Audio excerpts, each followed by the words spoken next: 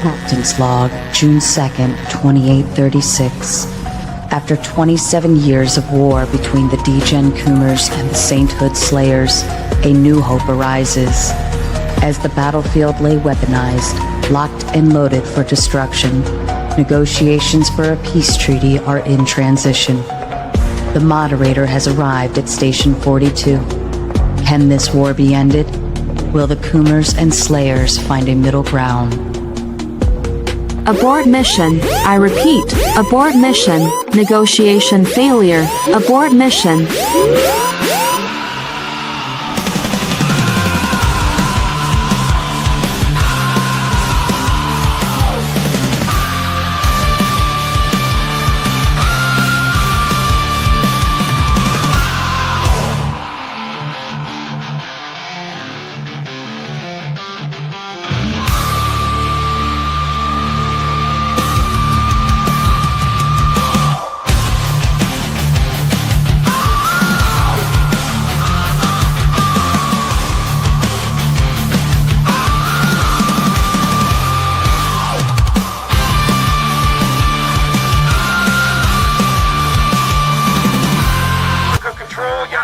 Heavy boobies, 6 plus, low orbit, over grid 15-2. No joy, Yashinman. Then go to your window and look up their biggest fracking asteroid. Copy, Yashinman. Still blind. Got some kind of system-wide crash in the defense grid. Put on track yourself right goddamn now, because we got Boku inbound, and they're not carrying flow. Wait one, Yashinman. We don't have one.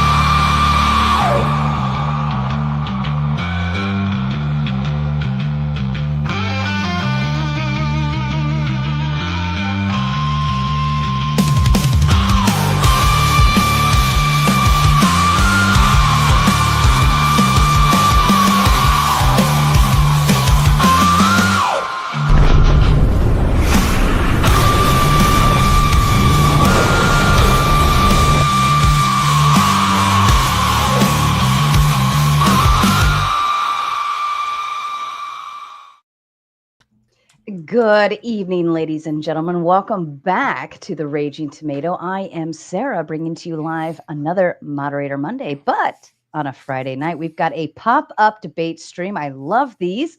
And going forward, any 1v1s will be held on the weekend, so keep an eye out for the pop-ups like so.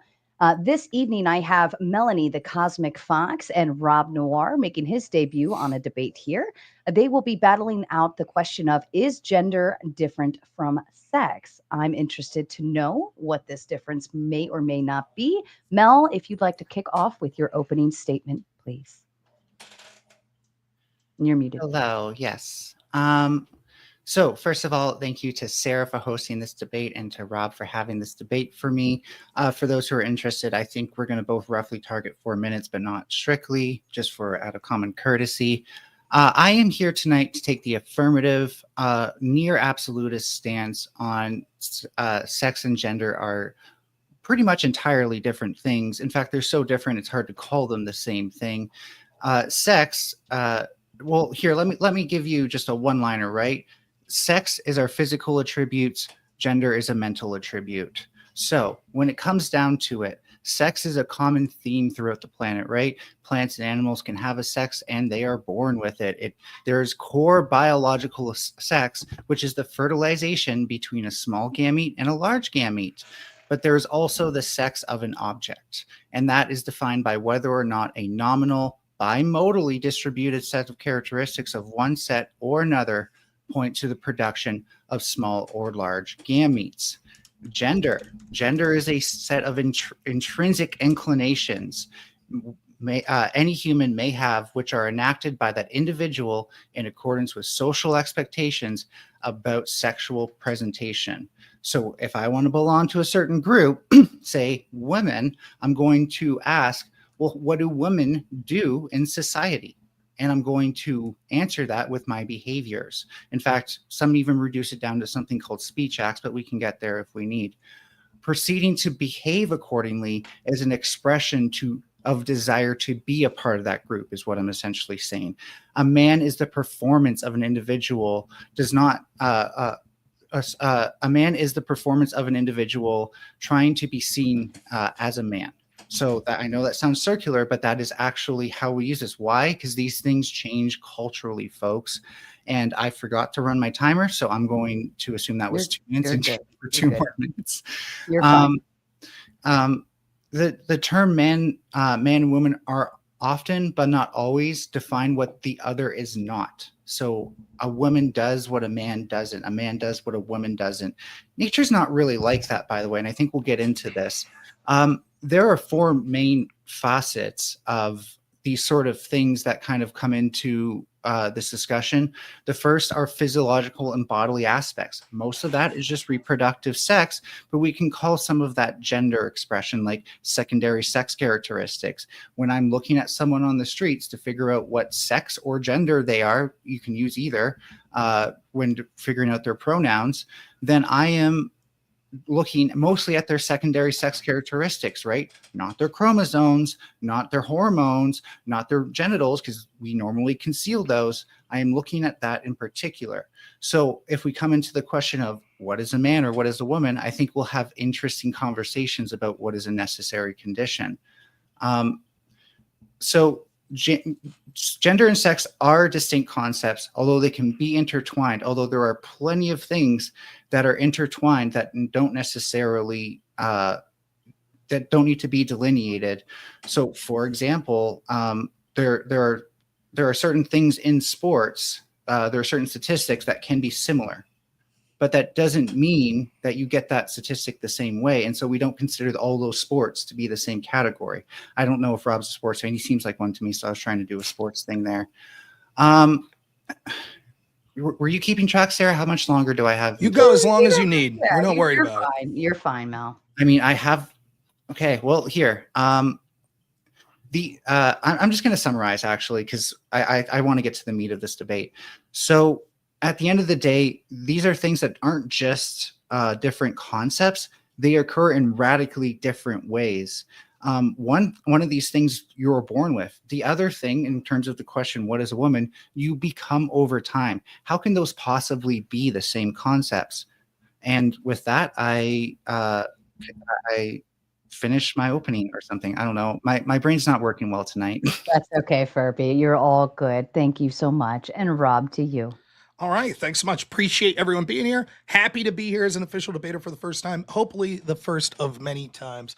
So a topic that probably the people listening have heard been debated many times over. I don't find it particularly a topic where there's much new area to broach, but I always enjoy talking to someone because I find the specific definitions of these terms to be incredibly interesting. The term gender is now being used by people that are activists and engage in sort of a cultural Marxism in order to justify interchanging words when they find suitable to get cultural and political victories. They would have you believe sex is malleable, and they'll insert terms like men and women when it suits them to talk about sex when they're using those terms that they call gender. For example, we'll see throughout this debate that there are often people on the left that will talk about studies show that men are more likely to be aggressive than women. Studies show that women make 79 cents to the dollar than men. But then they'll tell you, well, actually, man and woman doesn't mean the sex characteristics. It means sort of self-referential, what you feel like, or exhibiting sort of the behaviors that you think that those sort of biological realities would be. They use this as a clever trick that they'll be able to attack men when they feel like it, which they view as an oppressor group, but then simultaneously say when pushed, oh, no, we're not attacking men. We're talking about the gender expressions that come therefore from. The idea that gender was different from sex is sort of a new concept that occurred in the 50s, and it came from queer theorists. We could get to the actual person that was most responsible for pushing this, but suffice it to say that it was a radical sort of Marxist-type belief that was used to try to subvert sort of the established orthodoxy, as we saw a time when communism was failing and Marxism was failing spectacularly. There was no equivalent term that captured this distinction between biological sex and what they'll call social psychological aspects of identity, or which Mel has identified as sort of the idea of what people think is presented by the sex. It's sort of a crazy definition. It actually uses the term man in defining what a man is, which shows that that definition is ludicrous. All of these definitions will come down to sort of self-subjectivism. At the end of the day, Mel's going to be forced to argue that a man is basically someone who says because they think they're a man. It might be the extra step of they think they're a man because they think they're exhibiting the characteristics that they feel men should exhibit. But nonetheless, it'll be self-subjective, which is going to be defeating and proves the word to be meaningless. Nonetheless, we could see that before this sort of change in what gender was, pre-1950, the word was almost used always as sort of a grammatical category of the idea of sex. So when you hear people talking about it circa 1800, early 1900s, and all times before that, man was just an adult male and woman was just an adult female, and boy was a male that was not an adult and girl was a female that was an adult. These are the ways that terms was used, and in fact, one of the reasons that the word gender started to be used was because actually using the word sex was considered uncouth. But for all effects and purposes, gender and sex were the same thing. It was just grammatical differences in words like pronouns and how you would use it. And I would argue that the fact that that was radically changed by someone with a political and cultural axe to grind in the 50s would show that the true definition for the history of time was that there actually is no marital difference between the idea and the concepts of gender and sex. It's just embraced by people that are pushing this sort of cultural and political values. Remember, if the term is subjective, if woman means anyone who calls themselves a woman, then the term becomes meaningless because in communication, we have the sender and receiver. The real understanding of the importance of a word is that the receiver has an understanding of what that word means. And if the word only means what the sender thinks it means, then the receiver has no idea of what that word actually means. For example, we could say that language is a social construct, and so the term tall means anyone that's over 1 foot 5 inches. But then when you say, guess what? A tall guy stole my car, that means that I would have to assume that it's anyone from 1 foot 5 inches to someone that's 7 feet tall. It renders the term completely meaningless. And language is important to have categories so that we as humans could understand each other. When people for political and cultural reasons seek to subvert that in order to make these terms, and the effect of it is that these terms then become meaningless because they just basically mean, well, man is what I think that a man does, then the term becomes meaningless, which further proves that I will be able to negate this, that actually gender is not different from sex. In almost all aspects in how we use the term man and woman, we see that the term is used in the useful sense, meaning basically grammatical categories of sex. For example, if we go through a litany of history and the studies that talk about the differences between men and women, none of them actually went through and asked all the people. For example, women make 79 cents, which is basically a bullshit stat anyways, to women. They didn't actually ask, oh, and by the way, do you identify as a woman? They were using sex. That's what the term meant there. So that's my opening statement, and I'll be happy to get into the rest of it. Thank you to both of you. And kind reminder, everyone, we will go into open panel after this. We will have the debate. We will read and respond to super chats. And then we will open up the open panel dumpster fire per usual. Both of you, I leave the floor open. Okay, so let me start with a rebuttal to everything you just said. Everything? Yeah, I did take notes, and that's what I do, so that way we don't have to interrupt each other as much. So you said this is used by people who are activists and cultural Marxists. From what I've read, this was actually started more by postmodernism. Some of those people may have been Marxists, but definitely not all of them. Would you say that that might sound like a better word to you? Postmodernism actually is sort of a philosophy that has to do with eliminating the idea of capital T truth. Would you agree with that? Just so we get our terms correct. Is it fair for me to explain what I think postmodernism is? It's about it's about critiquing former notions of capital T truth. Right, but they don't believe in sort of that there is a capital T truth. They think that truth is subjective. And so queer theorists like John Money that popularized this term, they were a queer theorist which talked about the importance of using activism in places like academia in order to subvert concepts of truth. So first of all, Money, can I just point some stuff out since that was a lot? First of all, Money only introduced the word used as we know it now to the scientific literature. It was used way before that by people like Judith Butler and stuff like that. And in terms of the people who were post-truth, the post-capital T truth group, some of them were postmodernists. It was a common theme in postmodernism, but they were discussing it. Not all of them were actually post-truth. Some of them still thought you had Can you give me an example of one?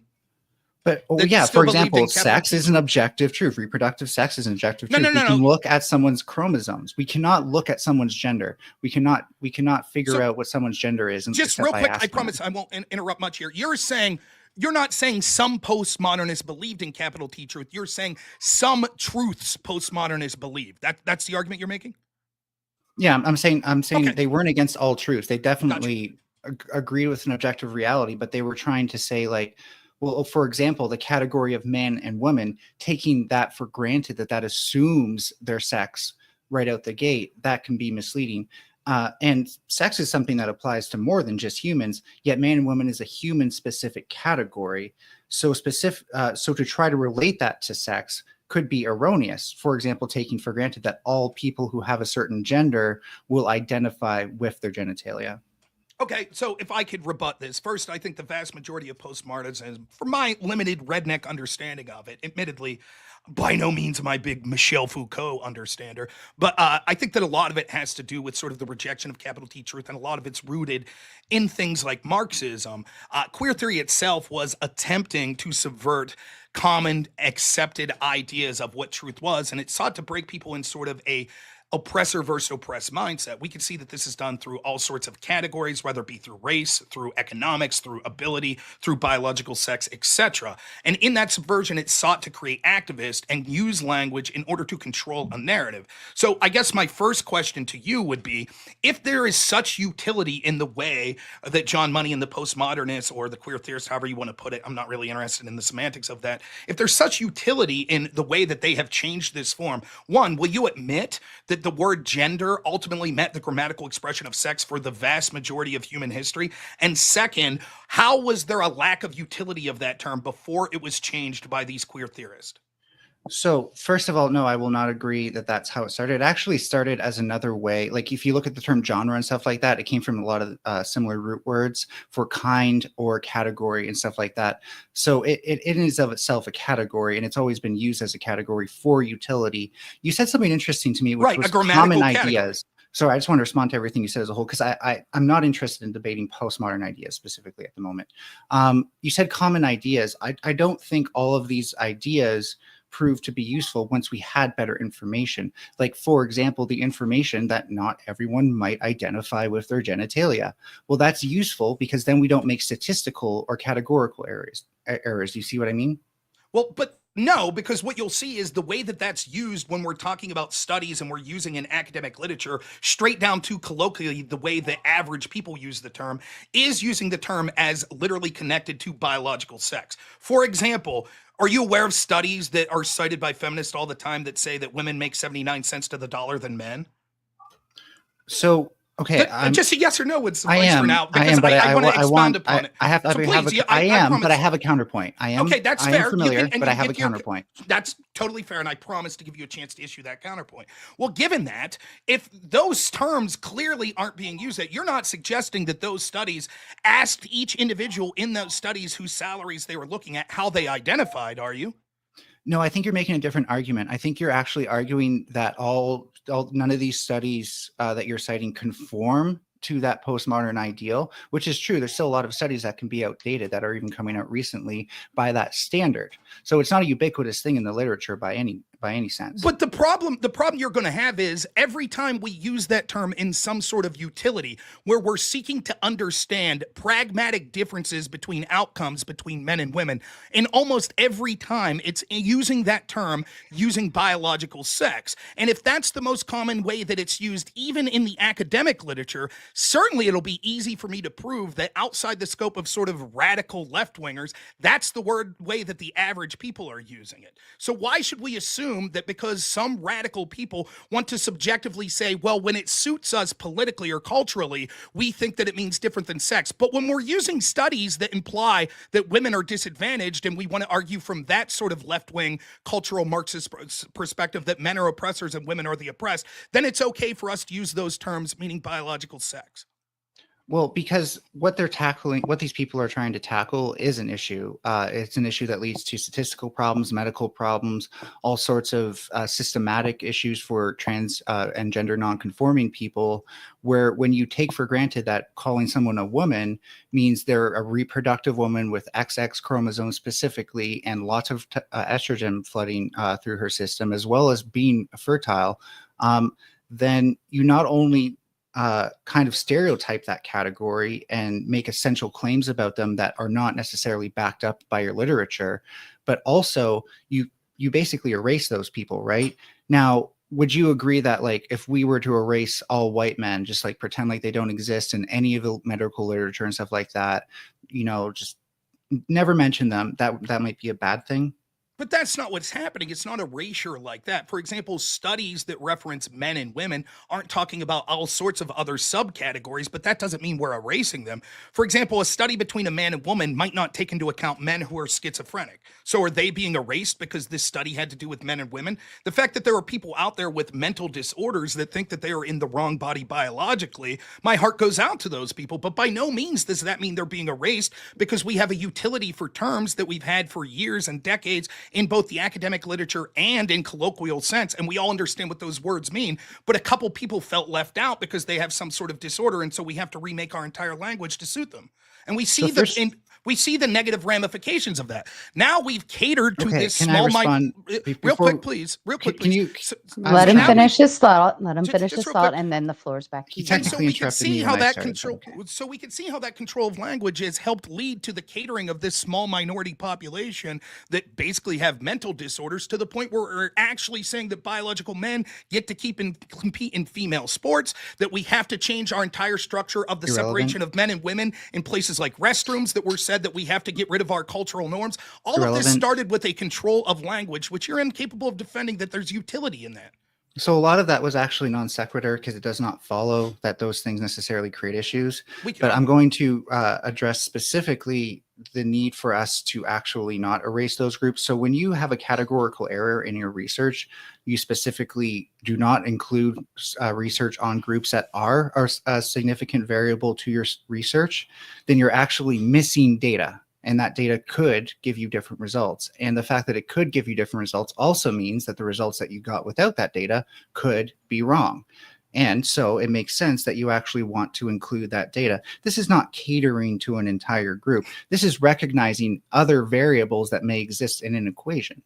So if I choose to subjectively define the term man as people with small gametes who don't have schizophrenia, and I say that women are all other groups, and then I say the fact that you're unwilling to accept that means that when you do a study that says men are more likely than women to do X, that's erasing biological males with schizophrenia. Do you see the absurdity of that? Well, it's absurd to say that like the category would involve people who don't have schizophrenia, because it does not follow that sexual reproductive function has anything to do with schizophrenia. But it doesn't follow that.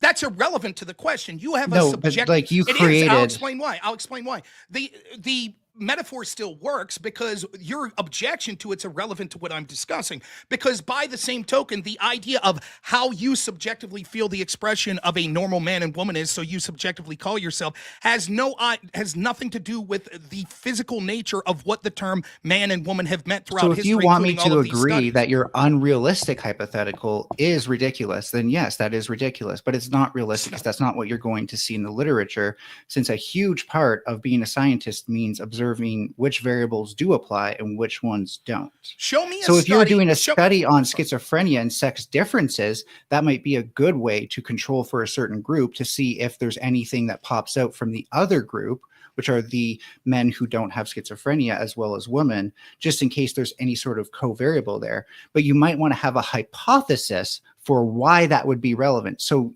what you did there is essentially straw person the scientific method. I didn't straw person the scientific method. Now, notice what you did there was you just directly connected sex and sexual reproduction with the concept of gender. Yes, so they are interconnected. Please. But so as I pointed out in my introduction. You got it. You owe her an interruption back. You got it. Go ahead, Mel. They are interconnected, but as I pointed out with the sports stuff, just because things are interconnected does not mean they're the same. So when you said in your opening statement that, quote, you let off saying they're entirely different, that's clearly not the case. And any expression that people any expression that people try to say that there is sort of a difference between biological sex and the concept of gender, right? Most of the time what they'll say is something like a definition you gave, your proprietary definition that says what has to do with what people think men traditionally do. We'll get to problems with that definition in a second. But notice it has to do with the subjective idea. That was an example, by the way. That was really bad faith. Hold on. on. Let him finish his thought, Mel, and then we'll turn it right back to you. Right. So what you see then is that, like, when you get right down to it, it's always an expression of what we assume the normal expression of biological characteristics are, concepts of male and female. So even with your definition, you could see that it's intrinsically tied to sex, which it had been throughout all of history. And then you make this mistake of saying, yes, but there's no reason that we shouldn't change terms if we have more specific terms, and that's what the academic literature has done. No, it hasn't done that, other in the concept of trying to use this as a subversion for the utility in this. But the same sorts of people that use these arguments that are cultural Marxists or people on the left, as soon as it comes to wanting to attack the biological males, what they do is all of a sudden do studies on men and women that go back to that definition. So I'll ask you, you already conceded the vast majority of studies that are comparatively discussing women being disadvantaged are talking about biological sex and the term gender as an expression of that. Can you name me one study that's talking about women being oppressed where it says that there is a difference in outcomes between men and women that's actually went and asked each individual person in that study how they self-identify? Or are they using it as an expression of biological reality? So I find that to be somewhat irrelevant because I'm not actually making the case that the literature is perfect. So if the literature were imperfect, that wouldn't destroy any of my claims. You said I had a proprietary definition, and then you used a very cherry-picked point from my definition that was actually supposed to be an example to give you better comprehension, which you seem to be struggling with. So here, let me reread the first part without that, so that way you can have better comprehension. Gender is a set of intrinsic inclinations any human may have, which I'll add to this, which align with the sexual schema. Keyword there, schema, so maybe Google that if you don't know it. But these are enacted by that individual in accordance with societal expectations about presentation, and they do that to belong to the group that they feel inclined to belong to. The terms man and women are often, but not always, defined by what the other is not. Is there any part of there that you're lost on? Yeah, it's irrelevant to what I said was with the way you defined man. So you read how you define gender, but based on that definition, implying it, then you went through how to define specific Because I genders can't such tell as you, men. because these things are very Yes or no? I'll incredibly. just ask you yes or no. Did you say the definition of man is someone who feels that some form of this, I didn't get the exact wordage, but something to do with someone who's expressing what they think the physical characteristics of a man is? Wasn't that basically So I your will definition? read this example. This example, it's kind of like a derivative definition, but it's not really a definition of man. A man is the performance an individual does to be seen as part of a socially designated group defined by the enacted rituals that we commonly associate with men as a whole. And I know that's a big string of words, but all that's basically saying is if society says men does X and person feels like they should belong to group X based on their intrinsic identity, then they're probably going to perform those things. Now, the reason I can't tell you what those rituals can be, because these vary incredibly by culture, not just from like one society to the next or one nation to the next, but down to the local level. Even if you go to the city in the same state, you can find different forms of gender presentation that you wouldn't find out in the country. Okay, so just getting back to, if we look at what the question of the prompt was, it's, is gender different than sex? You started to talk about when I said that it was sort of a grammatical expression of biological reality of sex. One of the arguments you made that was that, the scientific literature doesn't go this way, and academically it would be a reason to not prefer the sort of definition that I'm throwing out. And yet you yourself are incapable of citing one academic study, not even one, in which the term man is woman is used as you're suggesting when it comes to discussing the differences in outcomes between men and women.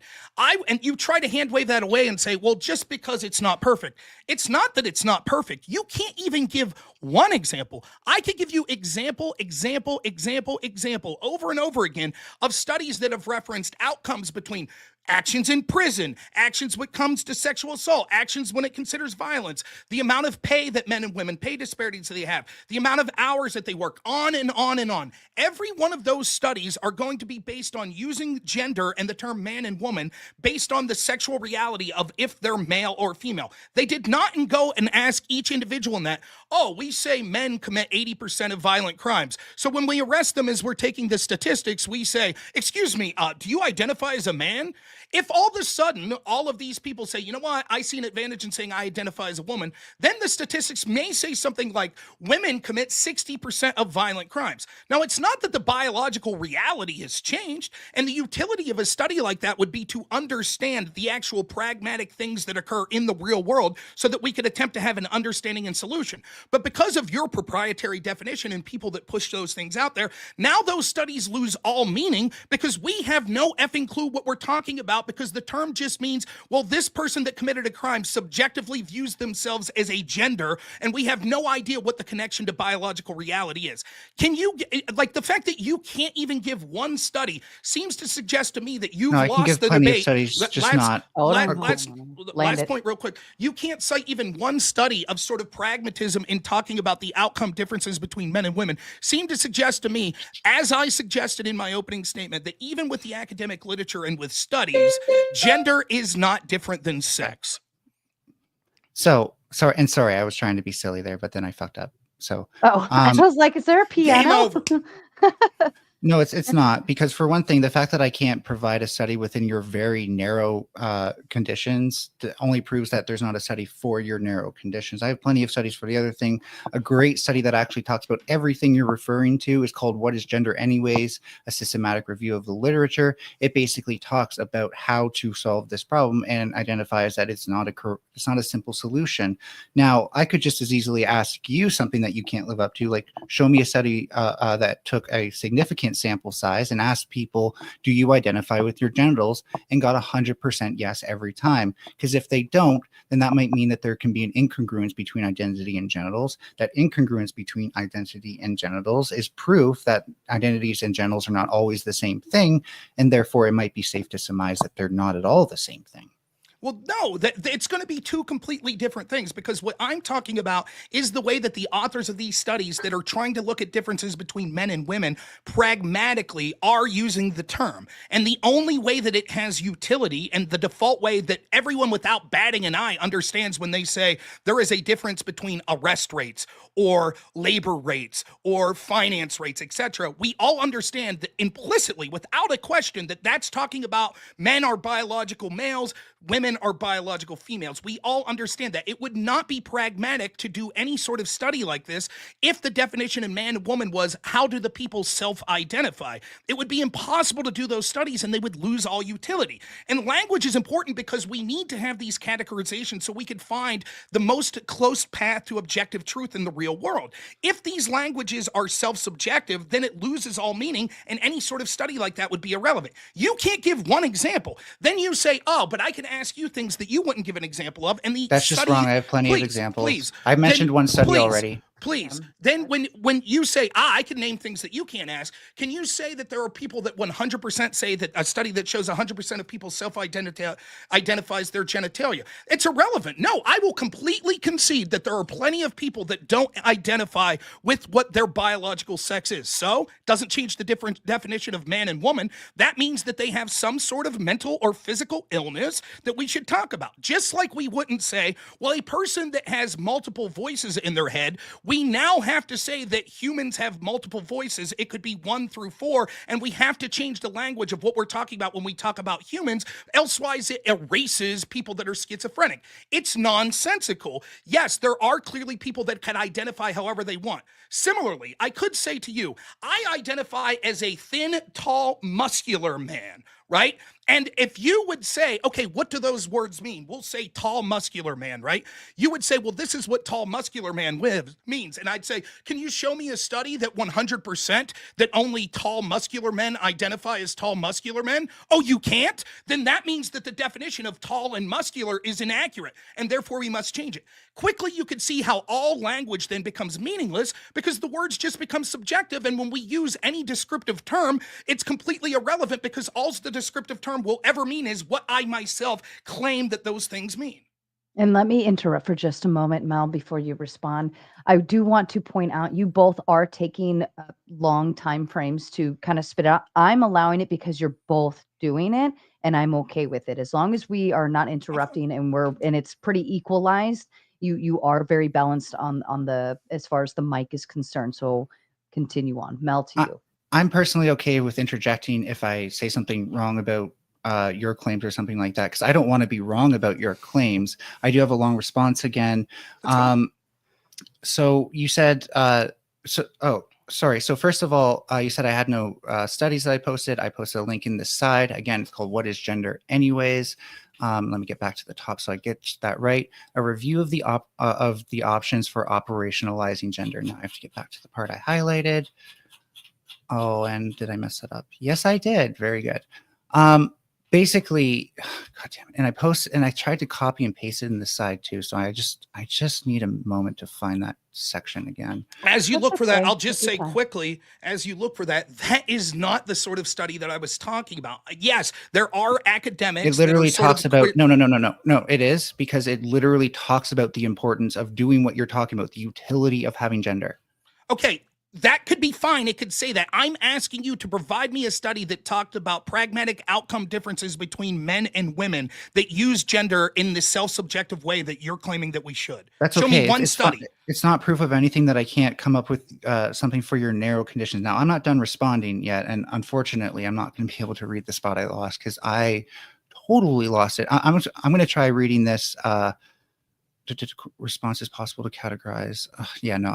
I'll try to come back with that. But I think that it's interesting that you're trying to do this. You have no studies saying, because I clearly do. When you have no necessary condition for what a man or woman is that is purely biological, I have one. Asking somebody, if somebody tells you that, like, I identify this way, that's a very good condition for somebody committing to that, because someone who's committed to that gender and performing that gender over their lives will definitely and confidently say what they are. So is there any biological factor that you could think of that is a necessary condition for man or woman? Yes, the necessary condition for how we use the term man and woman is man is a biological adult male and woman is a biological adult female. So if you're a biological male and you say I'm a woman, you are wrong. So, and by that you mean gametes, the production of gametes. Sure, we could say gametes, though I will admit that sometimes on the fringes, there can be exceptions to the rule. Some people might look at it purely as genitals. So having a penis doesn't matter. Exceptions don't prove. We still, for example, any sort of categorization is going to have exceptions. For example, we could say humans are beings that have 2 arms, 2 legs, and 23 chromosomes, right? And yet you could find humans that through mutations and other such things don't have that. That doesn't change the fact that the descriptor that has utility and the way language works is humans are beings with 2 arms, 2 legs, a head, and 23 chromosomes. The exception doesn't prove that that's the rule. It's a disorder. It's an illness. And therefore, by definition, it doesn't disprove the actual definition. It just proves that everything is able to have exceptions to the rule, particularly if we describe them as things that are outside of sort of the norm of what those things are. So when you say that there are exceptions to the rule, but then you also say that it's a mental illness, you kind of make it seem like it's not naturally occurring.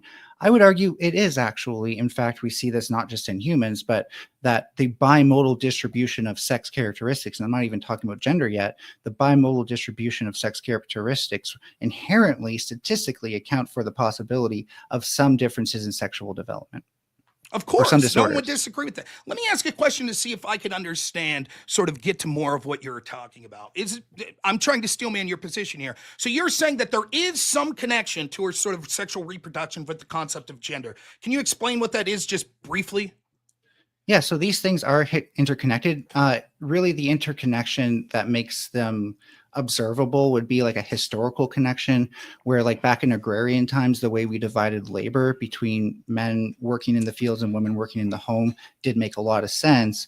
But we have lost a need for those categories, especially today. And what that's kind of shown us is that there's, and sorry if I'm losing track, I'm also trying to find something, that there's more of a overlap than difference between these groups, which is actually why it makes sense that gender itself is also a spectrum.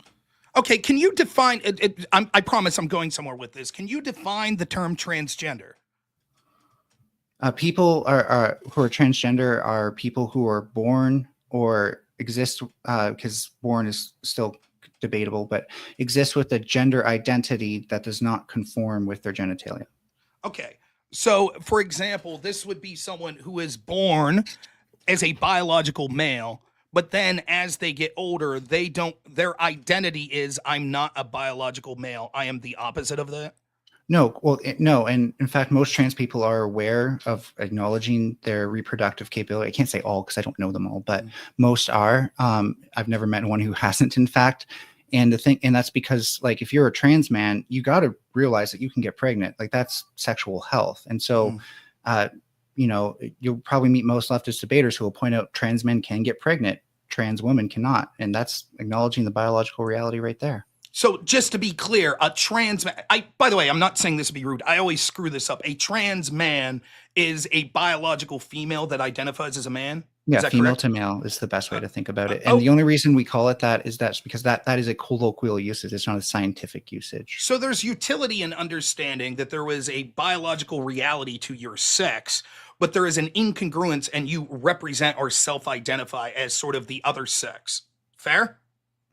With the same gender that the other sex does, yeah. And so that's sort of these are schemas. Sure. And schemas are representations of the mind. They're not like physically grounded. That's the definition. Can you tell me how many genders there are?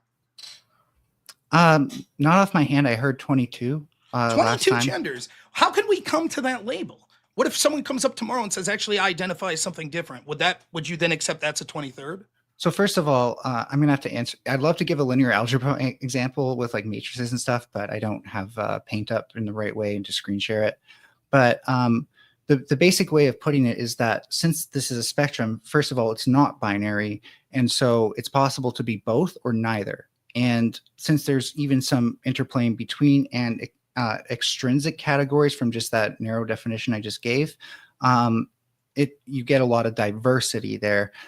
It's essentially saying that, like, another way of thinking about it, actually, here, let me try to put this in a way that it's more conversational. We lose the need for these things once the actual, like, biological origin of these things start to disappear and we evolve and grow as a species. So then people can play more with their forms of gender expression and then come up with, like, what that means to them. I'll be honest. 90% of these you won't encounter in the wild. Okay, well, that's sort of irrelevant when your argument is the exception proves that the rule can't exist, because there's people that it's sort of a bimodal sort of, so there are people that are intersex, therefore we can't say that biological men are blah, blah, blah. So saying that 90% chance you won't encounter, it's irrelevant. Can you name me just 2 or 3 of the other genders other than sort of man, woman? Sure. So gender non-conforming, bigender, there is an intersex gender where people actually just say I'm intersex and I'm okay with that. I'm Zer. What's that called? What's my gender? Well, that's a set of pronouns. That's, okay, but what gender would that represent? That's used to differentiate themselves from traditional uses of gender. Okay, so given that, whatever that defined term would be, someone who identifies as the gender that differentiates themselves from traditional concepts of gender. You've already said that gender is intrinsically tied at some level to sex. Not intrinsically, it's interconnected. It's interconnected. So what's the So given that, no doubt at least one of those genders will have to do with something that's not just both genders, non-genders, not identifying as gender. So those genders that are outside the scope of that, either agreeing with the predefined genders that we already have based on biological reality or existing intentionally, definitionally outside of that scope, those that are identifying as a third gender or any sort of gender that's outside of being defined by those first 2 genders, what's the biological connection to sex for them? So for example, a Zer person, what are they transgendering from and to? Right? Because if you, as a transgender person or someone that was a biological male who doesn't identify to that, and there is some sort of interconnectedness to sex on the term gender, so now you're connecting to female, what is the sex that there's interconnection to a Zer? So as I've pointed out, these definitions often stem from like traditional interconnections that we don't even really see a need for anymore. And so when I say that these are non-traditional kind of identities, what I'm saying is like these people are creating an identity that's completely independent of their sex rather than trying to uphold like traditional binary sex categories. So then you would say that sometimes gender has an interconnection to sex. For example, a female to male transition has an interconnection nature to sex by definition because they don't express themselves in the same, identify biologically as male, therefore they're female. Yet other genders are the complete opposite of that in that there is zero connection to sex whatsoever. Well, it might help to be specific because it's like the ways that it connects is specifically in the gender roles. Someone's sorry, 1 second. Someone's internal gender identity, that being subjective as it is, can happen either dependently or independently of those traditional sex interconnected roles. So again, gender can still happen independently of its connections to sex. See, already we could see that not only is the definition that you're giving self-referential and subjective, which destroys all utility, but even the characteristics of which you define it, it does, and we'll get to that in a second, but even the characteristic of which you define it are malleable even in the incredible opposite direction. There is interconnection to sex. There's no interconnection to sex with others. The other point I want to ask on this point before we get to the self-referential portion of this is, how would it be that someone is transgender? How do you know? And I don't want to make this personal, I promise, but I think that it would be easier to ask, are you transgender? Is that fair? Do you mind answering that question? Yeah. Can I actually respond to some things you said real quick? Sure, why not? Then we'll get back to this. So first of all, gender has always been malleable, and the definition has been debated for a while. Thus showing that there was never really set in stone to begin with. I think you're also confusing potentiality and actuality. So would you consider gender, or let's start with sex. Would you consider sex to be a potentiality or an actuality? Just someone's sex, not actually reproducing. I think it's actual. And gender would be an actuality or a potentiality. Yes, it is a grammatical category in the way that we talk that has to do with the biological reality of being male or female. So you think that's an actuality as well? Yes. So how come people aren't born as man or woman then? Because the definition of man, which is a quote gender category, is adult male. Right. So when someone comes into this world, there would have to be a formal cause that makes it an actuality. Otherwise, it's a potentiality. There's some other cause to it. It's an absurd distinction, right? It's trying to use sort of semantics. No, it's not. It is because this is the distinction that led to. This is the distinction that led to the Catholic Church admitting in trans what is it again? The thing with the body of Christ where they're like transfiguration, transcendentalism, I forget. But like basically this is such a powerful argument because here's the thing, right? If the categories that you're creating for sex don't actually tell us about gender, then they can't actually move it. And using those categories as a study for humanity as a whole bastardizes the whole point of studying humanities to begin with, which is to understand us, to understand us more, not less. This is so absurd because all I'm saying is that the concept of gender is just the way that grammatically we categorize based on biological reality or sex. Within that, we could have definitions of specific terms that we use in that grammatical category that could be hyper-specific to types of male and types of female. For example, if I say an elderly man, you can't say, oh, well, elderly man's sort of a bad definition because you can't be born an elderly man. Therefore, we can't consider that an actual definition. That's absurd because the definition includes the part about age. The same would be true of man and woman. It is adult male or adult female. You are born a boy, which is a non-adult male, or a girl, which is a non-adult female. That's so the idea that just because you're not born a man, which by definition, man has a portion of it that has to do with age, is absurd to say that it's not actualized. So I think you don't kind of understand the point that you're making about causes. You're kind of making a cause from form, like this actually kind of exists in some sort of platonic hyperspace, rather than it being something that actually makes sense. Gender is not something that we're born with. Just having a certain sex doesn't automatically lead to gender being expressed one way or another. What we see is that humans create that, is that cultures create that, and that this varies incredibly across these things. And the reason for that is that even though sex, the statistics of sex are very much the same, when humans make stuff up, then definitions automatically kind of become circular because it's a man-made thing, and B, it becomes malleable because you can have different populations that come up with different definitions of things. And that malleability is actually proof to my point that there is no such thing as real objective gender. There is only gender as we perceive it. Now, going back to the causes No, thing, wait, no, wait. Aristotle. First up, please let me go before you. I let you ramble so many times before in you a go row. off to another point. You do. Here's I've what been I'll so patient. Hold on. Here's what I'll say, Furby. Here's what I'll say, because you did say I do want to be corrected if I misrepresented Okay, something that you that's said. true. Then you offered that, so I will allow it Thank you only for because you reminding me. offered that. Okay. So thank you. just to be clear, this was an interjection on the question I asked you about being trans, and we went down a path that you wanted, right? So just to be clear, that's how we ended in this spot.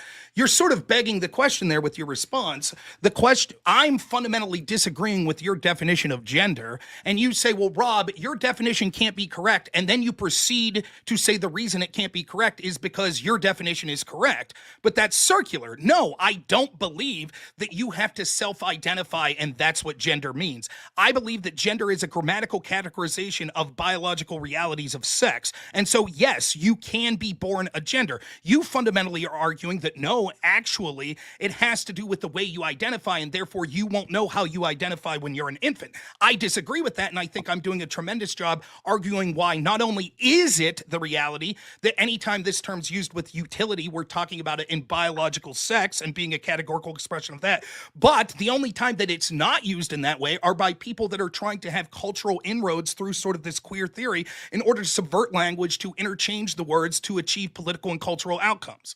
Well, I can think of other things like people who actually have trans kids. I just want to point out, like, the definitions I'm giving are actually observable.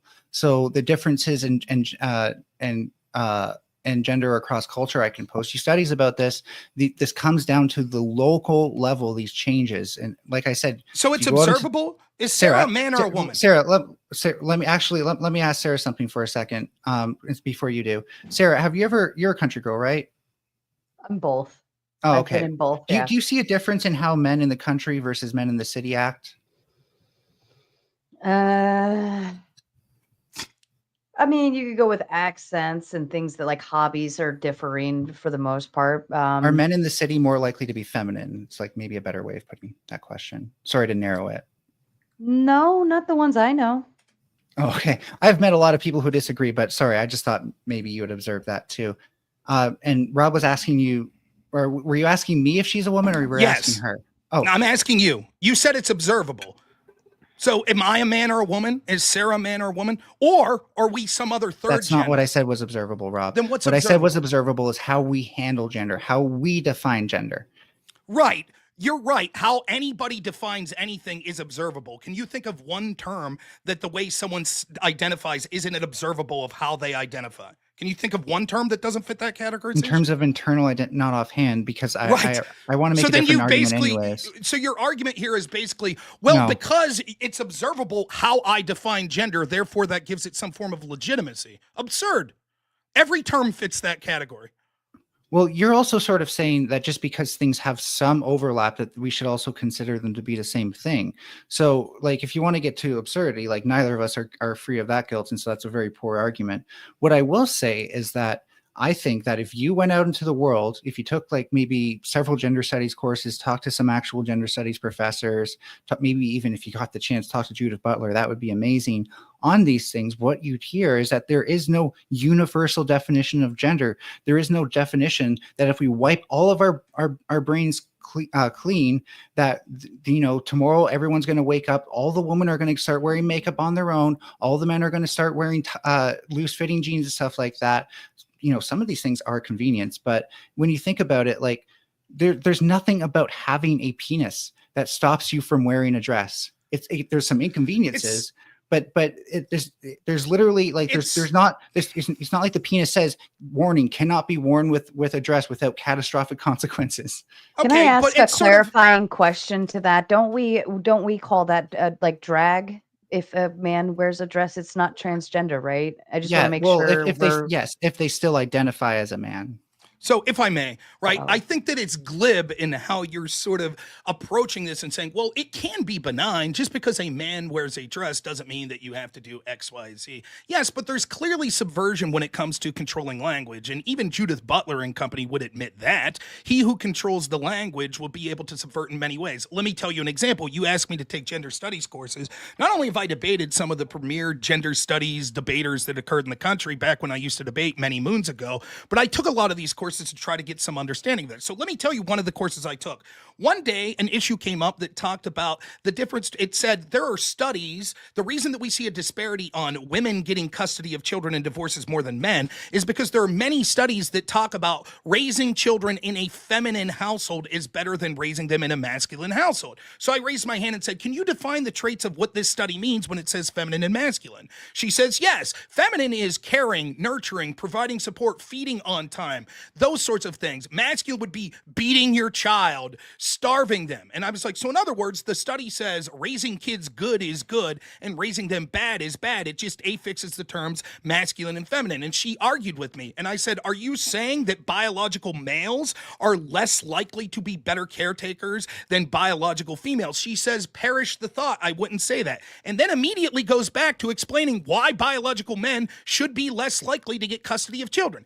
What happened was a subversion of the language by interchanging what we mean by man and woman, and sometimes saying that it's just a self-identification category. And then when it fits you to say, actually, no, when we're talking about sort of disparities that prioritize the victimhood group, in this case, women, we'll actually talk about the sexual differences and say there's a sexual connotation. That's what I'm talking about of subverting language and starting to create activism, which ended up leading to a lot of the outcomes. We could talk about these outcomes of sort of what I see as sort of perverse nature and degeneracy that's occurred because of things like this idea of transgenderism. But I want to get back to the question that I asked you because I have a bunch of stuff to say. I'm sure you do, but I would like to get back to the conversation, question. bro. I just want to ask you, do you identify as transgender? Because I have a point that I would like to ask you about this. Okay, I will answer that at the end of what I say, so that sure. way you can. So subversion can happen for a reason, particularly when things are wrong and people are able to point out that there is something like an injustice or even a categorical error, which we agree are harmful, which is why I'm arguing to avoid them. And yes, I am transgender. Okay, how do you know you're transgender? Because I feel like I'm living a lie, like a literal lie, by pretending to be a man. Okay, but how do you know you're not just a woman as opposed to a transgender woman? What do you mean, just a woman? Like, why do you affix the descriptive term transgender? Why aren't you just a woman? Oh, no. Transgender woman and cisgender woman are both women. Okay, but my question is, why are you not a cisgender woman? Why are you transgender woman? Well, because I'm not a woman on a reproductive level.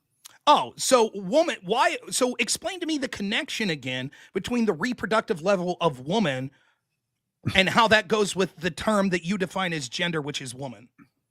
So when someone is a cisgendered woman, their reproductive function matches their identity. When someone is a transgender woman, their reproduction function can be different than their gender identity. But can you define what a woman is for me? To you, I know that it's the characteristics of a woman. So can you tell me what those characteristics are that make you want to call yourself a woman? So depending on what culture you're in, women can be your culture. You specifically, I mean, that's what I'm asking you. Oh, my culture. Yes. I mean, no, that's a little kind of hard because, like I said, it can even vary locally. But you're you, so you know how. I thought you wanted first of all, like, okay, so women here present as very feminine. They often wear a lot of makeup. They define feminine. Define feminine. Yes, you're defining woman as someone who acts feminine. My understanding is feminine by definition. Can you define red for me? Let me finish. Well, let's run the line of logic. Let Rob run the line of logic, and then Mel, if you want to return one as well, we'll do that. I have to return it on him because it's fundamentally impossible for him to define red the same way it's fundamentally impossible for me to define qualia like feminist, I think I would find it to be productive if we run through either the yes or no or how you define something, because we have been laying in semantics pretty hard tonight, I think. And I'd like it to at least establish kind of the the foundation of where you're going with the My conversation. only contention with that is I've already asked Rob what the necessary conditions for a woman is, and he still hasn't given me any that actually work. Define feminine. It's a qualia. It actually has no objective definition. I would define feminine as the characteristics of women. So the reason I ask you, do you disagree with that? I don't think it means much. But do you disagree that that's sort of the categorical definition of what feminine is, the characteristics of women? From an artistic standpoint, sure. Okay, so then when I ask you to define women, and your first definition is the characteristics of women, you understand how that definition is garbage? That's okay, not then my define first women. definition. Define what you subjectively mean by the term women. All you've said is feminine, which is the characteristics of women. So this definition varies heavily based on what a cultural schema for women is, right? So first you have to know that information before you can actually define what women is in any given place. But then the definition would be someone who follows that schema accordingly so they can fit in with the group they feel they belong to. Okay, but you're making a broad categorization. You're like, well, it could be different places. Women is a broad categorization. By the way, can I real quick? It's just a technical issue. You guys can hear me all right? Can my audience hear me? The question, I think I accidentally muted my mic on mine, so I'm just going to repeat this real quick. My audience, you're okay on ours. Your chat saying it's fixed. You're good. Okay. So the question that I asked you was, I think that feminine, if it's true that feminine is just the characteristics of women, and I ask you to define how you subjectively define woman, and you say feminine, you've basically just I define women as people with the characteristics of women. And then your answer about this schema thing, yes, you might be right in a broad categorizational, but when your definition is the subjective belief of an individual, and you're like, yes, but each culture, each woman within that category could subjectively believe woman is something different.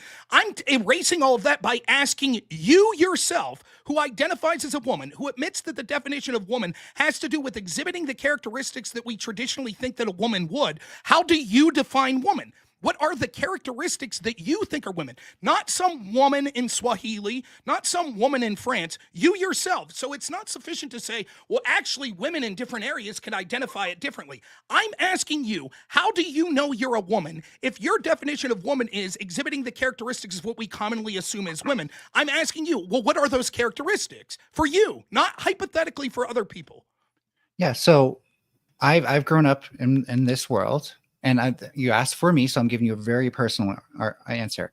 I grew up in this world wanting to be, and this is quote, like her, right? And so I would see what women do, and I would think that feels like the category I should be in. So I want to be like that. That's my intrinsic identity. And so I started orienting my behaviors and stuff up to a very particular point in my life that would have been deemed more feminine, because I felt like women were the group I belonged to and not men. I also didn't really question it prior to that point. So there wasn't like, I'm doing this to rebel or something like that. It was literally just like, I don't necessarily feel like a boy. And since I'm not being pushed heavily into one category or another, I don't feel like a girl either. I'm just being myself kind of. But and then you understand how that definition, if I'm legitimate, and by the way, well, you asked me about my personal gender history. That's right. Inherently not a definition. Listen, but when you say that the definition of woman, it has to do with the characteristics of women, and you say, and I am a woman, and I ask you, and I like whatever, then your schema of women is, I ask, what's that schema that you have? And you're like, I just always identified as her. That's not definitional to any of us. I'm telling you, your answer here is proof why you're incorrect. I didn't realize you were asking me what my finish. specific schema was. Let me finish, right? Your answer here is proof how your definition of this is so useless. I think you need to ask your questions better, buddy. Please. But no, like, point, please. Hold on. You're complaining about how I answered the question, but you didn't answer the question right to begin with. He's not. I see what he's saying. He's basically saying like what you're saying is, well, I represent myself this way, X, Y, Z. Really doesn't have any definitive answer that we can put into an equation or something to that degree. If I can real quick, give me 10 seconds to explain this. Your definition is useless because right now, everyone listening still has no idea why you identify as a woman. They have no idea. which shows that there is zero utility because everyone's sitting. I'm trying to honestly hear from you. I'm not coming at this from a stance of I want to make fun of you. And I'm trying to like, how do you answer know you're a woman? And you're like, because I identify as her. And now you're like, well, I didn't know you were asking for my individual schema. I could not have made it more clear at least 3 times. Well, I'm not asking about women in Swahili. I'm you asking didn't say about schema. you. So in terms of my define the term particular schema. schema, I was thinking long hair, wearing makeup, wearing flowery, pretty clothes, being a little quieter, a little bit more demure and stuff like that, being more agreeable, making eye contact more, smiling more, a lot of the things that can be a little bit broader. But here's the thing is I don't consider my own definition to be sufficient. I don't think anybody's individual definition is sufficient for something that is inherently a broad category. And yes, I gave you a definition of a broad category. I still feel kind of unsatisfied because I think you're just doing this all to deflect from having to answer what is a necessary condition for a woman on your end that isn't just biological. I answered this already. You ready? You ready? Yeah. Yeah. The necessary condition is being an adult biological female. So what is a female? A female is someone with large gametes. So if someone does not produce large gametes, and this is a condition that females can have, are they no longer a woman? No, then that's not a necessary condition, Rob. No, that's not true because we could have every definition for any specific term, particularly when we're talking about biological life, will always have exceptions. That does not disprove that the definition has utility and is true. For example, how many chromosomes do humans have? But then if you can have a definition that doesn't rely on that, that's fine. I asked but if you a question, can you a answer? I know, how many chromosomes do I'm humans rebutting now because I'm the one leading the line of questioning now. You can have something that doesn't fit the definition, and all that means is that that's not a necessary condition for it. It's a possible condition, but not a necessary condition. I'm asking you for one thing that there's from women that if it's not a woman, then they're no longer a woman. What is it? If they're not a biological adult female. But we've already reduced that down to their haploid count. How many? Now, I went through your line of questioning. You just admitted that it got circular. How many chromosomes do a human have? Rob, do you concede that there is no necessary condition for a woman? Do you concede that there's no necessary condition for a woman? I will repeat my answer for you one more time, and then I would see the appreciate. Point coming. I see the point coming. I think it would be better to answer. It is a simple question. Go ahead. Ask it again. How many chromosomes does a human have? 23. But wait, there can't be humans without 23 chromosomes? No, no, there can actually, because they just wouldn't be reproductively compatible. But we still might call them, wait, Rob, will we still call them man or woman? It doesn't matter. It's irrelevant to the question. I'm controlling the line of questioning now, so I'd appreciate if you answer. So given that, if now you're changing your definition, then can you give me a necessary condition of how many chromosomes a human has? No, sorry, that's not a change in definition. Sure, it is. You at first said they have 23, and then you said, please, let me finish. We created a new term for that different. No, I'm not done. I'm not done. Hold on. I see where the point's going, and I want to see it finish. And then, Rob, after you finish through that little walkthrough, sure, then we're going to turn it over to Mel, okay? That's fair. When I asked you, you gave a definitive answer, 23 chromosomes. When I said, but what about a human that doesn't have 23? You said you changed and you said, oh, yes, there can be humans without 23. The point that I'm trying to make is quite simply, yes, there can be abnormalities, but that doesn't prove that the realities of what the norm for human biology is, just like the norm for any biology of any living being, can't be discussed because there could be abnormalities that occur through within that. And my definition is always going to have far more necessary conditions because your definition is always going to be subjective. For example, none of those necessary conditions seem sufficient. Interesting. That's okay. So you give me the next. Then again, you would understand that for all sorts of reasons, it would be important to be able to scientifically describe the makeup of a human. Correct? I don't think we can describe it with a high degree of precision. But nonetheless, it would be important to define terms to actually attempt to know as much as about. Okay, so given that, can you give me the necessary condition for chromosomes for a human being? Necessary condition for chromosomes for a human being. Yes. To Not say offhand, this- actually, because I'm not that familiar with the human genome in particular. So I you wanted could, to and point. I'll finish. I promise this is the last word on it, and then you could control the questioning. So you could see that the stylistic way that you're arguing and saying that all language is malleable and there's always exceptions to the rule, therefore we can't say that I there's didn't ever say a that. that's the logical implication of what you're saying. Therefore, we can't say that there are necessary conditions for anything. It makes language a total social construct, and it defeats the utility of No, language. it's not all language. So first of all, this Give is me an for example of gender any in necessary specific. condition of human. This is for gender in specific. Rob, the thing that we did once we realized that not all human chromosomes were 46 XX or XY was we created up a new term, right? We created up something called karyotypes, and the word karyotypes is kind of like the word gender, in that there is no such thing as a mandatory set of karyotypes. Just because karyotypes as an idea and the concept exists doesn't mean that the bimodal distribution of our chromosomes aren't 46 XX or XY. We still need terminology that can factor in these differences. Otherwise, we're just ignoring this and having imprecise language. So again, I'm asking you to either concede or find me a necessary condition that without it, we no longer have a man or a woman. You proved my point. Thank you so much. Yes, what we did was we created new terms to define the abnormality, which is exactly what we should do with the concept of gender, which in a historical connotation meant the grammatical category of male Rob, and do you have a female. karyotype? Please, let me finish. Please, let me finish. So given that, we should have created new terms like No, that's not what we did gender with karyotypes, though. dysphoric. You're just Please, wrong. Rob, why do please. you want to be wrong about Hold on, this? hold on, hold on. You, hold on, I will hold on. give you, Mel, I will cede the floor and you can tell me how I'm incorrect about this. Go Go ahead, ahead. Mel. I thought you meant after you finish. Sure. No. Even if you have a normal karyotype, you still consider to have a karyotype. This isn't something that's only Define used. karyotype. Karyotypes are the count of chromosomes that can exist for a given group. So for humans, we don't just have 46XX or 46XY. You can have 45 or 47, or you can have 46XXX or 46XXY.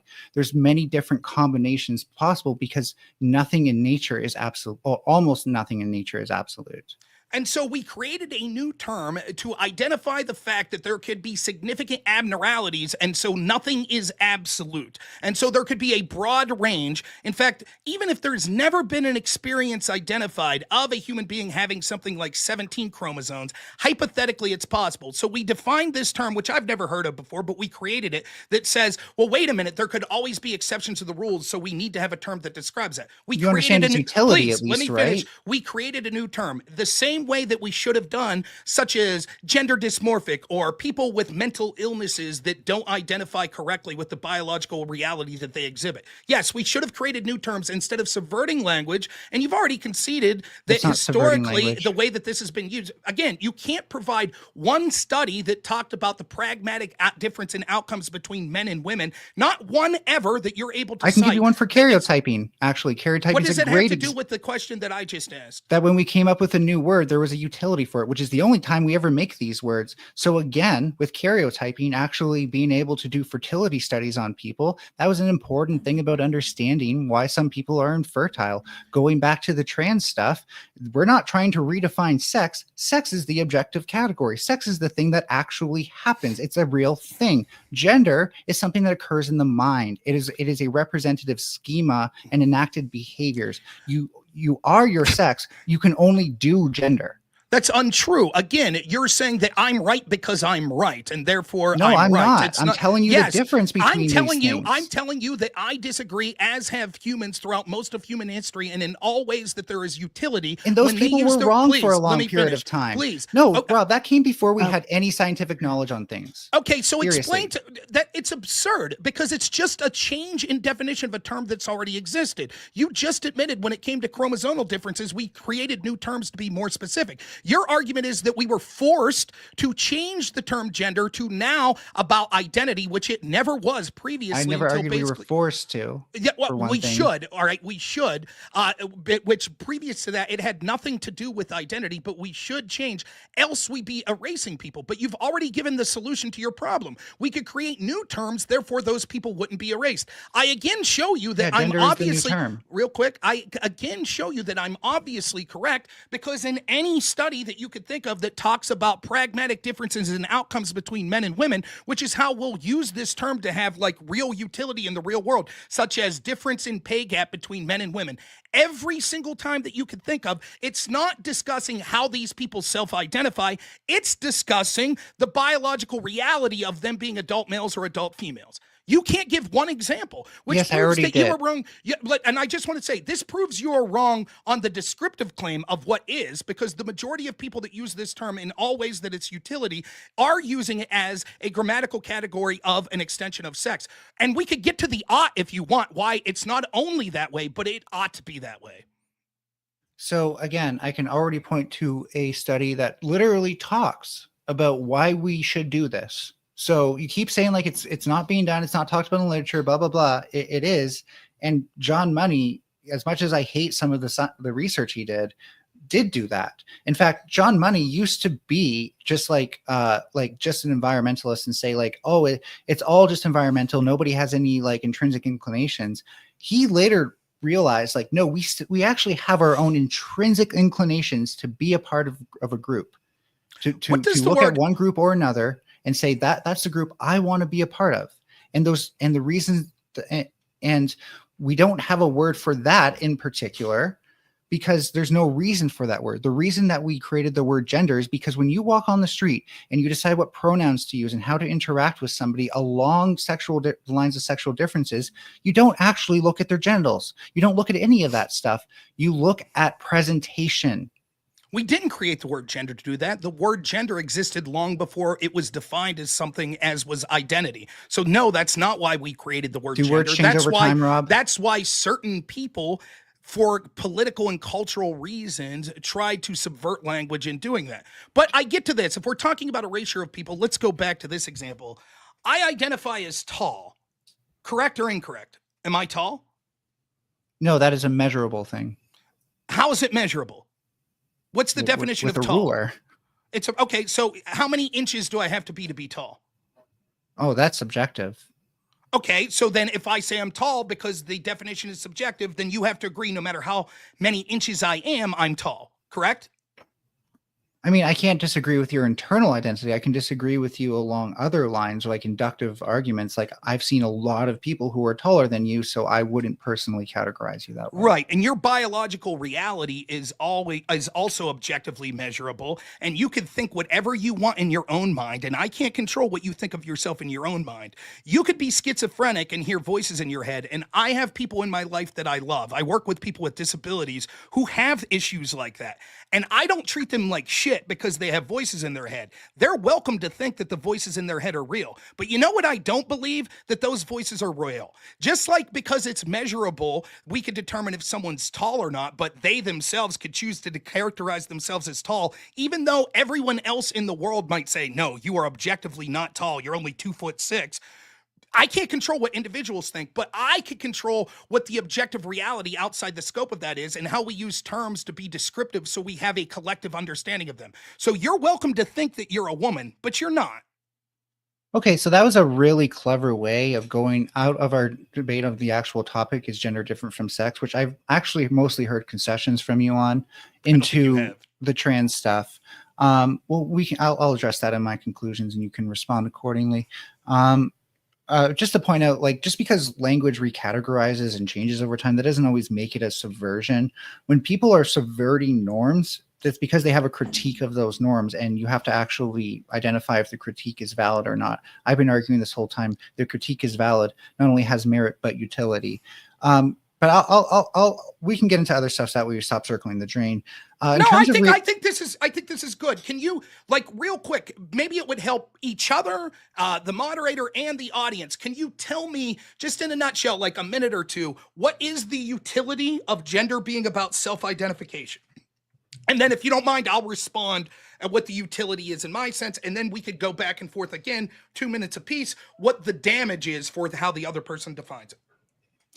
Right. So the utility is that the best measure we have of somebody's own internal schema is actually to ask them. We have no better measurement. And so when we actually get this information from people, we might be able to make mostly psychological or sociological predictions about their behavior, the groups they might want to be a part of, and their gender history as well. Okay.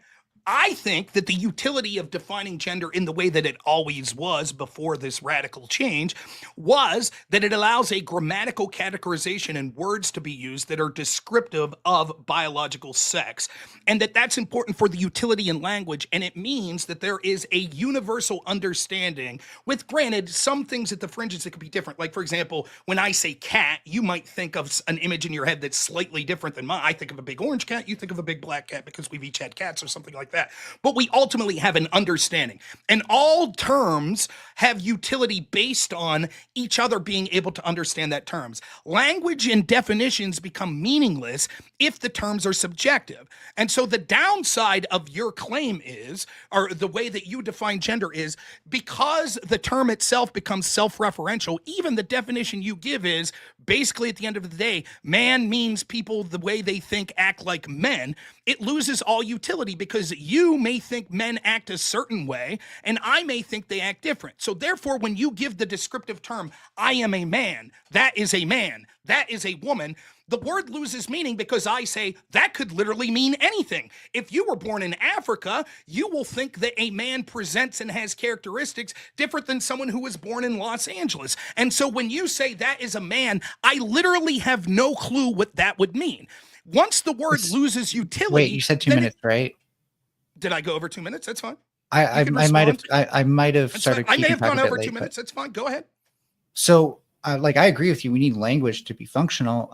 The difference is that this is not something that is intrinsically real. We already have a word for biological sex. It's biological sex. For gender, though, what we need is something that identifies that not everybody who has a penis, for example, is going to want he, him pronouns. And understanding the difference between that, aside from getting really into the deep neurobiology of it and the interactome, is to say, well, certain people are born to this world inclined to identify a certain way. And that inclination makes them want to be a part of a certain group. They look at what that group does, and then they emulate that behavior. And thus gender is an action. It is not something that you are. It is something that you do and you choose to do based on an inclination. You can also choose not to do it, right? You can subvert your own internal inclinations, but then somebody would change the gender they perform to do. They would no longer perform the same gender as if they didn't subvert it. So again, it all comes back down to that. And I'll just point out, like you said, like everything I'm doing is making things meaningless. I think conflation makes things especially meaningless, on top of the fact that you're actually the one doing a categorical error. It's not a categorical error. And I'll re-explain what's going on here. The problem with what you're trying to say here is the problem you're trying to solve is easily solved by just creating new terms. Right? So we could create a new term that means someone that has a biological reality but identifies in a different way. I think the utility that would most come from defining those terms have to do with an idea that the word being defined means outside the scope of normal human experience. Like an illness, that would be a more accurate descriptor, so we could create new words that mean that. The problem is, you could redefine the term gender, but there are already words that exist within that scope of what gender is, such as man and woman. And what you've done is completely eliminate the utility of those words. And that's bad because those words, seeing as how they were a grammatical categorization of biological reality, have utility. Now, I already talked about why in the studies, but let's give an example from a hypothetical that maybe you'll understand. Let's play a little role-playing scenario here, if you all don't mind. Sara, Mel, would you care to join me on this journey? Mel, let's say... I don't know if I want to role-play with you, Rob. I assure you, it will be quite painless. Mel, let's say you're walking down the street and you have a... Can you do this with Sara? Just... Yeah, Sarah's going to be included in the example, right? Oh, the reason I'm using you as the aforementioned person is because I'm trying to be more diplomatic about the fact that you're trans and don't want to use you as the other part of this example. Rob, okay, just first ask yourself, is this going to age well? Yes. Ready? I think very much. I'm being playful. Just Go to be ahead. clear, just to be clear, I don't think that your ideas are aging well as society's rejecting in wholesale the sort of. Do I confession get a trans- prize for playing along? You do, which is the dignity of participating in such an epic debate. That's the prize you get. So, all right, now let's say you're walking down the street and you have a wallet, a purse, whatever you carry your money in. I don't give a shit, right? And Sara, that thug that she is, glibly walks by you and grabs your purse, wallet, whatever, with all your money in it. And I happen to be a police officer, and I'm walking by, and you yell, "Officer, officer, someone just stole my purse." And Sarah's running down the street, but there's also like 20 other people in the street. And I say, "Who?" And you're like, "That person there." And you start to describe with blonde hair, maybe, I don't know how tall Sarah is, but let's say 5'8" or whatever, 5'6", whatever My she God. is. And I say, "That man or woman?" What are you going to say? Okay, so this is an interesting question. I'll give you that much. So I'll take my time to answer it the best that I can.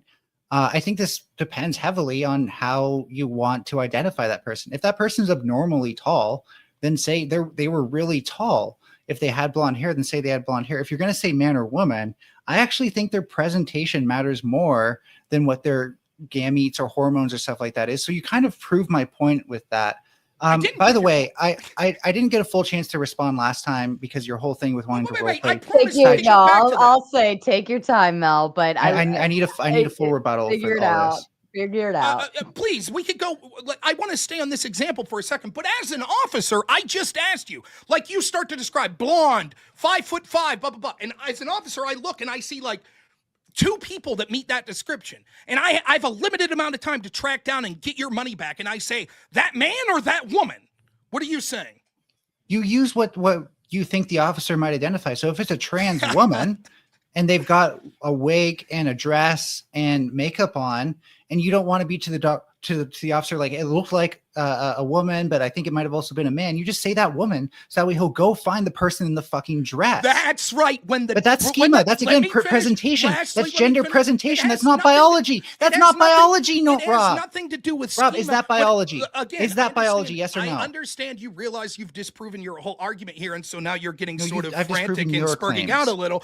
Cut back on the glibness just a bit here. No, what you've proven is when I'm being a little tongue in cheek. I'm not upset or anything. I know. think this is fun. Know. But you guys are fun. But what I'm saying is, right, when the rubber meets the road and you need utility, the way that you know to define woman is exactly what other people will see as the characteristics of woman. You wouldn't say to the officer there, "Well, officer, wait a second. I can't tell you if it was a man or a woman because I did not get a chance to ask Sara the mugger if she identifies as male or female." You understand that in that moment where it matters, and this term matters, that the utility in that term is saying the objective appearance and how people interpret what a man and woman is. You're absolutely correct that someone could look like a woman and not actually have the genitalia of a woman. But what this proves is that there is an objective reality. Your subjective view, let me finish. Your definition that relies on subjectively what each individual defines as themselves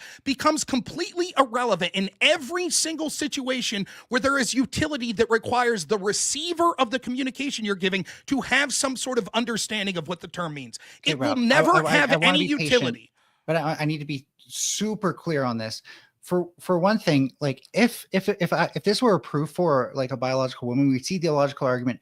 If their biology matters, then we would tell the officer about their gametes or their chromosomes or their genitals or something like that. But we don't. Therefore, it seems like biology doesn't matter. It seems like you're proving my point for me, buddy. It's not true at all. There is an objective reality. What do you mean it's not true at all? You just proved my point that we don't recognize those things. We recognize the length of their hair, whether or not they're wearing makeup or wearing a dress. Right. The categories that we understand comes from the biological people that normally present us. Those biological though. They're not necessary conditions at all. They all have to do with phenotypical expressions of the biological reality. Since gametes don't work. Gametes don't work. Compare my definition to your definition, which would be that the definition of woman is people that act and present like a woman compared to their own individual definitions. That circular self-referential definition literally means Sometimes nothing. definitions can be circular. So that's a fallacy to think that all circular definitions are like that. For example, the color red, you can describe it on technical terms like its physical properties, but I cannot tell you what the color red looks like if you have never seen the color red. It is that simple. I can tell you all the other things that were red, but that doesn't mean I can tell you what red is. Just like the qualia of experiencing being a woman, I can't tell you that on a deep down level. I can tell you how I got here. I can't tell you what it's like. That's a much different thing. And so that's why these definitions become circular. When you demand a definition, then that's what you get. My question for you is, what is a necessary condition that's rooted in biology? Because I've already adult human female. Adult. This is the 8th time you've asked. But adult you can't describe female in a way that doesn't prove that there's not a necessary condition. Adult human female. Okay, but I've already proven that female is not sufficient as a necessary condition. I disagree. We had this debate. We already talked about this. Yeah. You were unable to prove it. Just like with the chromosomal issue, you acknowledged that we still say that humans have a particular amount of chromosomes, and then we created another term to exemplify, yes, there could be abnormalities. Do we still call it people with other chromosomes? We haven't skirted the definitional utility of saying that there is a utility, because all language has to have utility that the receiver understands what's being discussed. I not only responded to that directly. I posted something in the side that you can read all you like and try to refute that if you'd like. I think you need a necessary condition on this. Necessary condition, adult human female. What's the necessary condition for women for you? What's the necessary condition for women for you? That's not a sufficient condition, because female can mean a lot of different things. Female can mean a lot of different things, and no singular thing about female. I feel like that's become we're going back in circles again, because I do believe we already tapped into all of this earlier. So we can continue it if you guys want to duke it out again. I'm happy to oblige. Look, if Rob can admit that he doesn't know what a necessary condition actually is and just can't refute me along that. I understand what a necessary then you're condition unable to actually argue for That's one. not true. What is the necessary condition for chromosomes that a human has? We're literally relitigating the argument that you've already lost. But if you need to relitigate it again, we can. What is the necessary condition for the amount of chromosomes that a human has? Since we relitigate this, I'll jump to the chase. We still call the people with different chromosomes humans, just like we still call the people who don't have those certain conditions female, right? Because there is no such thing as a necessary condition for that. That is true. So there can be, for example, it's basically true, right? We say that there are abnormalities, but people would still exist within these categorizations. So, for example, we can say that if the biological reality made someone closer to the biological sex of female, even though they might not meet the necessary conditions of what we consider female, which is biological sex, that we would still say that we would categorize them as female because it's closer to that. I could demonstrate this easily if you want. What is you say necessary condition for woman? How about this? What's the necessary condition for female? So necessary condition, there is no singular necessary condition. There are a bunch of conditions that together increasingly point to someone being female. Now, reproductive. No, wait. Now, no, do you want the answer? Yeah, sure. Now, there's a more narrow reproductive definition that doesn't apply to humans in particular, and that is the production of large and small gametes. But I will point out that even if someone is not able to produce gametes, we still call them women. So that necessary condition for female does not go all the way to gender. It does not extrapolate to gender. Do we still call them female? I noticed the clever sleight of hand. Actually. Yes, so it's just to be clear, if the other characteristics that would make up what we consider female exist within a person, but they have some sort of abnormality where they're incapable of producing large gametes, you would say that they're still female. I'm saying my general point, by the way, is that without a necessary condition, you can't say that there is any biological essentialist argument for gender. I didn't hear a yes, no, an answer to my question. That's fine. Would you like me to repeat you're losing it? track of what my argument is, which is specifically that we need this necessary condition to make any biological essentialist argument. Because without it, you can still have female and woman interchangeably without Why are these things. you incapable of answering the question? I'll get to the utility of why I'm asking this question. I'll ask again. If someone met all the conditions biologically of what we consider female, with the exception that they had some sort of abnormality where they didn't have the correct gamete production, would we still call them a female? Yes, because these so-called abnormalities are naturally occurring. Therefore, we don't need to uncategorize them as like some different group, except for when we're making those distinctions. So the same for transgender versus cisgender woman. Sometimes we're just talking about that woman over there, and it doesn't really matter if they're trans or not. But if I were talking about a trans issue, like trans rights, and how that differs from the rights of other women, like cisgender women, then we might want to be able to make those distinctions every time I say woman, right? You just defeated your own argument I did because not. by proving that there are no, quote, necessary conditions that would be applicable to all definitions of female, and yet we could still look at biological reality in determining who's a female, even if there are abnormalities. Then when we go over to the term woman, when I say as an adult human female, you say you can't use that because you can't give a necessary condition. Yet you would defeat your own argument based on your argumentation. Then we could never call anyone a female because we don't have an exact definition with complete necessary conditions. Once you say that we can make exceptions for the term female, and my definition of woman includes adult human or is adult human female, you don't get to say that that definition can't apply because it falls victim to the very things that you're saying that are acceptable with the term female. You've So if defeated your women own were argument. something like comparable to height, for example, that we could measure, there would be necessary conditions within the category, within the definition of woman, that we could also measure. Like when what? when this conflicts with how society uses things, then when you're doing something more than just biology or genetics, or for example, sociology, you need something that actually talks about the way we interact. You can't just say, oh, well, certain people have XX, certain people have XY, therefore we can assume everything based off of that. You can't make any further predictions off of something when none of these things are necessary conditions to begin with.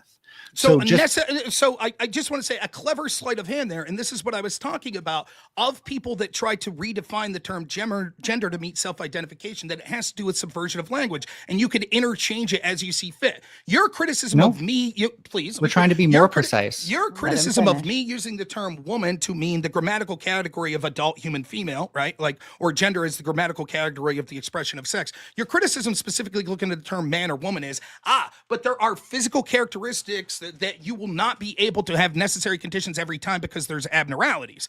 But you agree that the term female should mean what we've accepted female to mean, and there are biological realities to it, despite the fact that it falls victim to the same criticism. So your real criticism of me using the word woman is that actually the word female is not always precise. You can't define exactly what a female is, but then you defeat your own argument by saying, but that's accurate. You can't define exactly what a word female means, but we accept it even though there are abnormalities. Hey, Rob. Therefore, like the idea that we have to reject the term woman for that is nonsensical. And when you say like, you're not rejecting the word woman, Rob. But real quick, when you say yes, but now you completely change, you're like, yes, but we need some sort of word to describe sort of how humans interact and their self-identity. Yes, we could have terms like that, but that is not historically what the term woman is meant. That's not the way we use it in any utility, and that's the is claim.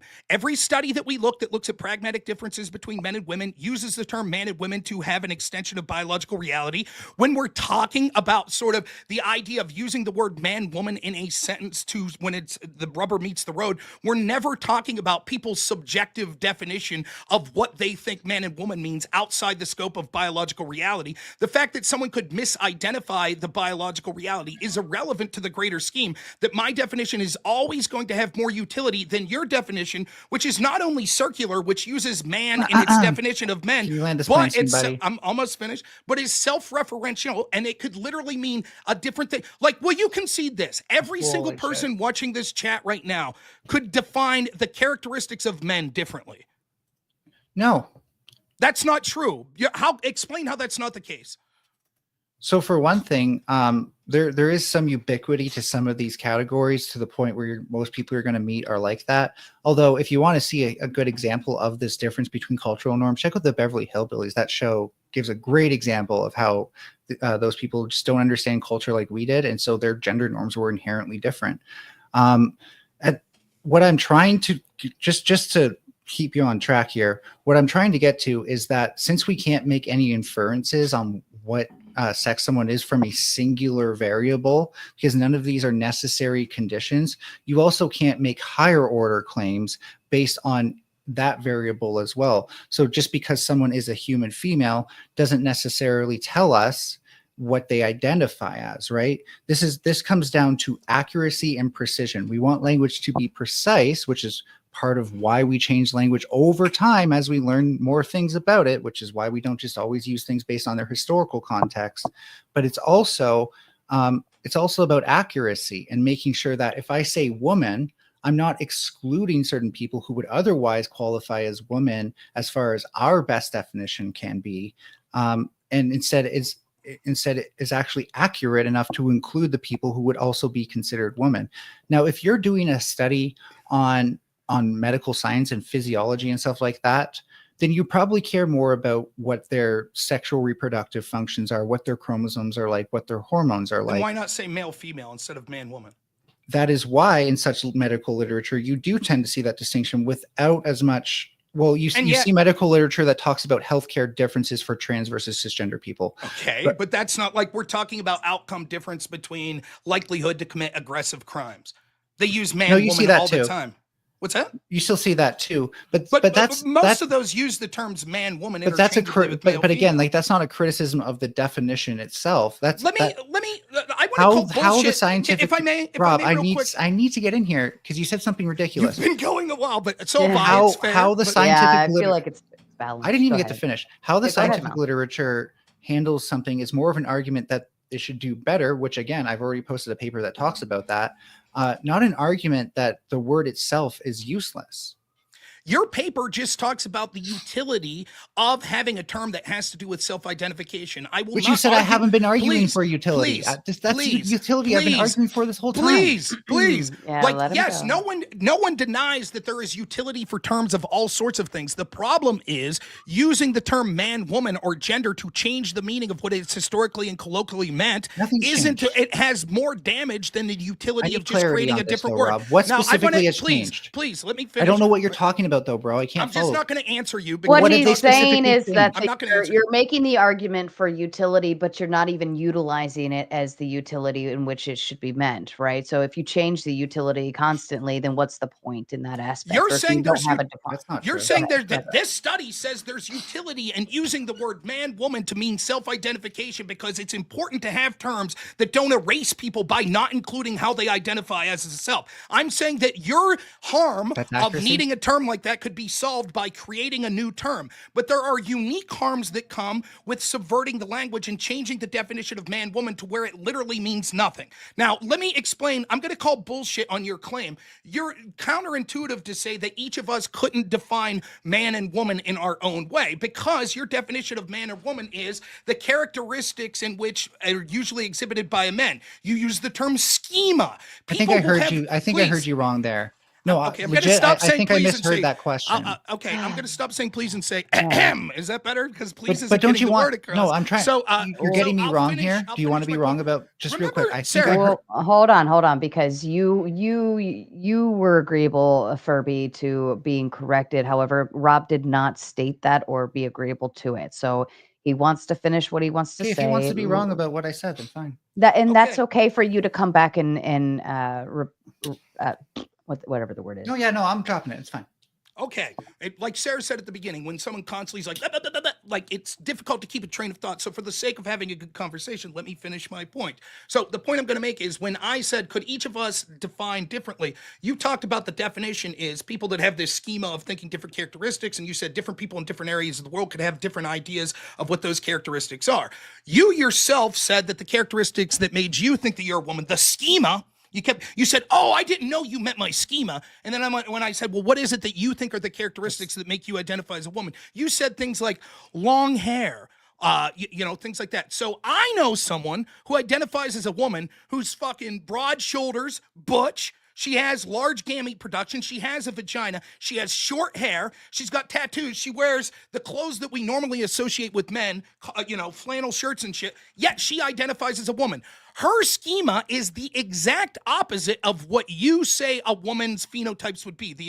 Is she wrong that she's a woman, or are you erasing her? No, this all just proves my own point that I was making, that we actually can't use biological traits to determine gender identity and vice versa. And by the way, I didn't, when you first asked that question, I definitely misheard you. I thought you were asking more about like within the scientific community, like if we read like a scientific paper, can we read that paper with different definitions and would it still mean the same thing? Because that was what we were just talking about. No, but you can definitely meet people who feel like it's more masculine actually to be a good, be good with kids and be funny and actually have good emotional self-regulation rather than being like super angry or loud or whatever, versus other men who think that being loud and strong and super imposing on people and stuff like that, and not caring about kids so much as they care about work, and women can't be funny, so blah blah blah, like all these things these things vary a lot between people. So I definitely misheard you there. Okay, so then in fairness, so you would acknowledge then, now that you're hearing me correctly, let's say that there's 500 people across different channels that are watching us right now. Each of us could come to vastly different conclusions on what the schema of what a woman is. We could all have 500 different unique proprietary definitions of that schema of what the characteristics that a woman exhibits are.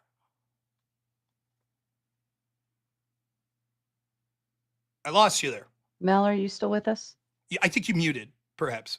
Yes, sorry. Yes, I did. No problem. So there could be 500 different definitions of that, correct? No, because not everyone's necessarily going to have the same one. Just some people will. No, wait a minute. So if you're telling me right now that if I asked, let's lower the number. If I asked 10 different people, define to me the characteristics of what a woman is, that there's not going to be differences in each of those definitions? Some differences, not total differences. Okay, nonetheless, there would be differences. And when I asked you what your schema was, I'm telling you, and you could say I'm full of shit, but I guarantee you probably personally know people that this is true of. There are people that exhibit almost the exact opposite characteristics that you were saying the schema of women, such as being butch, having short hair, etc. Well, that's because please, let me finish. That but still you're getting me wrong. Please, that still identify as woman.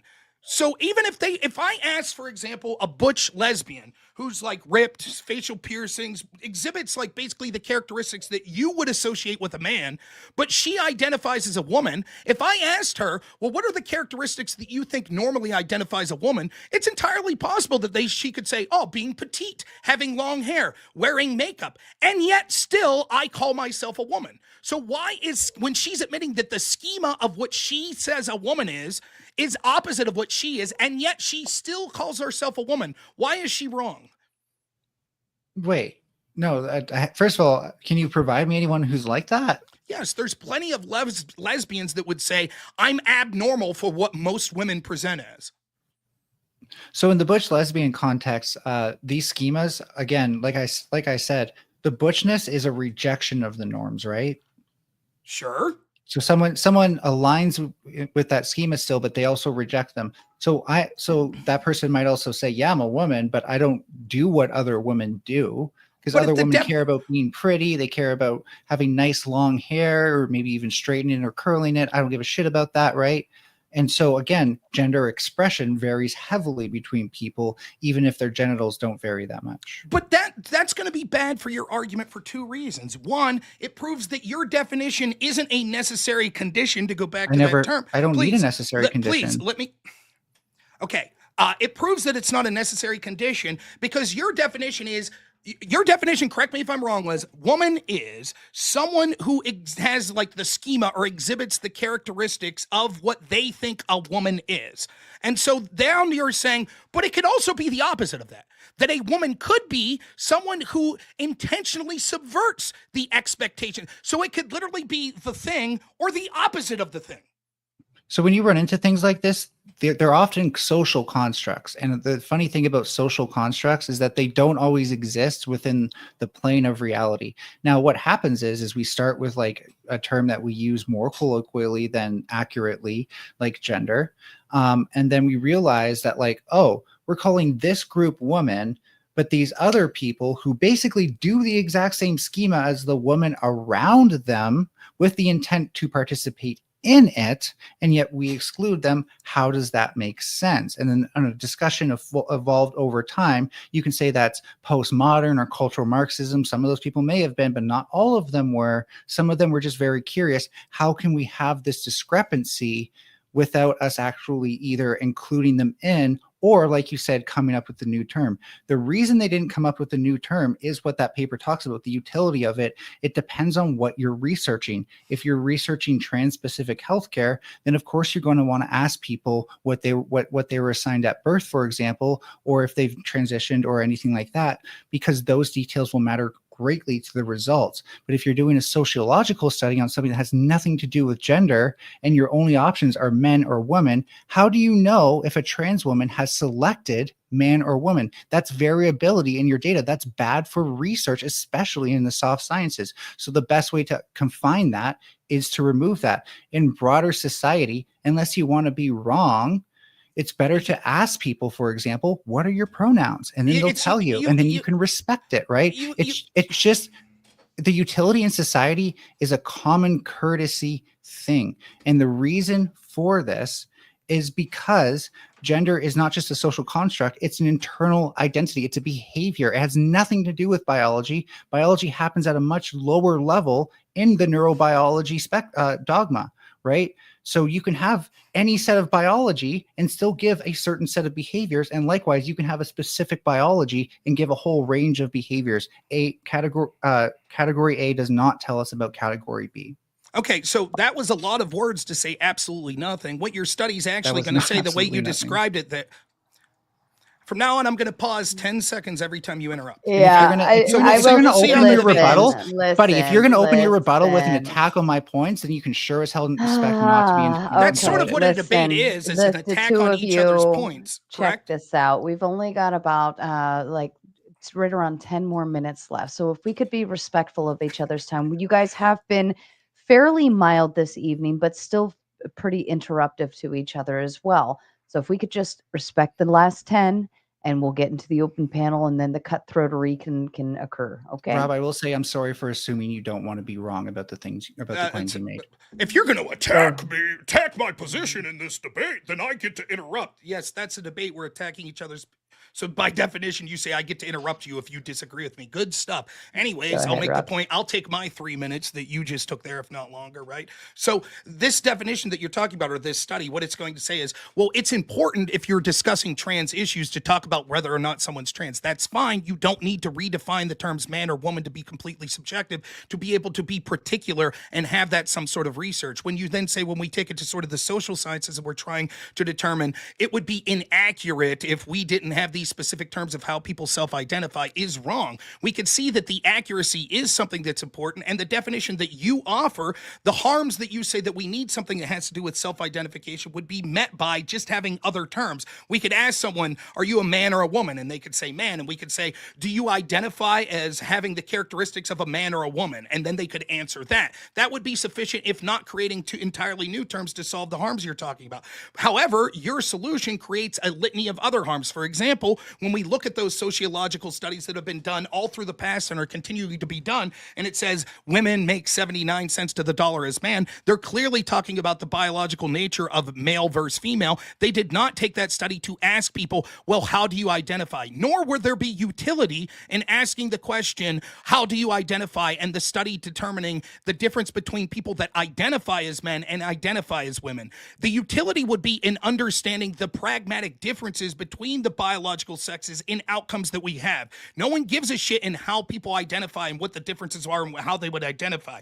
And again, when we get back to the utility, your term basically means nothing.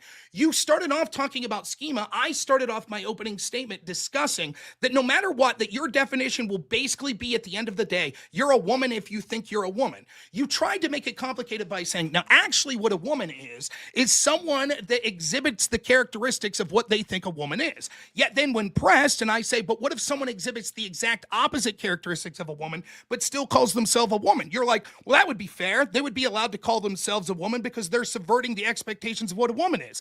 Therefore, in effect, the definition of woman, based on the fact that it could either be the thing you're saying, exhibiting the characteristics of woman, or be the opposite of that and exhibiting the characteristics of men, but that could still make you a woman, then the definition is quite simply, you're a woman if you say you're a woman. The problem with that is that means that the definition is entirely subjective, and no word that has a subjective meaning to each individual will have any utility whatsoever when it comes to a broader context, because the receiver of the message has no clue what you're talking about. Which is, again, why I get back to the point that if there are 500 of us listening right now, and you say there is a woman, we have 500 different examples of what we think that could mean. Some people might say, I think that woman means someone with long hair. Other people might say, no, I don't think that's sufficient. When I think of woman, I think of my mom, who had sort of a beehive haircut. So I don't think long hair comes with the definition of woman. And what we see is there's zero utility, because each individual now says there could literally be millions upon millions of definitions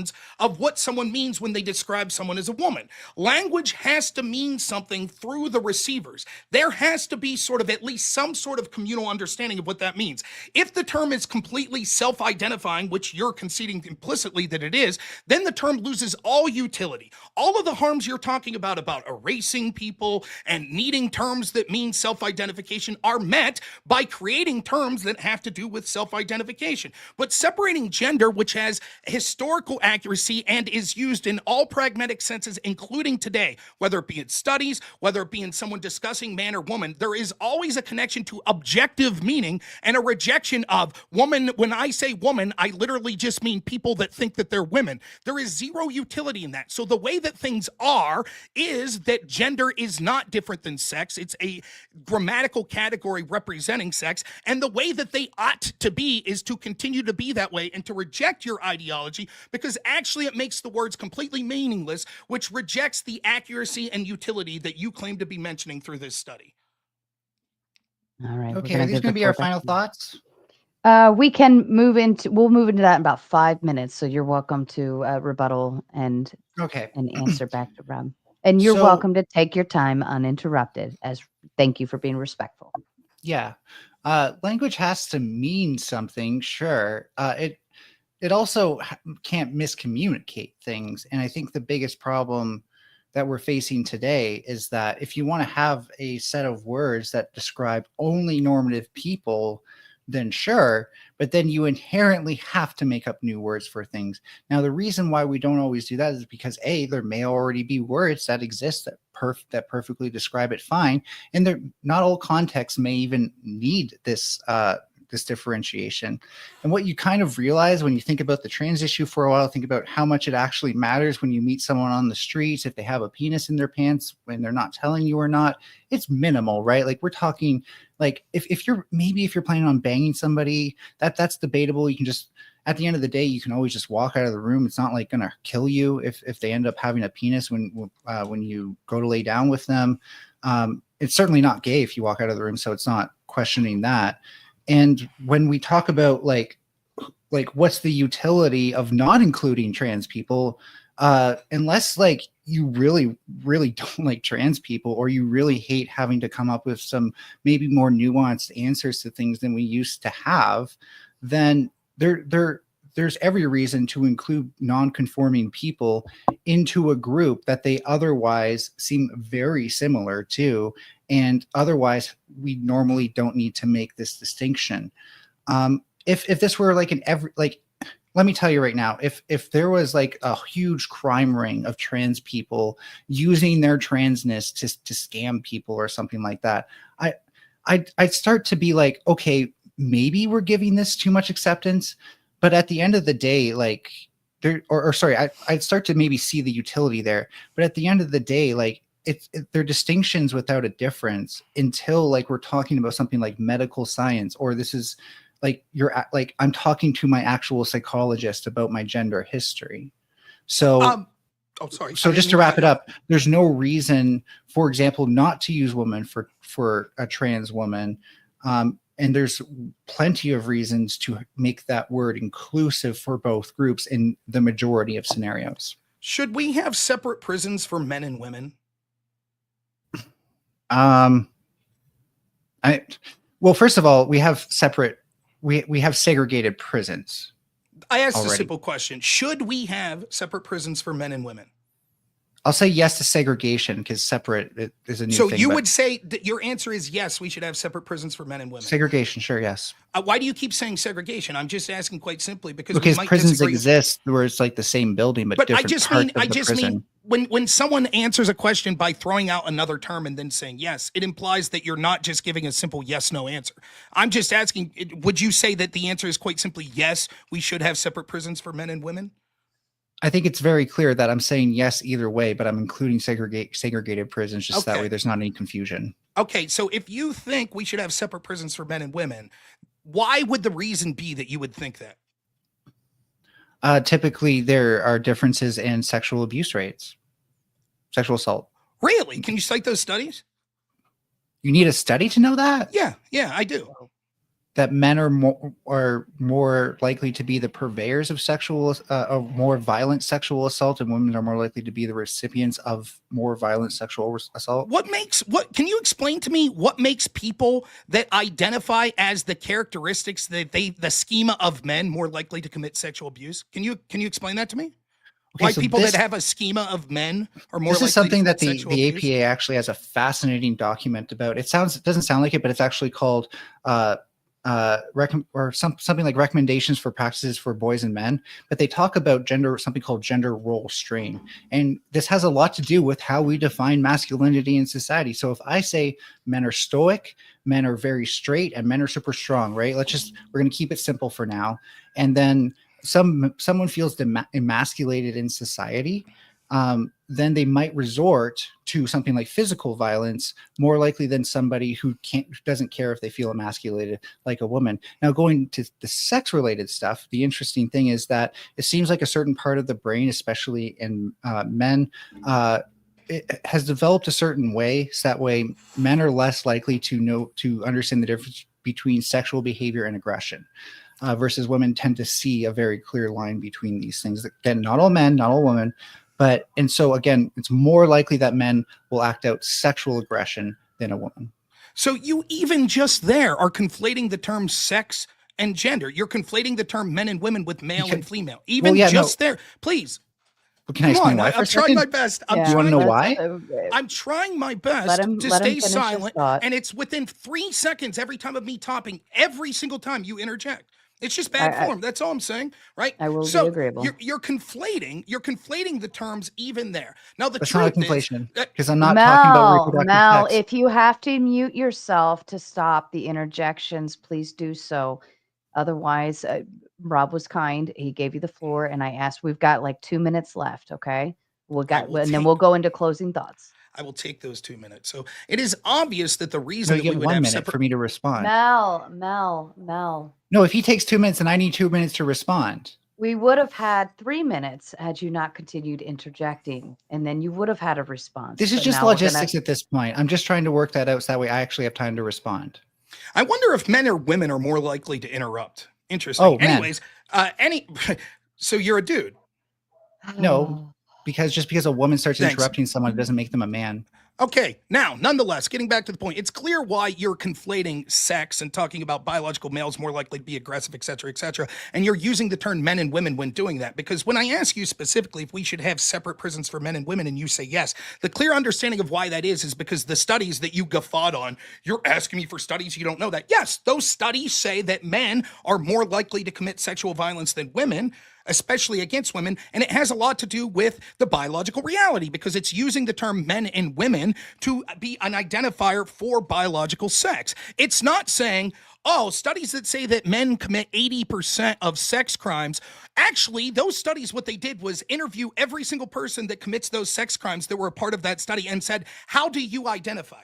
Now, you then like have this clever, again, sleight of hand where you're like, well, it's entirely possible because men, let's just say hypothetically that the definition of men are people that identify the characteristics that are masculine, such as of aggressiveness, et cetera, trying to then shoehorn the idea that a biological female that identifies as a man would have similar sexual aggressive characteristics, sexual assault characteristics as a biological male. That's not true. No study's going to say that, but that's not going to help you anyways, because we've already gone through why your definition of man would be someone that exhibits the characteristics we think of men, or someone who intentionally subverts and has the opposite characteristics. So therefore, if we took to the logical extension of what you're saying, having one prison for men and one for women would literally just mean we would have to ask every single person, are you a man or are you a woman? And if the person said, I'm a woman, even though they had all the characteristics of a biological male, we would say, fine, then you go over there into your women's prison. Now, what likely would happen in that scenario is women would be scared shitless because now biological men are being put in their spaces. So they would say, well, shit, I'll pretend to identify as a man. Then all of a sudden the categorization would mean nothing. And prisons would literally just be made up of biological males and biological females interspersed amongst each other, because instead of assuming that man is, and we should segregate based on man and women, which has connection to sex, we're just saying it's all self-referential, which means the physical harms. Last point, which means that the actual real world implication is more biological females, or what I would call women, are going to be sexually assaulted. There is real world danger. And the fact that you interchange, even as your answer, as someone who claims to have a better understanding of what the term gender should be, and you yourself make the mistake of conflating man and woman, meaning male and female, proves that I win the prompt once more, that gender is not different from sex, because you can't even help yourself in interchanging those words. You got 30 seconds, Mel, and then we'll move into closing Oh, hell no, I statements. don't. So Yes, Mel, listen. this You is why I kept interrupted him to point out that Reagan. taking 2 minutes is a filibuster against me. Reagan. So are you filibustering me too, Sarah? No, Mel, listen to me. What I'm saying is that he was trying to get his thoughts out and you continued to interrupt him. Then we went into the semantics or meta of talking about the talk. Okay. I'm giving you 30 seconds so you can still hold your thoughts for closing statements, which you can go on all night long practically. So 30 seconds for a quick response, and then we'll go into closing statements, please. Thank you. Yeah, no. So you just must like being wrong about my points, because that wasn't a conflation. I started talking about gender roles strain, and then I explained how there are differences between groups. The simple answer for why that would still prove my point, by the way, is because we actually still need to examine trans people and what their rates of abuse at the hands of cisgendered men are. Guess what? It's actually higher than it is with women. So definitely don't want to put them in a men's prison. All right. Rob, if you'd like to begin with your closing statement. Do we have a time frame we're looking at? I'll keep it whenever you say. It could be 1 minute. I mean, 2 minutes. I'd say like, how about he 4 gets 30 minutes? seconds and I get 2 minutes? I'd say we can go into 4 minutes a piece. We'll kind of, I'm not Sounds going to fine. like hard line it, Sure. but be, mindful. Okay, so to the prompt, is gender different than sex? I argue in two ways. That one, the way it has always been and is before there was a radical change by people with political and cultural axe to grind, was that we actually use the word as a grammatical category that is an expression of biological sex. Of course, there could be extremes where things to get lost in the shuffle, people can misapply it. But in general, that's what we're talking about. We're comparing that to gender and the idea of it being self-referential, where a man is anyone who thinks they're a man, a woman is anyone that thinks they're a woman. We saw that there was a clever rhetorical trick that was employed that said that it was something more than that it had to do with schema. But then he admits, or they admit right through the gate, that actually, when you start to investigate that schema doesn't really matter, because you could have a schema of what women are and then actually be the opposite of that, and still, because you call yourself a woman, be a woman. So therefore, as I predicted, any definition that you hear people that conflate gender in the way that he is always going to be something that is self-referential. And you could see the real world implications of how that's bad. All the studies that talk about the difference of men and women are implying a biological reality to it. When we talk about the necessity for having women's spaces and men's spaces, you could see, as it's admitted, that we should have segregated prisons for men and women. You could see the conflation conflation even there. They sort of backtrack on it because there's no possible answer to that conflation when he says, oh, yes, men commit more crime, blah, blah, blah, more sexual abuse. Again, that's not him discussing people that identify as men. That's talking about people that there is a connection to biological reality. Mel understands that actually, because of the reality of men committing aggression more against women, that we should segregate them. The fact that there is a population that chooses to present differently and perhaps they should have their own segregated space is fine, but it doesn't change the fundamental question of whether or not we should have a segregated space for men, i.e. adult males, and women, i.e. adult females, because if we didn't, there would be real world harm of women being abused in these prisons all the time. Because there's an abnormality that would lead to people being attacked. It would be the same with people that aren't transgender but are dragged and exhibit that in prison. The assaults that they would receive would probably be very similar to trans people. They could be self-segregated, that's fine. However, we could still see the need for this segregation. So there is the way that things are, and there is the ought of how they should be. I think that it's clear that the definitions that's being offered by Mel are self-referential. They're circular. That there's a mistake that Mel makes constantly with conflating these issues, and that the only downside of my issue or my definition, where it's saying that it's adult human female, adult human male, and that it's a categorization, gender is just a grammatical category of the extension of biological reality. There's really no harms but you're erasing people that identify in a certain way. You can see when we get to specific terms, for example, when I'm talking about, well, I identify as a way as tall, Mel again makes a mistake of saying, well, you can't do that because there's an objective measurable reality. Same would be true with the idea of man-woman. We could objectively measure whether or not you're a male or female, an adult human female or adult human male. It's just subversion for the sake of subversion. We didn't get into the history of John Money and all the stuff he did. We didn't get into the actual harms and how the people that use this are being subversive to sort of increase degeneracy, increase indoctrination to children, and how it's being used to set up this categorization of oppressed versus oppressors. It is clear for the sake of utility that all terms need to have some sort of meaning that's outside the scope of each individual's subjective meaning. The term that Mel gives for what a man and a woman would be would literally mean that anytime you hear the term men, you're going to think something that's completely different than the person next to you, and the person next to them, and the person next to them. So what is the meaning of that word? If tall means anyone higher than 6 inches, then that means that everyone's tall, and therefore the definition loses meaning. An even easier point to understand is if to be tall just means anyone who considers themselves tall, then the meaning of using the word tall ceases to lose its descriptive functions.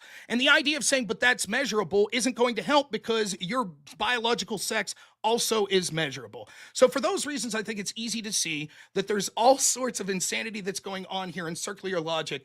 We actually do exist in a society in all utility, and the way people colloquially use the term, that gender is basically the same as sex. It's a categorization of it. People are increasingly rejecting Mel's worldview, and I'm happy to say it. That's why it's more than an 80-20 issue, all of this crazy batshit lunatic trans stuff.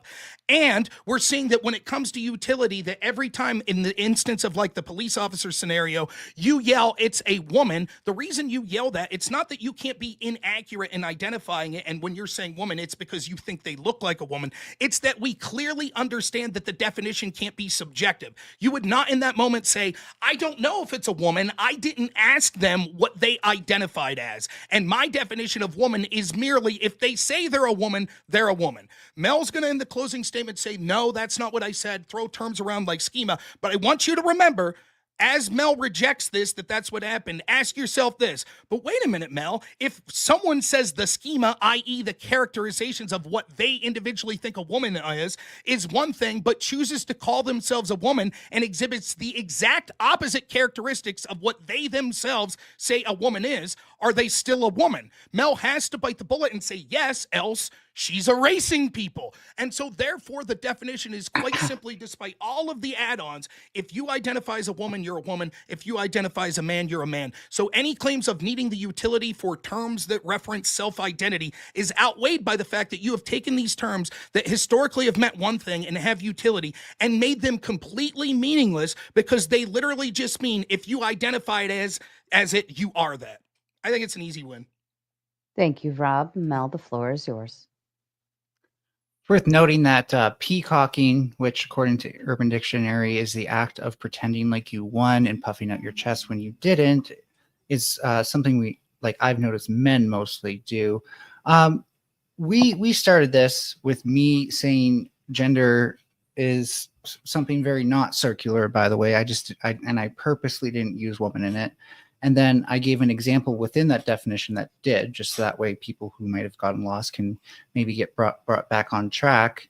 And Rob decided to fixate on that. And I think that there's a theme going on here of actually very stylistic rhetoric from Rob that doesn't really rebut most of my points. In fact, I don't feel like I've had any of my points truly challenged tonight. For example, my point about gender schemas, my point about other things. Whenever I brought something up, what I got in return was, you don't have a study on this, or you don't actually have a response, or you're just conflating things, not realizing that Rob's actually kind of proving for me that he doesn't understand the difference between conflating things in something that's interconnected with something else. Because as I stated at the beginning, just because the way we score things on two different sports are interconnected does not make those sports the same thing.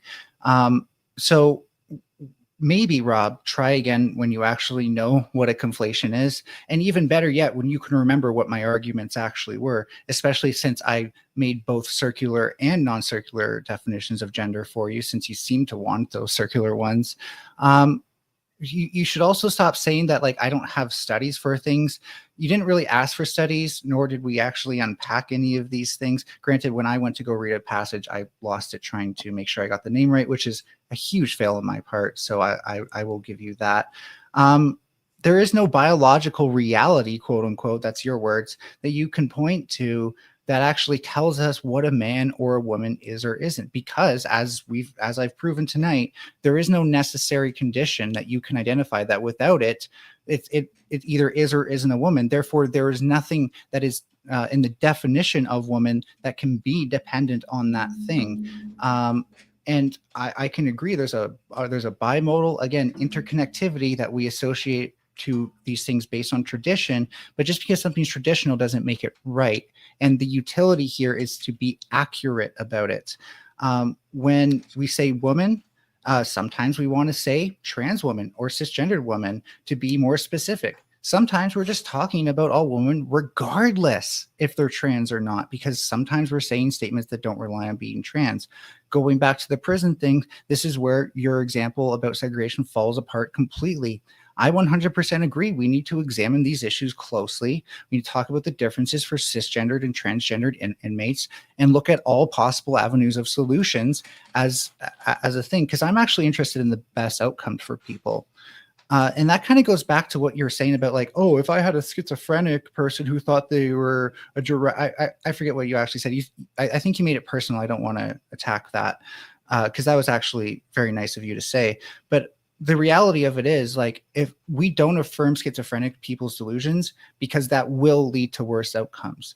But if we don't affirm the gender identity of a trans person, guess what that does? That leads to worse outcome. So if you're a clinician and you're actually trying to improve the outcomes of your patient, what you want to know is, how can I help treat them properly? Not how do I enforce my dogmatic worldview onto them? How do I actually treat them and help alleviate their pain, which is why we treat gender dysphoria the way we do. It has nothing to do with cultural Marxism, it has nothing to do with feminism. We came up with these new words as a slow discussion in the literature about how the old way of using it is not precise enough to actually give us the resolution we need in statistics.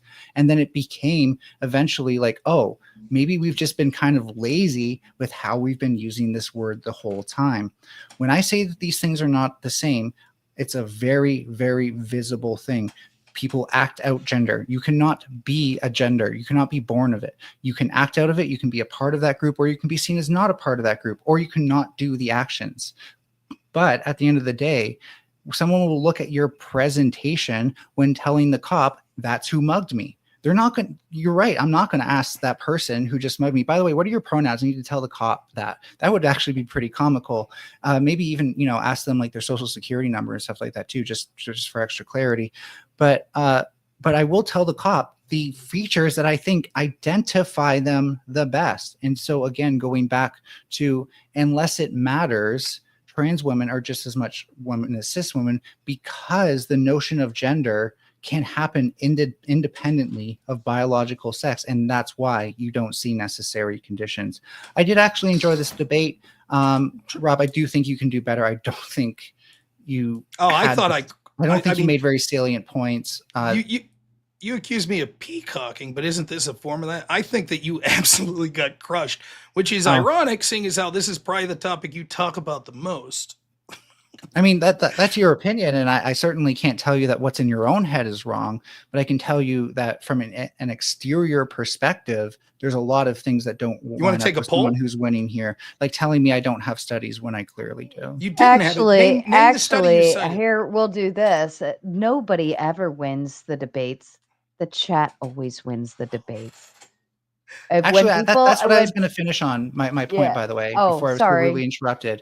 I will say this. I don't always agree with your chat, Sarah, but your chat is always going. We've had over 1,000 comments since this debate started, and that blows my mind. Like, that's not even my record, and I feel like accomplished for helping you hit that, Sarah. So your chat really is great. It's always a blast to be in there. And Sarah, I always really do appreciate you hosting these debates, because Lord knows I'm a difficult person to put up with. That face, yeah. No, that's 100% facts right there, was that face. Mel, you always like to push my limits you're lucky I have children, because it makes this significantly easier, because they like to push my limits on a daily basis, and you always take it one step further.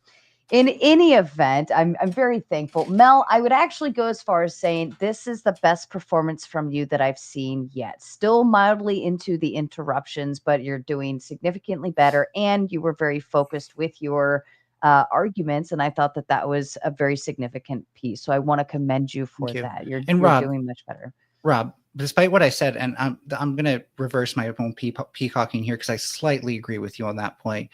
You are a difficult person to debate, even if I thought you could have done better on certain things. That's just my own opinion, and you can take that as being trash if you want. That's why feel free to give it. Listen.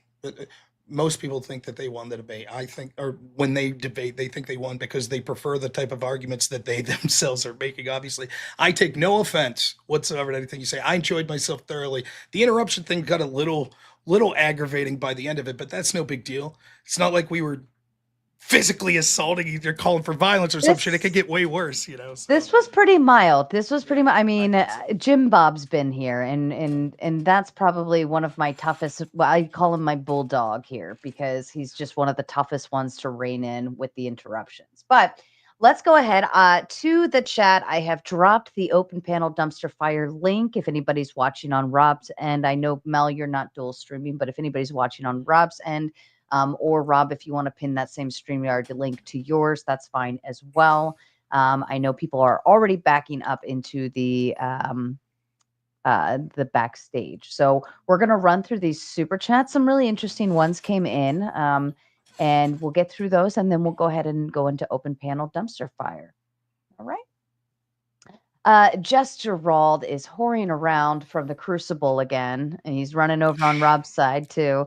Nobody tell Andrew. There's a distinct lack of super chats. Sarah's going to need to grift harder. And thank you for the kind reminder to everyone, Jess. I appreciate you. Jess is always on point with his super chats. He is. He's pretty good. And for the record, you guys are welcome to respond to the super chats. If you have nothing, no worries. Otherwise, we'll just keep moving on. Rude Mudcrab in with the Big 10. Sex is objective, whilst gender is subjective observation that differs through history and culture. Men once wore dresses, high heels, and makeup. Debate over. Have a nice day. I think that one's to you, Rob, if you want to respond. Sure. If you say, by default, I say my definition of gender is correct, therefore it's correct. Right. I'm disagreeing with you that that's what gender is. If you look, like you say, throughout history and culture, when people said men, they might say it's men traditionally wear this clothes. But when they were saying men, they meant adult biological males.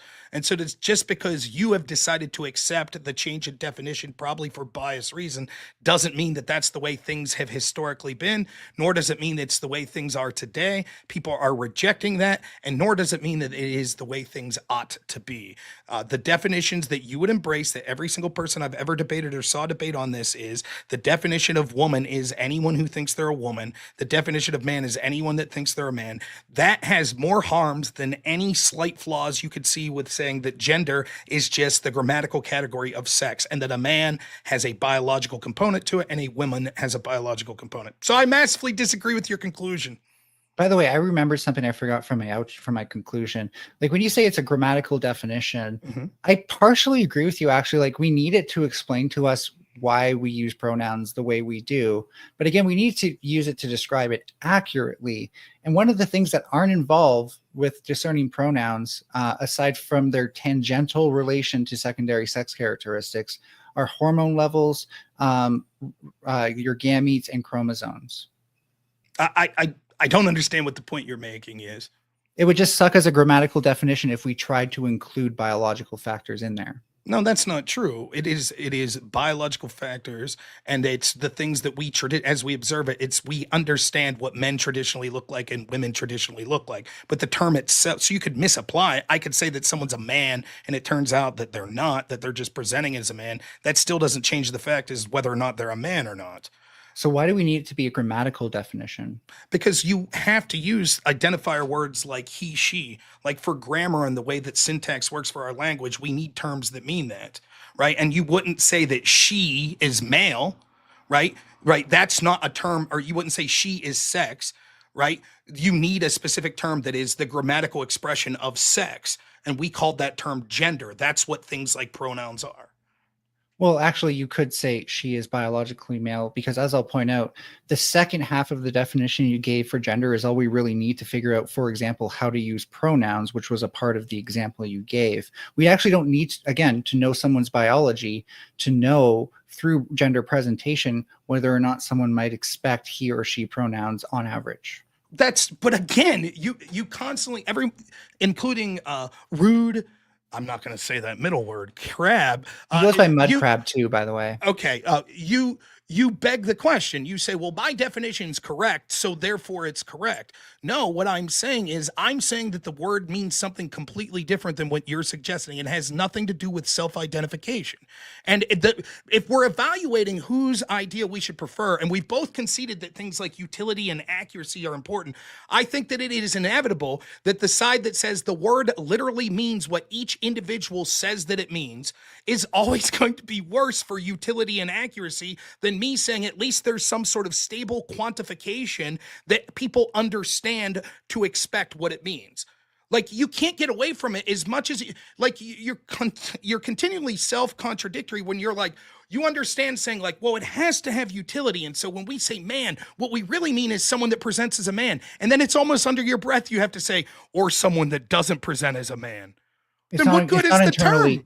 It's not internally contradictory. In fact, a lot of definitions are internally of gender or that conflate sex are the ones that are internally contradictory. Give me a term that's descriptive gender, that can mean itself or the opposite of itself. Rob, actually, no, I forgot. It is internally contradictory, but only because, again, it's man-made and it's not reliant on any actual true factors in reality, other than the fact that we can observe that people express their gender. They don't just say like, they aren't just thinking like I have a penis all the time, so therefore I do this. They're acting out a sense of identity. That identity defines who they are. And so they develop over time a certain set of behaviors. Now, when we're coming back to accuracy in communication, the point of pronouns isn't to tell me what genitals someone has. The point of pronouns is to help me figure out if I'm talking about one group or another. Groups are and genders are almost like synonymous. No, they're not. right? Right. No That's one, where when the they word say comes men, from. it's no one that's referring to men says people that exhibit the characteristics of men or people that don't exhibit the characteristics of men. Can you give me, you say that, well, yes, it could be internally contradictory because it's a social construct. Can you name me one term in any language that's not a social construct? Final thought, Mel, and then we're moving on. Yeah, anything that observes through objective reality, like tree. No, that's not true. Tree is a social construct. We created a No, it's word that not. is a symbol of sounds that means the term tree. That is a social, all language is a social construct by definition. That doesn't mean that we should have utility of having internally contradicted definitions for terms. Okay. The sarcastic saint comes in with a big 5. If Logan paints his fingernails, puts makeup on his face, lipstick on the lips, and waxes his legs, then what should he identify as? Man, woman, or creep? And I believe there was a little chat war going on in there for that minute. A thumping weevil with the big 2. Why argue with a man about this? I guess that's for me. Or no, it could I'm go both not ways considering your chat. Yeah, I don't know. Yeah, it really could. The chat's always like back and forth on left and right. Jess Gerald with the big 2. Woman, an adult human that was born with a clam. Why do people keep trying to complicate something so basic? Why do we need they, them, turtle, self? What is the utility beyond trying to make oneself believe they're special? And I will add to that, I think that is because we would normally if a dude tried to dress up in a dress, for instance, and go to the grocery store and pretend to be womanly, we would just call that a weird dude, right? Before all of this other stuff came out, like even if he tried to present or so on and so forth, or said, yeah, my name's Claudia or some shit like that, like we would just say it's a fucking weird dude. So I am kind of questioning that whole I'm agreeable to the concept of they're special, right? Everybody wants to be special, so then we can just change up definitions to make us special. By the way, That's putting exact- yourself into a category that gets bullied and faces more violence is a weird way to feel special, but okay. The utility is, again, like we're getting smarter with these things, and now we realize that that when we say like that's basic, right? It's almost too basic to actually also describe sex, because, for example, someone else might say chromosomes, and that person who's born with a clam could be a 46XY with androgen insensitivity syndrome. It is about feeling special. The idea that there aren't privileges that come with that are nonsensical.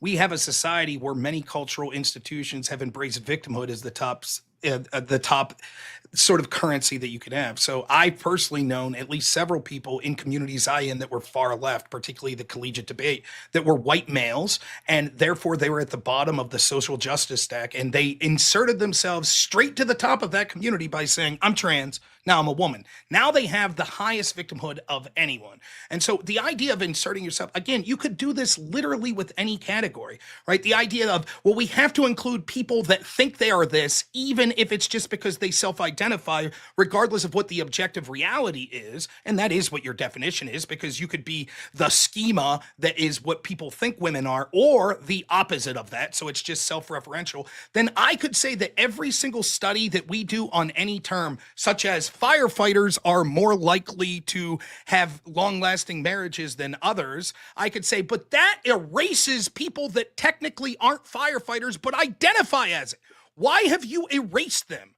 You can see the absurdity of this, how we just make language then completely self-referential, and it's impossible to have any utility with the terms because we can't have any descriptors that have objective meaning between people. That doesn't mean that each term that we have doesn't have fringe sort of escape of what we mean. When I say chair, you might think of something slightly different than chair. But if chair could mean shoe or cat or horse, or the opposite of chair, something that you could only stand on and not sit on, then the term chair no longer means anything. Same would be true with the terms man or woman. So going back to the first thing you said, because that was a lot, needing protection is not a form of privilege. Immunity from the thing that you would need protection from is the privilege, right? So systemic violence, needing protection from that does not create privilege. In fact, it means that you're inherently outed by that protection. You're often a minority group, by the way, so it's not very easy to have privilege as a minority group. But most importantly, the having to fight for that protection is usually not a privilege. Privileges are defaults. You have a categorization error where every category that we could see, whether it be, you could break people into infinite categories. What is your sex? What is your gender, if you want to use a different term?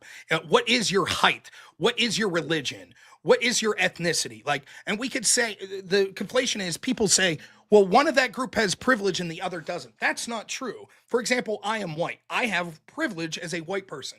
It is also detrimental to me to be white in certain circumstances. So even if you could say overarchingly trans people are more likely to be victims of violence, et cetera, there's not a direct line that it is because they have self-identified as trans. For example, the type of person that has a mental illness that makes them think that they're trans might be one reason, but it still doesn't mean, even if we concede that Can we do one point at a time for super chats? Yes, I'll finish. It still wouldn't mean that there aren't certain privileges that are provided to you, even if there are certain detriments, because every category has detriments and privileges.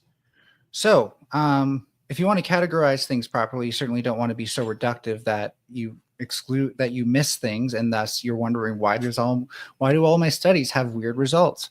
My categories are inherently better than yours, especially because my categories aren't the sort of things that only an ignoramus could love, right? Like, I actually look at these things with nuance.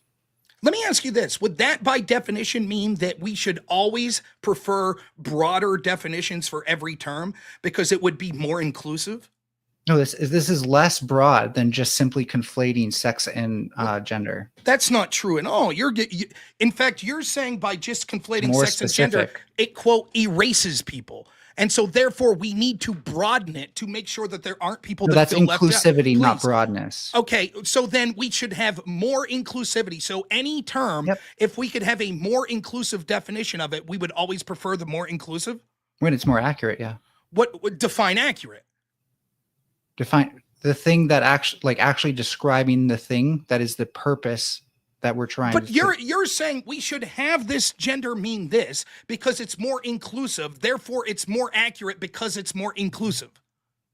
Yeah, in this case, it is more accurate when it's more inclusive. But why is it more accurate? Just because I've already pointed out when you do these things, then you do like a survey and you don't include those categories, then you get a bunch of noise in your data where people choose what they think is the right choice and they don't actually know, and therefore, and you start getting results that you don't understand. When you actually have something that, okay, well, we're asking all women, but wait, cis women and trans women exist. Now that we know this, we're not just going to forget that and pretend that they're all cisgendered.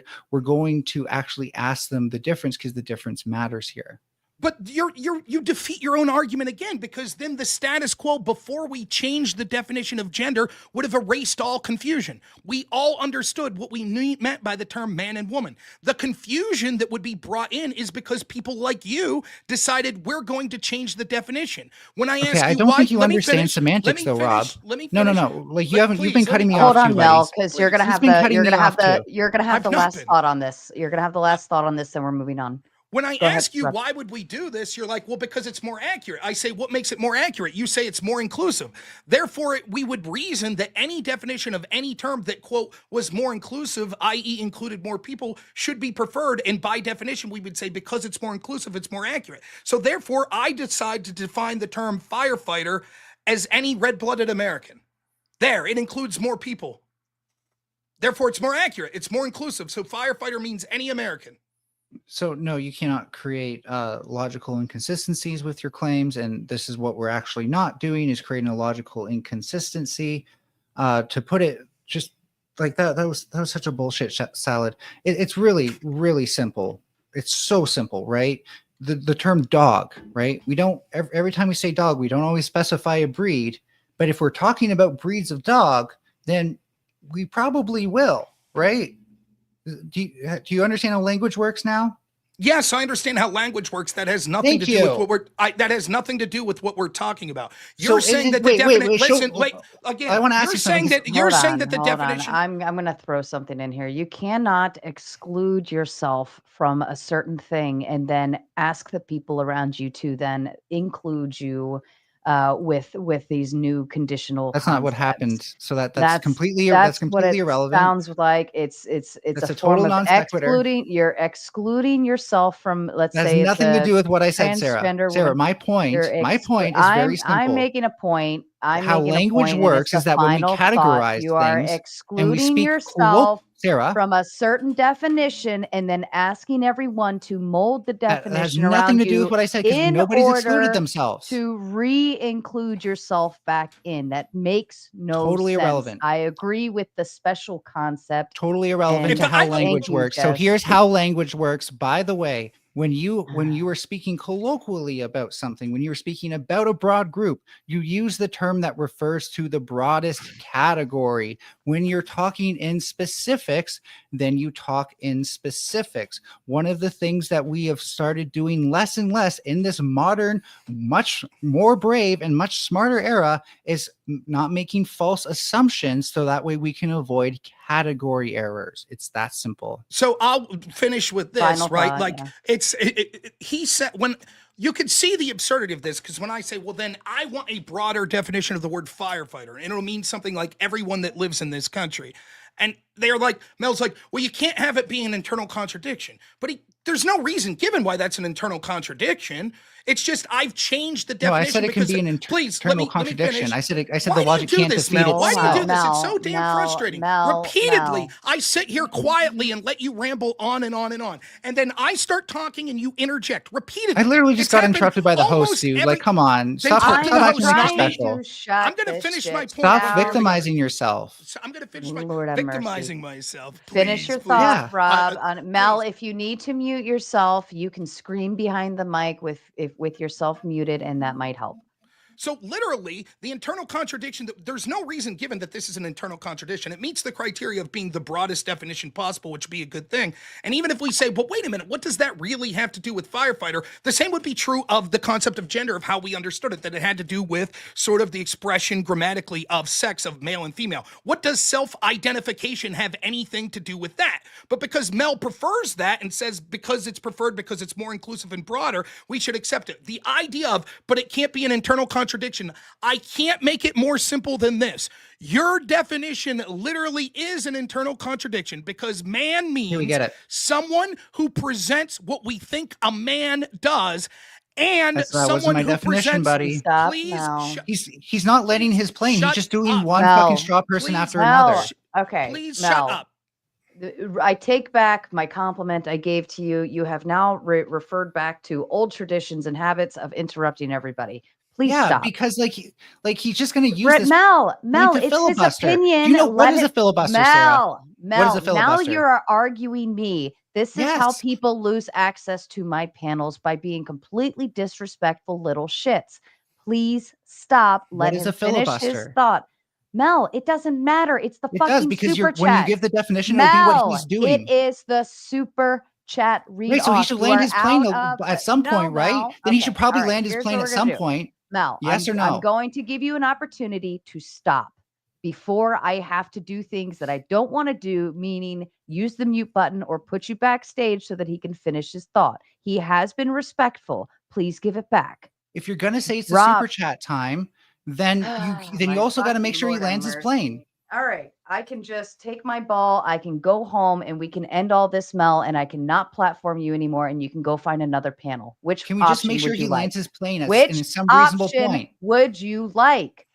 I would like him to land his plane within a I reasonable would amount like of time. you to choose. Would you I like would to like him shut to your land mouth, his or would plane you within like a to go reasonable find amount of another time. panel to hang out on? I would like him to stop being an NPC with Mel, no end, with you no are limit. being emotional, and this is becoming a bothersome to the show and moving forward. There are a bunch of people waiting backstage to get on. I cannot move on if we don't finish our fucking thoughts. Now shut your mouth or turn the mute button on so you can talk out loud all I'm you not want stopping you from muting me. without Mel. You know, I have a transparency rule in which I try not to mute people. I'm trying to be respectful and give you the opportunity to do the shit for yourself. It's disrespectful to let him filibuster. Be a fucking grown up and shut your mouth. Thank you. Rob, if you'd like to finish your thought, please, and then we'll move on to the next super chat. Thank you. No problem. So the definition given, even though terms like schema were used, was man is a person that presents the characteristics that they think of men. And Rob. also those.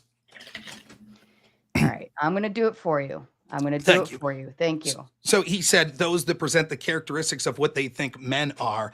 And also it could be those that intentionally do the opposite of presenting those characteristics, thereby exhibiting that his own definition is a contradiction, which he said we cannot accept. Okay. Is that the end? Yeah. It would have been much quicker. And to the point of filibustering, Mel, we've both been talking at great length. The difference is I don't accuse you of filibustering and interrupt, and that's what you do to me. All right. So let's move into the next one. And I'm sorry, we're I'd like a response, please. No, we're moving on. I said so we're if I can moving trigger on. you with one word, you're just a snowflake. Mel, you're not triggering anyone. What you are doing is literally disrupting the movement. oh my Okay, God. I'm going to do this again. You're disrupting the movement of a show. It is a show for a fucking reason. There are people waiting backstage. We have a rule. We try to move through super chats as quickly as possible so that we can get them up. You are now disrupting the order, and that pisses me off, and it's very obnoxious, and I have no reason to platform you anymore going forward. So consider this your last panel, Furby, just out of disrespect. All right, we're going to try this again. All right. And if we could get to one response per person at this point, I don't care if there's a rebuttal. I don't care if there's a refute. We want to get through this so that we can move the fuck on. Thumping Weevil in with the big 5. I can say for my son that has abnormal chromosomes that he has never confused his gender. It's all delusional if you want to add extra genders. Mel, do you have a thought? Yes. So go ahead. Sex presentation is the overlapping function between gender and sex. Modesty, aka immodesty, behavioral cues, and secondary sex characteristics contribute to norms, aka differences in sex that a society has. When someone wants to be seen in a certain way, they either fulfill those roles, which we consider gender conforming, or they do not, which we consider gender conforming. So here are some arguments for distinction. There's a biological basis for sex, and that does not have anything to do with gender. Chromosomes like XX and XY may exist, but they can also exist in a bimodal distribution that isn't always aligned to a binary understanding. Therefore, at the very least, gender itself can also not be binary if it has anything to do with sex. Hormonal differences can also happen, which also means that we cannot use someone's hormonal status of having lots of testosterone or estrogen alone to infer behavioral outcomes. And the same can be true for anatomical variations. So the easy way of putting this, right, folks, is that there's a lot more overlap than there is difference between these groups. Gender is socially constructed. We are socialized to act a certain way based on what the people around us think our gender is. And then when your internal gender dysphoria, when that's so wrong that you can feel that you can't possibly live up to those expectations, what do? We say, wow, you must be transgender. It's not that hard to consider that you could be across mentally from your biological designation. And you know what? I was going to filibuster, but I think I've made my point.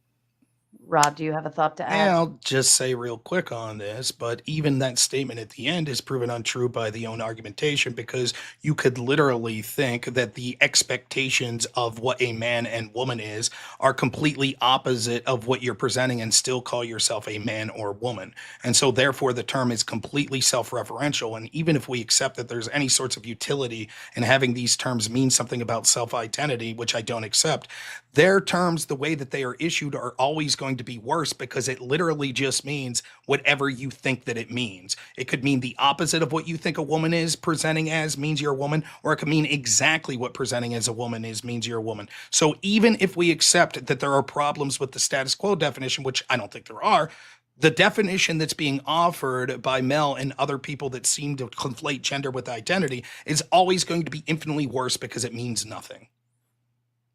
Okay. And then John Mosman with the big five says, Mel, you are conflating the conditions for biological sex for female versus being a woman. Mel, do you want to respond to that since it's directed No, at thanks. you? Okay. Thumping Weevil says with a big 10, tell me the difference between a man and a woman's pelvic, because that's where a baby will be pushed through. A man's pelvic can't change like a woman's unless gender is only sexuality to you. Mel, do you have a thought? Nope. Rob, do you have a thought? No, it's fine. Okay. Trib says it's not hard. Man/woman does not equal male/female. Applying it in real life would have Blair White as a woman and Buck Angel as a man because gender. Use your eyes. That's not true. Like, for example, if we take that to its logical extrapolation, if I wear football gear everywhere, if I was on here with shoulder pads and, the whole gear and looked like a Pittsburgh Steeler, would I be a football player? I say I am a football player, even if I've never played. And you'd say, use your eyes. Clearly, you're a football player. So therefore, football player means anyone who says they're a football player. No, instead, what would happen would be I was wearing the costume of a football player, but I'm not actively one. So you may be okay to be mistaken that I'm a football player, and that's what I'm trying to present as, but I'm still not a football player no matter how much I want to pretend to be. The same is true. Buck Angel is not a man. Buck Angel is a woman who is wearing a convincing costume of a man. Okay. Mel, did you want to respond? Nope. All right. Rude Mudcrab with the big five follows up saying, I wasn't saying any definition is correct. I was saying that these things aren't the same as one is objective and one is subjective. They're different. I disagree. I've articulated why there's no utility in allowing the definition to be self-referential and subjective. Even Mel would concede that there are plenty of people that used historically and even currently the concept of gender to be the grammatical categorization of biological sex. And so you need to have offensive reasons why we should prefer having a total subjective definition in the way that Mel's suggesting. I don't see those offensive reasons. Any slight offense that there is has to do with not erasing people, which is solved by having other terms. You could do studies on trans people without having to subvert the language that means that gender is a grammatical categorization of biological reality. Mel, did you have a response? Nope. Okay. All right. And Rob, did you say you needed to leave around midnight? Because I believe it's... I could stick around till 1. I want to stick around for some people to come on. I don't want to because there might be some people chomping at the bit to just punch me in the face. Yeah, so I think there are back there. That's fine. Okay. And Mel, are you staying for open panel? I want to. I kind of want to understand something.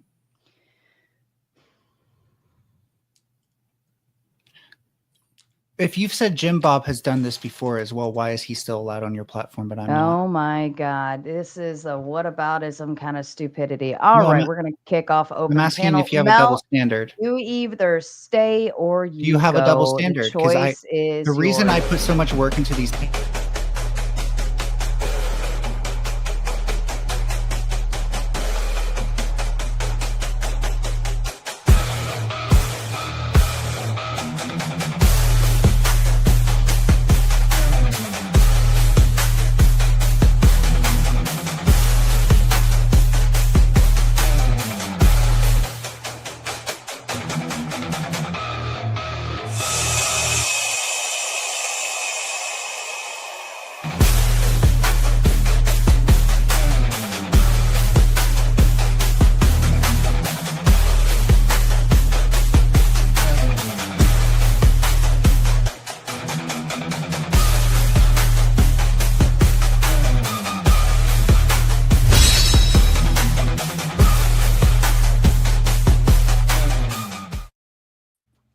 All right. We all know the drill. I believe everybody has been familiar with this panel as before.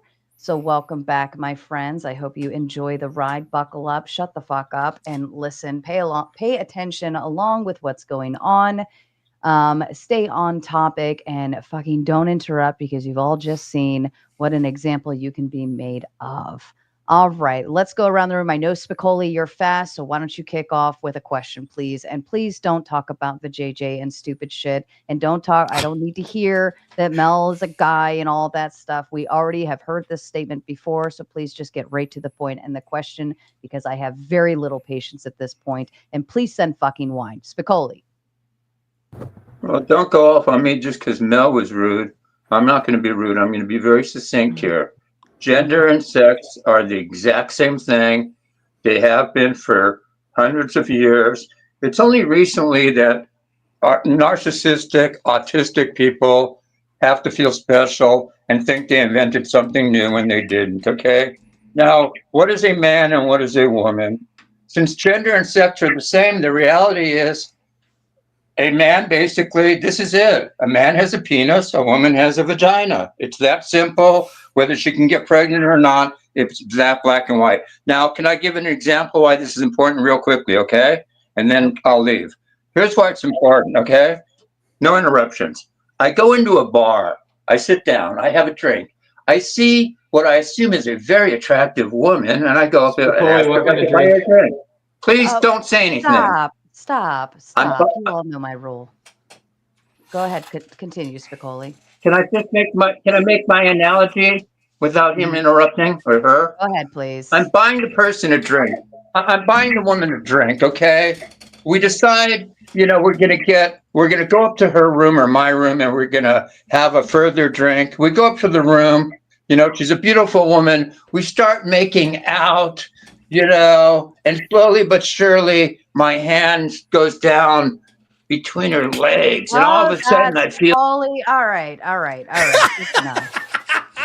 Because I will say YouTube can hit you for going into detail kind of things like that, Spicoli. You fucking know better. All right. Where did Dustin Buck, I believe you were backstage earlier if you wanted to pop back up.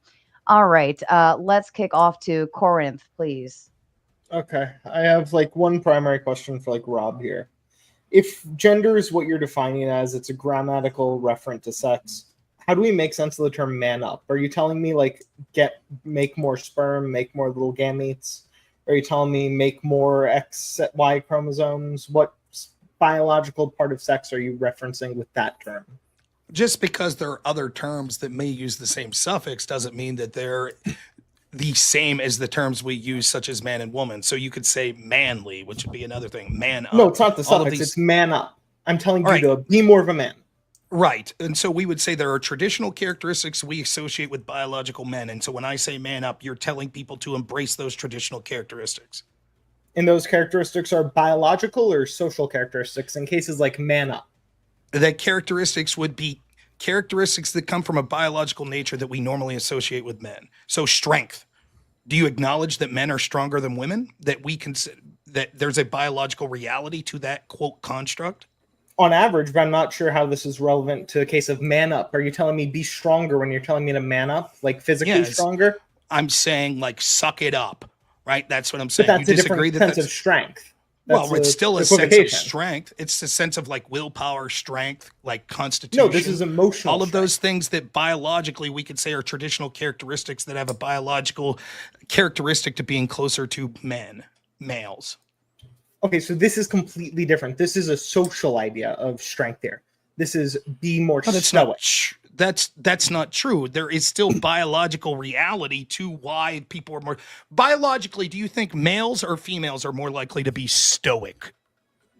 I don't think it's biologically indexed. I think that one's entirely social. So you don't think when someone says man up, explain to me, take the word stoic out of it. What do you think that term means? I think they're saying start suppressing more emotions and fulfill a male social category. Be somewhat of a more tempered person. These are so do you think that biological males tend to be more tempered and exhibit the characteristics that are more what we consider a male type characteristic? I can't remember. Yeah, but I have no reason to believe that this is related to biology over social roles. Though that's not true. It is that the social role that we associate with it has roots in biology. The same would be true of yes, right? Because we could reference, if we did studies on this, that we would see that these characteristics are more likely associated with males. So not just men I agree it's associated, women. Right? I already it's not concede just that. associated, it's a reality with them. Yeah, right? I want you to show the causal link to it being the biological aspect of it. I want to know exactly where the biology is acting there to show stoicism. The causal link is that where do you think that the societal implications of what we consider masculine and feminine come from? Where did they originally come from? I'm sorry, I don't know why you're answering my question with the question right now. Because it gets to the root. It gets to the root of the fallacy of your way of thinking. I'll answer the question for you. Okay, what fallacy? What fallacy am I making? I'll answer. You said I'm making a fallacy. Can you tell me a fallacy at least? Okay, yeah. All right, Corinth, settle down a little bit. Let's go through one at a time. You said I'm doing a fallacy. I just want to know at least what fallacy I'm committing. I don't have the specific. I will say you are making an erroneous assumption. Is that better for you? Okay, where's my erroneous assumption when you made the claim that I'm asking you to substantiate your claim? Your erroneous assumption is that there's no biological reality into why we have social constructs of the ideas of things that are associated with masculinity and femininity. So the truth is that that these sorts of, we could call them stereotypes of what is male behavior, came about originally because that was most likely to be from male behavior. In addition, the entire conversation is irrelevant anyways, because the idea that we would use a term like man up to mean characteristics traditionally biologically associated with men, therefore we have constructs of what we assume manliness is still irrelevant to the question of whether or not gender would have some sort of connection and be an expression of sexual reality. Okay, it's entirely irrelevant, and there are two things here. First, you just reasserted the position that I asked you to justify, so we have to go back into that. It's not an erroneous assumption when I'm unconvinced that this is a biologically enacted thing. That's you making the assumption that it is. I'm saying, hey, I don't have any evidence of this. Can you give me the case for this? And tertiarily, the third point you made, it is entirely related because this is the idea of social gender. This is a social idea of masculinity. If we're saying man up means this, we're having an entirely social idea of man here.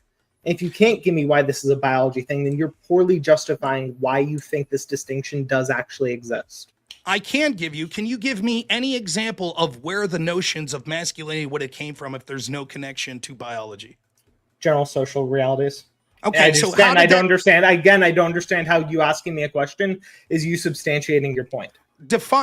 So wait, is your argument that when the reason that asking you a question proves that if there's only one possible explanation for something, or it is the best possible explanation, then therefore that's the explanation we should go with? When you're incapable of providing an alternative explanation to my interpretation, that the reason that we have principles of what we understand masculinity to be is because it's connected to the biological reality of what males are, then that would mean that we should prefer our definition. Your inability to answer questions without glibness shows that you don't have a definition that would be more suited. Therefore, by default, I win the argument. Now, when you say it's because of general social constructed principles, can you define general social constructed principles and articulate how we got originally to these socially constructed principles? Were they completely arbitrary? So, first of all, I'm not saying that this is the answer to the question I asked originally. Second of all, you're the one who made the assertion, hey, we do have an explanation for why this thing comes to be. You made the claim, hey, it's because of this. I'm saying we don't have any good reason to believe this is the case over the alternative hypothesis. Both of these are equally as plausible. If you can give why this is the case, you'd be able to substantiate this. But you saying, oh, Corinth isn't able to justify it, therefore I win, isn't actually how this works, because I'm not giving you this is the case. I'm giving you an alternative case to show that you don't have the pure only option here. You have to substantiate why, which is, again, I'm confused as to why you keep answering questions instead of backing up your claim. You aren't even able to define the term of which you defined as social construct. You can't define why it would be that something became a social construct. Is it completely arbitrary? Is there a 50-50 chance given any society that what will determine masculinity could be X or the opposite of X? Are you going to answer the question that you were asked? Yes, I'm answering. Or are you going to continually try and pivot off of it? I don't know if you understand how argumentation works, so I'll slow it down for you real quick. If we're asking ourselves a question, why does X exist? And I say X exists because of this. And you say, I don't think that you need to prove it. And I say, okay, the first thing we'll do is ask, is there an alternative explanation for why X exists? and I say, so can you give me an alternative explanation? And you say, no, you can't ask me questions. Then I'll say, fine. You are inherently saying that you're incapable of providing an alternative explanation, which means without any more proof, I could say if there's only one possible explanation, then we must accept that explanation is true. Now, when you do glibly give sort of an alternative explanation of, well, it's just a social construct, now we're comparing, okay, who would be more likely to be accurate in this scenario? You refuse staunchly to answer any reasons as to why that would be the case. I could get deeper into the biological reality if you would like, because of I would like that. That's what I've been asking you for this entire time. And then you will give me the courtesy of answering my questions. Fair enough? Sure. Okay. So because of the biological realities of males versus females, there's different reproductive strategies and different behaviors that become necessary because of those reproduction strategies, because of things like bone structure, strength, etc. So our social construct of men being more likely to be defenders, hunters, etc., you may say those are social constructs, but they come from a biological reality. The idea of having temperance and being stoic comes from that tradition, that we needed men traditionally to be less... Rob, how many edges does a circle have, buddy? Who said that? Hold on, Doc. Let Yes, him Doc. and Corinth it's are having a Doc good said that. back and forth. I'd like to let them go, please. Thank you. Doc, I know how you doing, my friend.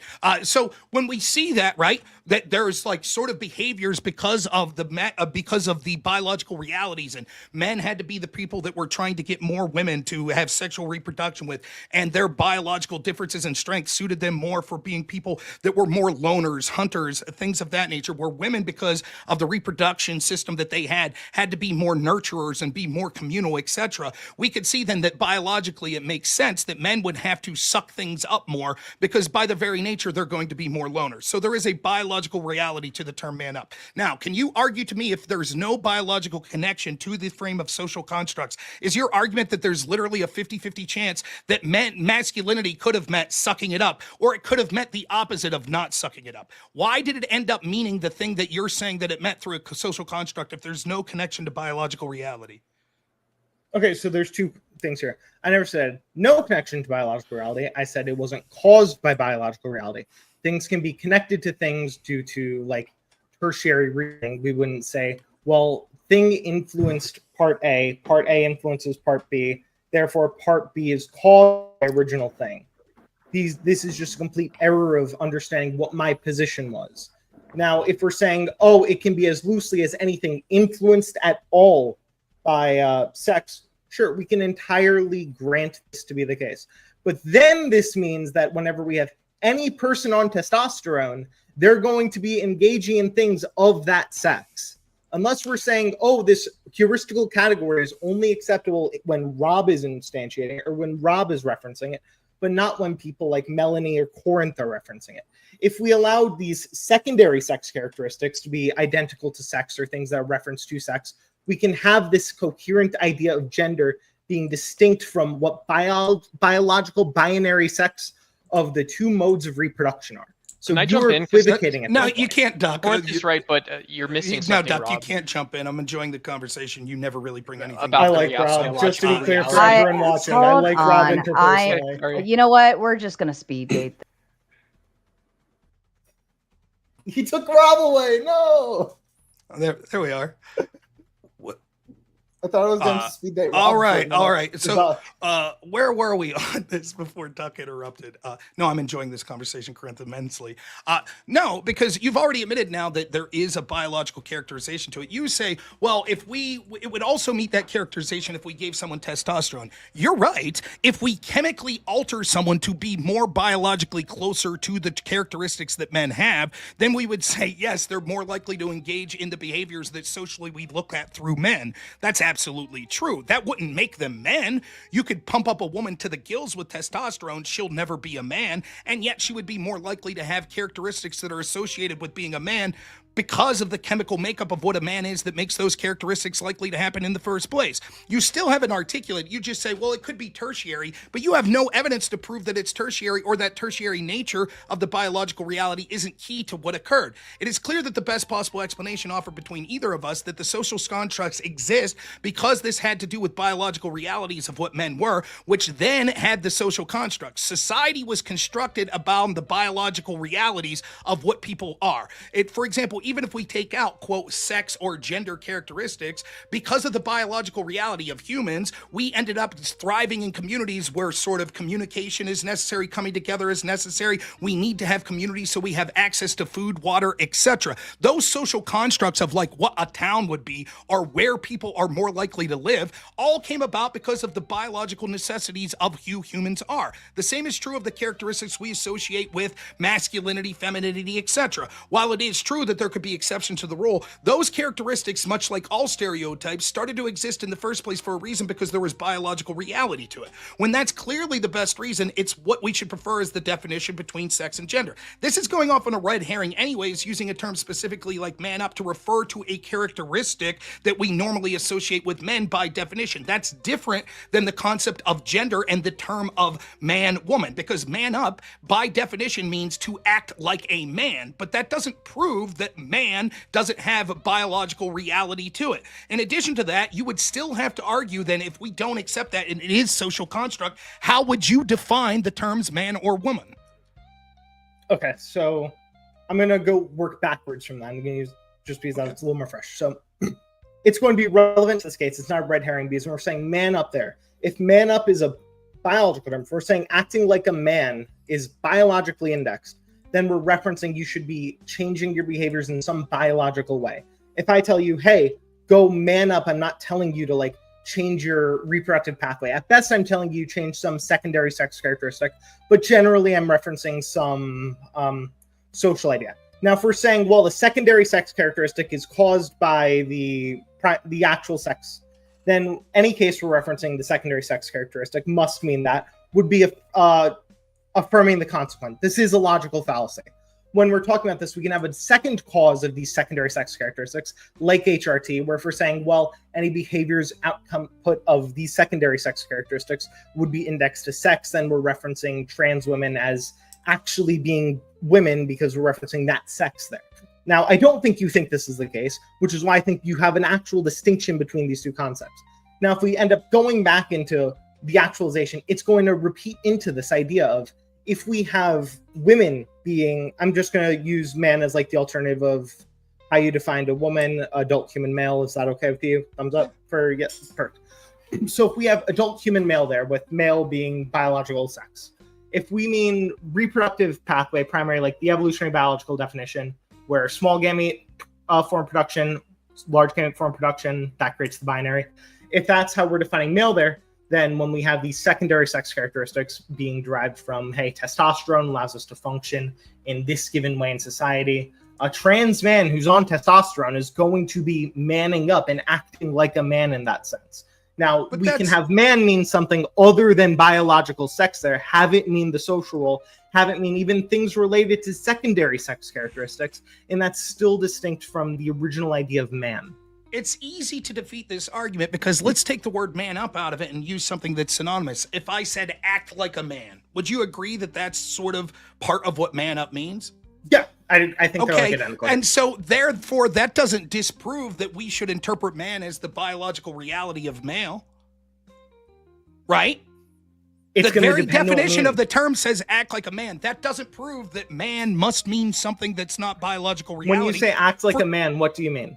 When I say act like a man, I mean that men are biological males, so you should act like a biological male and the characteristics we normally assume with them. So when we say biological male, what are the categories of biological male? Like if I tell you act like you need to have the eye of the tiger, act like a tiger, right? Am I saying that there's not a static definition of what tiger is? Actually, then tiger's a social construct then. It means being fierce and it means being attacking and defending your child. Yes, Rob. No, it doesn't. That's what we mean by act like a tiger. correct. Act like a tiger means that you should act like the characteristics we associate with tiger. But that doesn't mean the definition of the word tiger doesn't have an objective reality to what the scientific data is on what a tiger is. We don't say tiger is tiger. We don't say tiger actually means things that think they're a tiger. We say we could objectively see that that's a tiger. And when we say act like that, we're talking about the characteristics that we see that we know from the objective reality of what tigers are. The same is true of saying act like a man. Man, just like tiger, has a biological reality. Saying act like it means what we associate with how that biological reality makes you act in the real world. Yes, and that biological reality is not the only thing that can cause you to act like that. And that's the reason this is affirming the consequent. If you have some other things, you can be acting like a man. You can be more man-like without actually being any more male. You can have this social idea. That's true. You could be more tiger-like than some tigers with actually being a tiger. That doesn't mean that we say that the word tiger is just socially constructed and it doesn't have a stable meaning and it's self-referential. I'll ask you one more time, right? Can you define man and woman? Yeah, I can give you multiple definitions for each if you want. Give me the definition that we should prefer. You guys can't break shit down in layman's terms, can you? At all? It's going to be like largely context, right? Like, if I'm an evolutionary biologist, if I'm defining man, I'm generally defining it in a biological sense. I'd probably do something like the sex that produces small gametes. But if I'm talking to you and I'm saying man up, I'm not talking about small gametes in that sense of man. I'm talking about those behaviors. There are two reasonable definitions we can use here, and this is going to be a reason why man index to gender is going to be distinct from man index to sex. Moment. Hobie, I know you're new here, but I have a very big annoyance with people who interrupt while people are talking. Thank you. All right. So I'll just finish with this. Again, you conflate the term man up, which has nothing to do with the definition of man is, just like act like a tiger has nothing to do with the biological reality of what a tiger is, right? The definition that we should prefer of man is I'm using a different use case of it. Well, you could say, well, we could use the term man to mean a bunch of different things because I use the term man up, but man up isn't the term man. Man up by definition means to act like a man. And so therefore it's by definition talking about the characteristics of men. It's not speaking to the biological reality of what the term man means at all by definition. Right. And again, like the problem is for all terms of utility, like in the ways that we would use this most, it is clear that in any study that talks about outcome differences between men or women, it's always referring to the biological nature of it, because we understand that it would be absurd to talk about self-referential when we're talking about income disparities between men and women or prison disparities between men and women. It would have almost no utility if what that was actually asking for is income disparities between people that identify as something, but there's no biological connection to it, versus income disparities that identify as the opposite, but there's no biological reality or connection to it. So in all senses, in utility, practicality, etc., it makes sense. And you still can't get away from the act like a tiger example where it just I'm because agreeing with you. I'm agreeing with you. Which proves. No, it doesn't prove what you're saying. It proves what I'm saying. We have a social idea of what a tiger is distinct from its biology that we're referencing there. We have a second use case of tiger, meaning some set of characteristics that you can enact. Being fierce, being aggressive. We're not saying grow fucking stripes, Corinth. You're not telling me go to the Bengali jungles and climb into a fucking tree and catch a bird out of midair. You're telling me engage in these secondary characteristics. You're using this as some sort of general behavioral standpoint. Right. Just like saying man up just means act like a man. Saying act like a tiger, we could say yes, but we're not talking about the biological definition of man there. Please, we could say that you could insert the term tiger up. Yet still, anytime I say the word tiger, we understand that what I'm talking about is the biological reality of what a tiger is. When you use a term like tiger up or act like a tiger, you're talking about the characteristics that we normally associate with tigers. That doesn't change the fact that the only definition for the word tiger when it comes to the animal is the biological definition of what a tiger is. Now take the exact same argument with the term man and woman. Notice how you have to index it when it comes to what I want to say to this. I want to give Corinth, I apologize. I want to give you the final thought on that little exchange, Corinth, since that was his question. And then I do want to move over to Dustin because I believe he had something quick to say. Okay. Corinth, to you.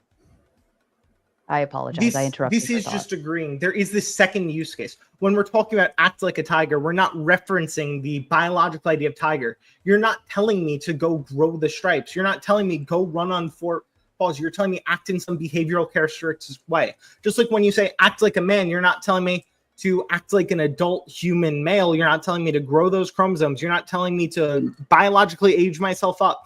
You're not telling me to like stop being a cat or something. You're telling me, hey, engage in this behavioral set that we identify as masculine in our given society. And that's what is referenced when we're saying man in a gender sense. If we're talking about like the other scientific idea of these studies wouldn't have utility, there can be easily these ideas of utility. If we find out that trans men fall into the exact category of where men are, a lot closer to where men are in terms of earnings and things like this, and trans women fall closer to where women do, this would actually tell us it's not as biologically related. It would be something a lot more social. These kinds of data points, if we are able to clarify between the two and see how these things line up, will actually be useful, not anti-utility. Okay, I'll just say real quick, thank you for agreeing with me. You're right. Saying act like a man is a completely different concept than what a man is. Just like saying act like a tiger is a different completely concept than what a tiger is. When we say tiger, we always no. Saying act like we're saying act like a tiger, which is the characteristics associated that we see with tiger, right? The biological reality of what a tiger is and what we mean by saying the word tiger is always the same, right? If I say act like a football player, that does, or I say, act like, I don't even know, an adult. The adult's not a good example either, but you can see the point. You're inserting the word act like and saying, because we say act like something, that refers to the social characteristics we associate with it. Therefore, there's multiple definitions to to what the term itself means. That's not true. It is. It's just not the biology. And you caught yourself there. You even were about to say it, but then you realized I'm not saying there are multiple biological definitions, even though there might be in different fields of biology. But in this given case, we have a societal idea of what a man is. We have some. I say tiger. What comes into your head? Oh, you're both killing me. I wanted to because it has been 30 more seconds, please. Sorry. 30 what comes more into my mind seconds. is the Survivor song. I just saw. we talked I about say it before. real quick. I saw a tiger. Bengal tiger is coming to my mind right now. Wait a minute. There's no circumstances where you think that what I actually meant was I saw a person that was fierce and acting like a tiger. There might be a case where that happens, right? It's going to be context dependent. So we would still say, so you could see the exception doesn't disprove the rule. We know what a tiger is. No, it actually does because it's not a categorical. It disproves if it's a categorical claim. If it's a heuristic claim, our positions can be reconciled. I'm good. If you're not making the categorical, there only is one definition of male, then it does disprove your claim because this is a second use case of male. If you're saying there can be multiple use cases of male, then we just agree in the first case. We agree, hey, man can be referential to gender, some social actualization of characteristics, rather than just being an adult human male. And Corinth, you are being booted to the back. Sarcastic Saints says with a big 5. Corinth, fight, stop Melanie, fight. And stop acting like the Furby. Go drink some almond milk and enjoy 5 minutes in the back. Oh, Melanie, fight for me, please. I am so I do have a question for Melanie and actually Rob here, right? Well, hold on, Vibe. I appreciate you. I gotta take a piss, so I'll be right back. Go ahead and take a piss. Dustin, you had something to add to the closing statement. Was it towards Rob or Mel, or your closing statement? Are you going towards Rob or Mel? Dustin. Okay. All right. Well, then go ahead, Vibe. Well, I'd love to go, but Rob just walked away, so. You were going towards. It makes it pointless, doesn't it? Okay, that's fair. I think Dustin. I really enjoyed watching the debate between the two. I took notes and I had some things to say, so I'd love to continue when Rob gets back. Okay, all right, Dustin, you're having crappy Wi-Fi. Don't keep trying to join. Just let it go. Brandon, audio, by the way, is it better? It still sounds echoey. I wonder if you maybe just need some sound proofing going on. Brandon, did you have something to add in? And the man himself is back. That's who I actually had an argument for him. Okay. And Melanie, are you online and just? But I mean, Vibe said away first, so he can go first. Yeah, go ahead, Vibe. Ask your question to Rob. I'm sorry. Oh yeah, I mean, so as I predicted on this debate, and Rob actually said in the original opening, this has been a dead horse that's been kicked so many times, killed, reborn, the whole gender debate, right? However, he did say that sex and gender are the same thing, so we don't need two different pieces on that. It's just sex for Rob. Mel did say that gender is a feeling, which I totally disagree with. And I really wanted to change both Rob and Melanie's claims on this, that I think there is another solution to this whole view that everybody has, right? So sex and gender are not the same. I do not believe that they intersect, but I do believe they are both binary. So you have sex, which is something that is, you're born. Doctors can look at your genitals and go, okay, you're male or you're female. Gender is also science based on statistics. Most men fit in this particular category. Most women fit in a particular category. It's like a bell curve, right?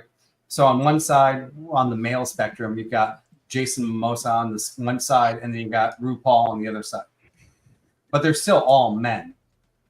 They don't change on their spectrum. And then when you look at the colorful flag of the gender spectrum, we've got all these different people in different genders now.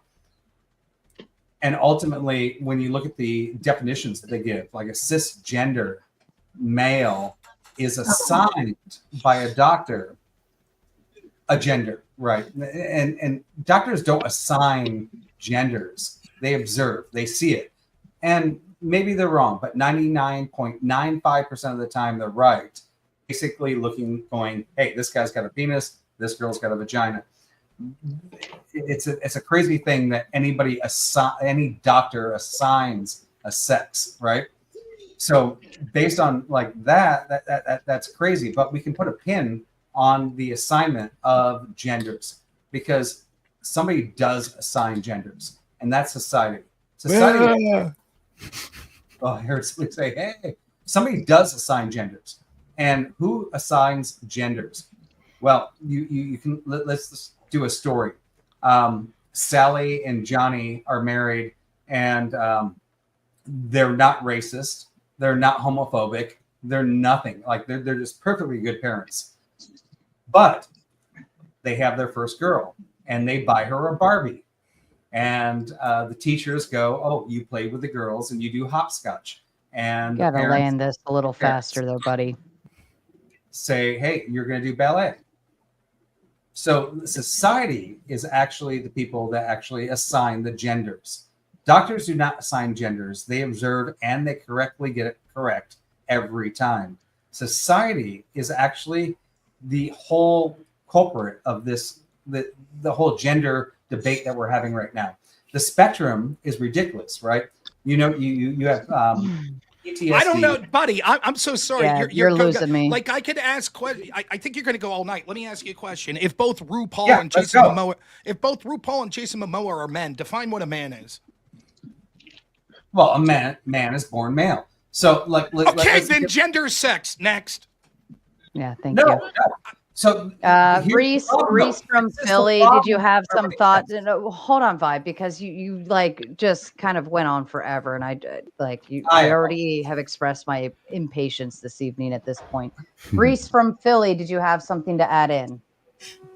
Yeah, I chimed in late, like about 5 minutes before I hit the link, right? So I'm probably the least educated on the panel when it comes to this kind of thing.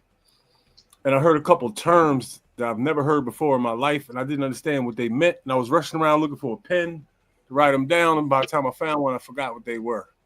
One of them was intersectional. I don't know what that means. I'm basically up here to try to get some understanding because I don't really have any meaningful input. I'm confused about this whole thing. I don't understand how anyone alive could even consider more than two genders. I don't know how I'm not religious, but I don't know how believers see that because I know people that claim other genders and also claim to be believers, and then I hear stuff about how it's sinful and all this and that. And then I'm really old. I'm 55 years old, and I got in trouble in school and at Reese, work. I'm going to hold the educational format for a little bit later because we are Right. trying to go through questions for Rob. So Can if you I- need more educational information about it, we'll wait until the panel starts to die down a little bit. Brandon, I believe you Can I say one thing real quick to Reese, if you don't mind? Yeah, sure. You said, Reese, you think you're the Okay. least educated person on the panel. Is that true? As far as genders go, yes. Okay, what that proves is that education doesn't equal intelligence because you're based. No, not there's at two all. genders, and sometimes you get so inundated with this sort of intellectual masturbation of being educated and indoctrinated that you start to believe all kinds of things that's obvious to anyone who's just a normal human being that it's not in reality. There's two genders. Sex is what biological sex does determine what those genders are. Men are adult males. Women are adult females. You nailed it, buddy. You don't need to be educated anymore on it. I'd like to put a motion to second that on the floor. Yeah. Brandon, go ahead. May I say one thing? Yeah, I dropped out of high school. I'm a painter. There's a lot of new words that are being invented that people don't understand, man. Like cis. What's cis? Come on. Like cis we're is coming up with new words, we new can languages. educate you guys later if you want. Cis is the female that was born to my mother when I was not born. Can I put in a finishing statement and then go? Yeah. Okay. I'll let Dustin do that. Can I really quickly answer Hobie before he goes? Oh, my dear Jesus. Dustin, please finish your statement. I will. Okay. If I pull out a piece of paper, a white piece of paper from my pocket, and I call it $500, is anybody going to credit me with that? Nope. No. Yeah, right. But I'm demanding $500 worth of goods, aren't I? So the bigger picture here is you got a bunch of people that are trying to pass off white paper as $500. It's really just that simple. Well, in a way, though, with that analogy, we do that. We have little pieces of paper. They're all about the same. It's what's printed on the front that makes you think it's like $100 bills versus 100 or glad I could add that clarity. I'm out. Can I take a $20 bill and pretend it's a $100 bill? No. All right. Can I ask Rob my question? Sure. Okay. I just want to be sure. Do you think, Rob, gender and sex are identical? I think that gender is the grammatical categorization of sex. So is that a yes? Well, it depends. I would say that for all intents and purposes, yes. But I guess you could say that because one has to do with grammar and the other doesn't, that there is a difference in the utility of the terms in that sense, the grammatical sense. Sure, the utility question is a different question. Disagree with that. So I do. Sorry, go ahead. Yeah, so I do have an argument for you if you do think they're identical. So if gender isn't different than sex, then it is logically impossible for gender to be different than sex. But it's not logically impossible for gender to be different than sex. Therefore, gender is different than sex. Is there a premise there you disagree with? Yeah, I can put in. I guess you have to slow down because it seems circular and not to make sense to me. Yeah, sure. I'll put it. My opinion. I'll put it in chat. That's using modal terms that makes it not apply. Please stop fucking interrupting. I pause when he talks. So I put it in. They were having an exchange between two people. Please mind that. I apologize. Go ahead, Brandon. Yeah, so I did put it in the private chat there if you want to take a look at it. Sure, let me take a look. Sure. Yeah, if you do think they're identical, right? Because I think a lot of this debate is a semantic dispute, but I think you're going to put a big burden on yourself if you're going to make a claim like that. Okay, so let me read this. You tell me.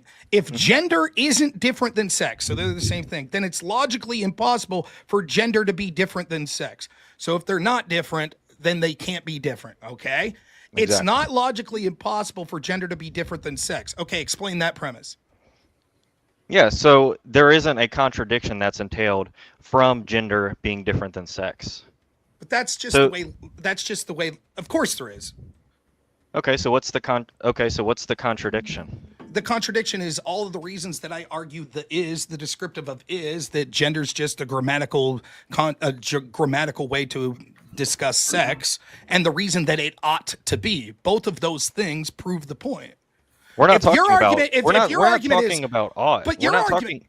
Well, I Wait, we're talked not about talking- it real well, quick. Real well, argument. well, real yeah, quick. well, real quick, because we're not talking about ought, right? And if you do think it's logically impossible, I just want the proposition and its negation that's entailed from the proposition that gender isn't different than sex. Can you derive that contradiction?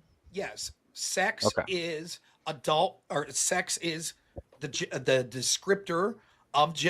Gender is the grammatical descriptor of sex. Therefore, there can't be a disconnect for the two. The two are the same. Your critique could literally be offered of any term about anything ever. In fact, it could be offered about the very nature of reality, because I could say it is not a logical impossibility that all of us right now are just brains in a vat and this is all simulation. And actually the term sex doesn't even exist. A simulation programmed that term into our brain today. Isn't that logically possible that that could be the case? Would you agree with that, Brandon? Yeah, sure. So you're Okay, so granting therefore- so you're granting the argument as sound. No, and so therefore. Okay, we so could which say- premise? please, so which premise do you please. disagree with? Premise one or premise two? If you let me finish, then you'll hear. Therefore, you would say that we are never able to say there are any exclusionary definitions of any term ever, because hypothetically there could be a world where that has been imprinted in our mind by androids or something like that. That's your argument?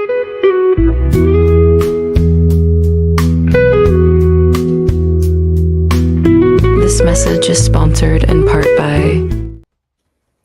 I apologize for the interruption, but Mr. sent in a big 50 on Cash App and said, horse lady video. So there you go, Mr. I hope you enjoy. Thank you for the Cash App. I appreciate you. My apologies, Brandon. I did cut off whatever you were going to respond with. Yeah, no worries. I just don't understand why I'm being asked questions, right? I'm trying to figure out which premise you disagree with. It sounds like you granted the first premise, you disagree with the second premise, right? So if you disagree with the second premise, then some sort of contradiction is going to be entailed from the proposition gender isn't different than sex. I'm waiting for the proposition and its negation. I'll play this game, right? I disagree with premise one. Nothing's logically impossible because theoretically anything's possible.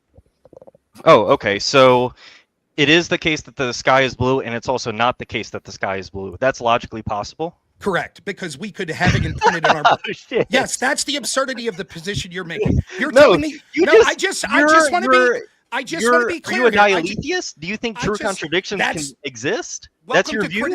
Welcome to criticizing your own position. Thank you very much. It's not my position. You just position said that there can be true contradictions, right? That's correct. How it's typically understood in classical logic is that contradictions are impossible. So on your view, contradictions can be true.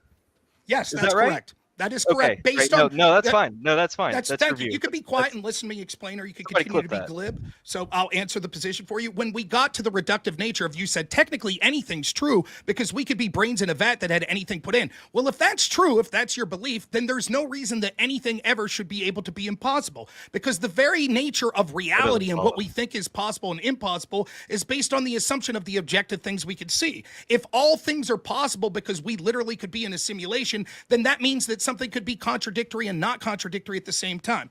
Now, if we, so your criticism, my position, to be clear, that is your position. This is just gift of the gab nonsense. It's not. That's what you're doing, right? And so when how is that what I'm doing? I gave you an argument. Saying when it comes, I gave you an argument, and you had to say that there are true contradictions, right? That's your view. Anybody listening to this is going to think, oh, Rob thinks contradictions can be true. That's fucking insane. Nobody's going to think that you look like a normal person, a sane person in this conversation. So again, well, I mean, I've seen the red sky, so please. Premise 2 is it's not logically impossible for gender to be different than sex. And when I get to it, and I'm like, but it is in this sense because I've defined what gender is. You basically default to, but words could literally mean anything. In fact, we could be in a simulation, so any word could mean anything. Therefore, it is not logically impossible because infinite possibilities exist, particularly when it comes to language. And so the argument's sound. Please, you're granting the argument sound when you say that. So it's a sound argument. You agree that gender is different than sex. You just conceded the whole debate proposition. I did not. You just did. You just okay. I can't believe, like, if you might learn something if you listen. So let me slow it down for you, and please don't interrupt. If it's true that we grant premise 2 that it's not logically impossible for gender to be different than sex, because all terms in language are infinite possibilities, and that we could literally be in a simulation where words could possibly mean whatever they want. If that's true, and that's why we say we grant premise 2, then it disproves premise 1. Because using that same rationale, when you say if gender isn't different than sex, then it's logically impossible for gender to be different than sex, your answer to why premise 2 should be granted is all things are possible, because we could be in a simulation. That doesn't if follow. all things are possible, then that means that Nobody it is possible. said all things are possible. You're just making that up. Nobody literally- said that. You literally said that the reason that we should grant premise 2 is because language could mean anything. We could be in a I didn't say simulation, that. et cetera, et cetera. Then why could premise 2? Give me examples of when premise 2 could be true. All premise 2 is saying is that there isn't a contradiction entailed from the proposition gender isn't different than sex. That's all premise 2 is saying. That's not you true. Granted it. You granted it's a sound argument. That's not true. That's the argument not goes true. through. There is a contradiction because I define them as the same. So the way that I define the terms means that there is no light between them. That it is that it is logically impossible. Okay, so let's write it down. What do you mean when you say the word sex? Gender. And what do you mean when you say gender? Sex. Period. Very informative, Rob. Very good job. And which is which? Sex is, I'll explain it for the millionth time. I said, as long as we're not talking about there's a difference because one is the grammatical expression of the other, then yes, it would be an impossibility to say that there's a difference between the two. Because the word literally means sex, which is biological reality, male, female, and then gender, which is the grammatical expression of biological reality, male, female. So if you want to argue, well, the grammatical difference means that there's technically a difference, I said I would grant that. Other than that, no, they're the same. You haven't offered any reason why my interpretation is wrong. You're just said, hypothetically, is it true that there could be, it's not impossible that there could be a difference. That's true, hypothetically, because we could say language is socially constructed, we're in a simulation, etc. You're like, yeah, that's what I'm saying. Therefore, I win. And I'm like, but if we take that to the logical extension, it disproves premise one, because if anything's possible, because words could have malleable meanings, theoretically, they could. Like, for example, every word that you said Still there. going. He's still going. That's right. I am, because I'm He's disproving still your point. going. Is it possible that if could mean something totally different than what you think it means? Is that possible? It depends on who's using the word. Sure. What do you mean it depends? Is it possible or not? Yes or no? It's logically possible. Okay, the next word you use is gender. Is it possible that gender means something different than what you used? Yes. Is it possible that the next word is something possibly different than what you use? None of this entails a contradiction, sure. So And you agree with that. You agree with that, by the No. way. Again, and I'll finish You with already this. granted What it. What it proves is that you All can't this- say anything. All You of can- this jibber jabber isn't helping you. And You already said you let agree with me contradiction. spare you, Rob. Brandon, you got 5 minutes in the back, along with 5 vibes back there as well. Vibe time for your punishment, which is 5 minutes in the back. Think about what you did. There is a dunce hat in the back, and you can wear it high grid. I'll finish this real point. If every word can mean something different, then you can't say that anything's an impossibility. Because every word within that statement he said theoretically could mean something different, which means nothing within language would be impossible then. Like his criticism of me is exactly my criticism of him. You're taking things to an absurd level, saying hypothetically all things are possible, all language is possible, but it doesn't refute the central position that I'm making. It's beautiful. Grid, do you want to add in to or ask anyone something, anything? I had a great conversation with a leftist on my channel tonight, and then I came over to this dumpster fire, and I'm going to bed. You guys are Nobody gives a insane. shit about that stuff. Good night, Grid. I'm Night, kidding. Grid. I'm not going to bed just yet, but golly, what in the world is going on over here? I've never heard such rambling nonsense in my entire life, and I've listened to Democrats at length. My golly, gosh, wow. Did you have a question to anyone, Grid? We're kind of round robbing it right now. This is really self-indulgent, Grid. Yeah, I am. That's my nature. I'll have to listen for a minute because I don't know Okay. what's been asked. I don't want to ask the same thing twice. That's fine. Flo, did you want to add anything in? Ask anybody a question? No, I'm coming in fairly cold, so I'll chill for a second too. I All can right. I can light a sorry Sarah, I don't mean to interrupt your flow, but I can Go ahead. light a fire for Go us. ahead. Okay. Have fun with the fire. I'll Okay, bring the so marshmallows. this is sort of towards Rob, but anyone, because I know we got a couple new faces. So here's like what you might actually hear at a university from a philosophy professor. I'll try not to bore you. And so you meet like kind of sexy young he she they research assistant, and they ask you to take a survey, and you're surprised because you open a survey, and the only question is, what is your favorite drink? And so you get this survey back, and out of 100 responses, 96 of them say my favorite drink was Starbucks. Well, this is subjective self-reporting, right?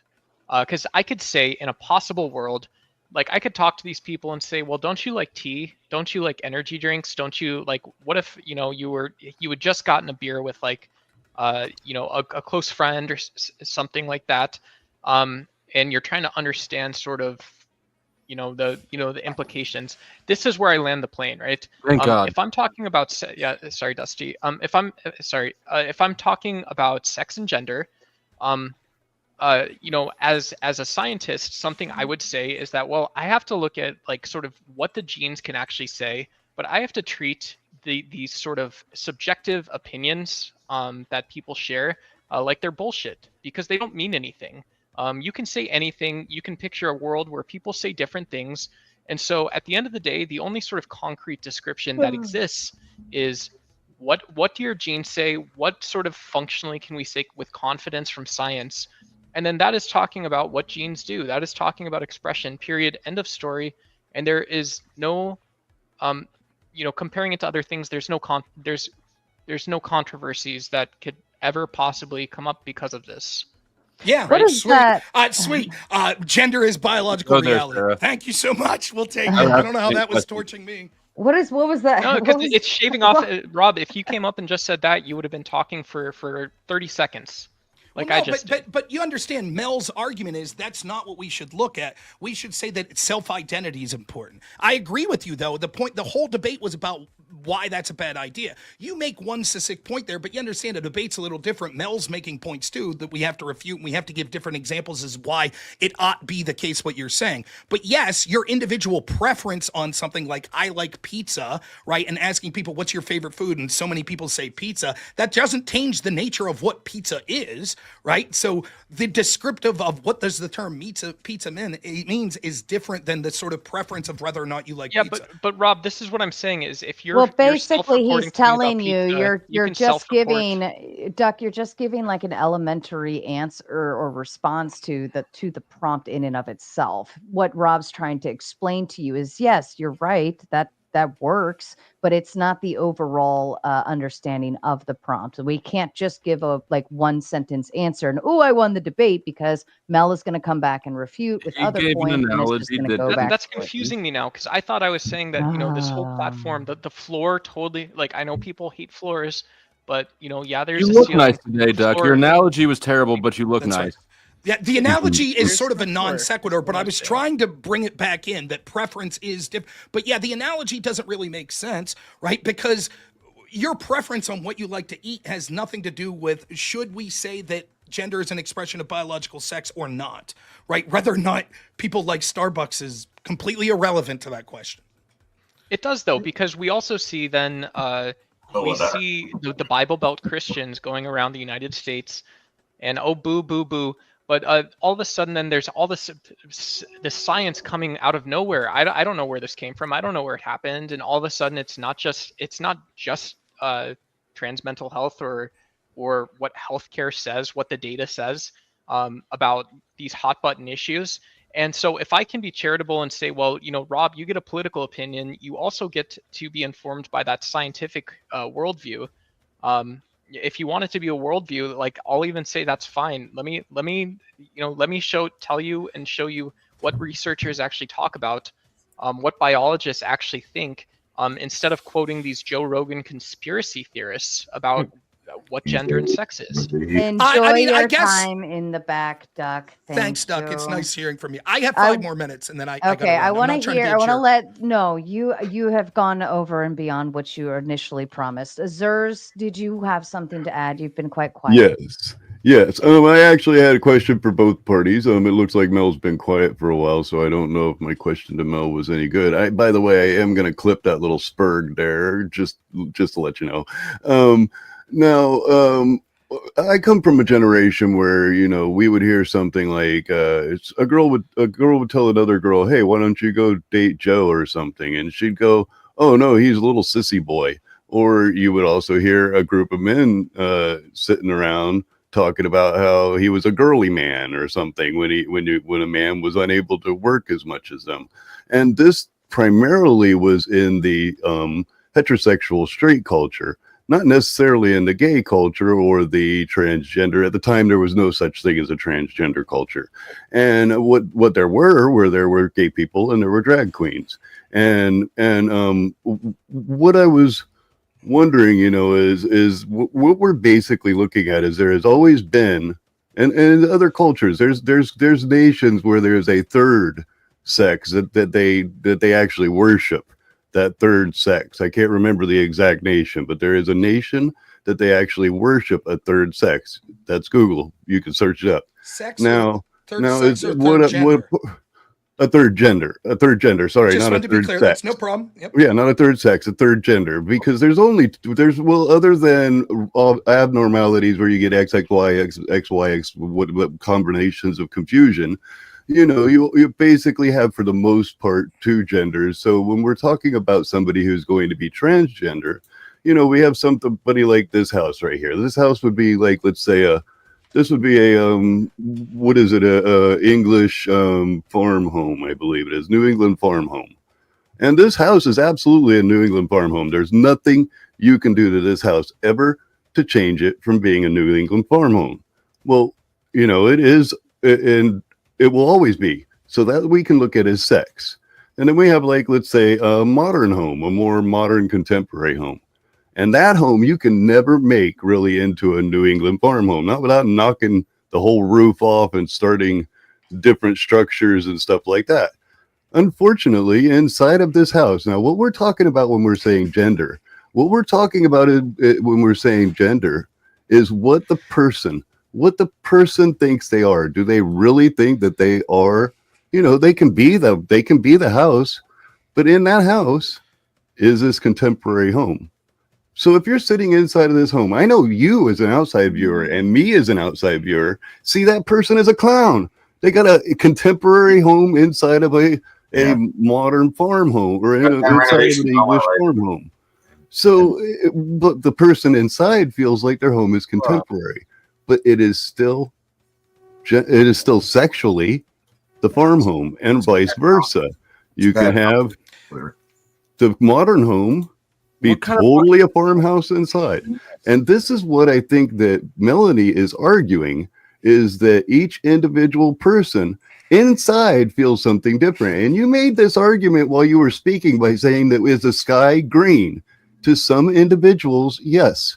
To some individuals, yes, the sky is green. Does that mean the sky is green? No. The sky is blue. The sky is blue. That's its sex. But to that individual, there's nothing you can do to ever change them from seeing the sky is green, because that's the way their brain interprets blue. Okay, they're wrong. They're objectively. So we'll answer this real quick. One, that proves that they're objectively wrong. By the same way you said there's no way that this New England farmhouse could ever be anything but a New England farmhouse. Please let me finish. Yeah. And so if I said, no, actually, that's not a New England farmhouse, that's a modern house, you by definition of saying it could never be anything but a New England farmhouse prove that you're saying that I would be wrong. I'm objectively wrong because your definition was it could never be anything else. So I am mistaken. I am looking at it wrong. And the other thing that you did was you literally literally, like, this occurs all through this debate with Mel and with other people that have come in here. You start under the assumption of, I'm correct about what the definition of gender is. Now, let me give you descriptors of what that definition is. Therefore, it proves, please, let me finish. Therefore, it proves that Can my you do it definition kind is of quick correct. because I speak very I'm fast? fundamentally arguing that no, you are No, you wrong. don't. That's not what the definition of gender is. I speak And I slow, give but it doesn't examples, take and me then- long to say what I need to Oh say. my God. does. Okay, let me just say something Sorry, Sarah. real quick because y'all are fucking just pulling me in all sorts of directions this evening. And I didn't get a long enough nap to deal with this shit on a fucking Friday night when I could be doing 10 million other things or even so much as sleeping. Stop fucking interrupting. It's not that fucking hard to shut your goddamn mouth. Really not that fucking hard. So let Rob finish. He just said he only had 5 minutes. Shut the fuck up, Rob. Please Thank you. And I just want to say, as a meta point, like, I know I'm quite verbose and I lack brevity. That's absolutely true. But the people that are criticizing me, like Zare there and Mel, you guys go on big, long tangents too. And I sit there and let you do it. So it becomes awkward, like, when you're criticized, you're too long-winded. Like, dude, you just went off on a long story that said, look, the inside of the house could look different than the outside of the house. Therefore, gender. No, you haven't argued why it is that gender is about self-identity. I provided examples all through the debate that showed that's not the way most people use it. That's not the way that most studies used it. It's only people that are when we say, for example, should there be segregation between men and women prisons, everybody goes yes, because they're assuming that it means biological reality. When we talk about men making more than women, everybody knows that those studies are talking about biological reality. That is the way it is. That is the way it used to be before John Money and others changed this that were radical queer theorists in the 1950s. And that's the way it ought to be, because the alternative, if we just say that anything could mean anything, that man just means whatever you think man means and it's subjective, is disastrous because it renders the term meaningless, because each of us would have no idea what you mean by men, because it could mean a million different things to a million different people. That's it. Okay. So when you said man up, what did you mean when you said man up? Do I need to get extra chromosomes, or do I need to grow a longer yang, or do I need to get more? I mean, what do you mean? I stepped on a nail. I'm screaming like a little girl, and you said man up. How do I man up? Do I become more man somehow, or do I act in a social manner that is Flo, constructed in can the you way that answer- Can you answer loud and clear what you said? I heard it. Stop being a bitch.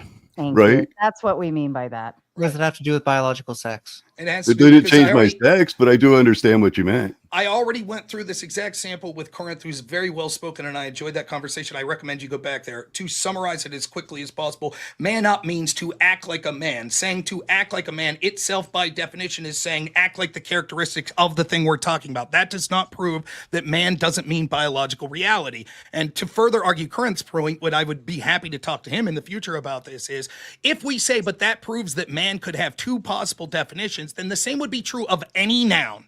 Literally any noun in the English language, because we could say it means the thing it is. A tree means what we know biologically a tree is, but it could also mean to act like a tree. And so we would say literally every noun has the definition of what it is and to act like it, which again renders it redundant. And I'm still correct. It doesn't render redundant. This is the entire basis of the majority of poetry in the history of the English language. This is all of poetry. This is all of metaphors. But it in fact can. Check this out. I have a video that I'm going to be putting. Well, you were talking to me a second. I waited. I have a video that I'm going to be putting out on my channel a few days ago. It wasn't planned around this show at all. I had decided to play it because I thought it was funny, mainly because there was a novelty toy found at the police scene. What we had was a female. What we had was a female that was. Like, you're running all over the place. I'm just done with it. I'm done with this panel.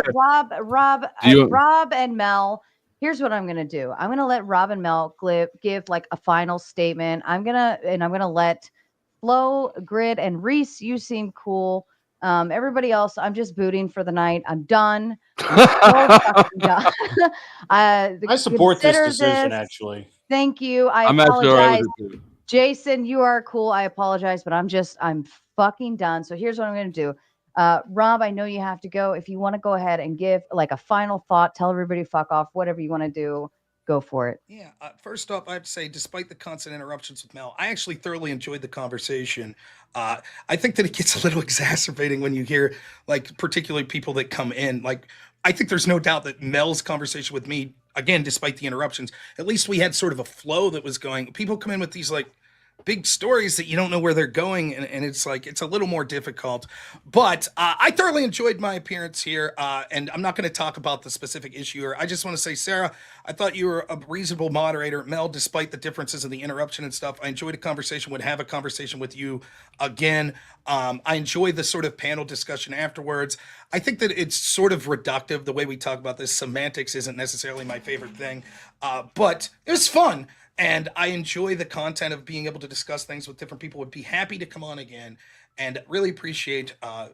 Maybe I need to become less of a pisshead to less glib or whatever. But it's fun, and I hope everyone enjoyed it. I hope Sarah made a shitload of money and sort of subscribers and everything, and I hope Mel did too. I think that would be fantastic. So, Thank you, Rob. I appreciate that. Mel, your final thoughts?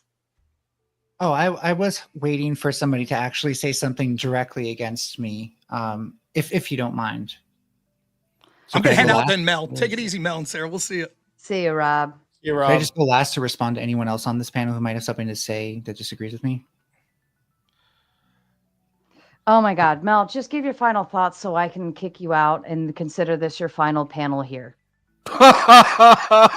We're gonna be like that. So cool. So yes, I'm going to be like that. I'm tired of you disrespecting me. I'm tired of you constantly telling me what to do with my own fucking shit. I'm tired of you asking for me to let you up, and then you come up here and you fucking bitch and moan because, oh my God, he's interrupting me. But then you yourself are interrupting every fucking person on this panel. And then you, even worse, when I tell you to stop, then you sit there and you have fucking talk back and bullshit. It's retarded. I don't know how goodbye, Mel. Goodbye. I'm so Fuck yes. done. Fuck yes. I'm so fucking done. Anyways, everybody else backstage, I apologize. This evening is not mine tonight. I'm done with it. So come back another night. Some of you just are irritating. Outside of that, I just don't give a fuck anymore. Hi, Sarah. Hi, Grid. So, Reese, you seem new and cool and interesting. I don't know where you were going with your thought process earlier, but I felt like keeping one new person on, everybody else can fuck off for the evening because you've all just worn me the fuck down with constant stupidity. You know my fucking rule. It's really not that hard. Really not that hard to fucking hit your mute button, talk amongst yourself, by yourself. You can interject all you want if you have the fucking mute button on. It's not that goddamn hard. It's not. Anyways, gentlemen. Crash out. I'm so fucking done with it. I'm gonna have to watch what I missed. This is great. Probably I'm not gonna watch what I missed. I've had Helen. a great night, Sarah. It's awesome to be here again. You know, I'm always having a good time. Hey, I want to make a statement. Tell me what you guys think about this, right? I feel like I need to flip you to the other side so you can look directly at Dusty. Dusty, look him in the eyes. What's up, buddy? What's up, man? Speed date already. Dang. I had problems with this whole gender situation at first. I'm old school, so you can understand that, right? Anybody that had problems with it like I did, my message to you is this. There are two genders. There's no fancy language or any ideas or any policy or anybody alive that can change that at all. There's nothing they can come up with to make all of these new ideas are just words. You know, when people are putting on costumes, you can't change the fact that there are two genders. It's nature, it's God, it's everything else. So here's the thing. Oh, yeah, go ahead, Grid. Go ahead. Go ahead. Yeah, so here's the thing. I just don't give a fuck. I'm not the one going to hell. So fuck all of them. They can do whatever the fuck they want. What I heard. I could. I mean, you really? Well, you should. We should talk. Just saying, you're not giving fucks about your fellow man. I know. Well, it's not a man, right? Or is it? Is it a man? I don't know. What is a man? I feel like I think we like to create whole new worlds for things that we don't belong in, or like I said it earlier. I think that creating the gender concept as something different and then expecting everybody to accept it, you are excluding yourself from the two genders, right? I want to exclude myself because I'm not a man or I'm not a woman, but I identify as the opposite. But then you now want to be included back into another group, right? So you can't do that. You can't have your cake and eat it too. You wanted to separate from the herd, and then you want to come back and be like, well, I want to be here, but only if you accept me as this. That's not how shit works, right? It's not how it works. And so I just think that that's what's going on with that whole agenda of doing those things, because we're adding it into all these different areas too. It's not just the transgender gender kind of shit. Like, we're putting it in everything. Like, well, if you're this, then that means you want to be different from that, but we'll still accept you as something different, but we'll include it into the same category. Does that make sense? It does a little. You know what?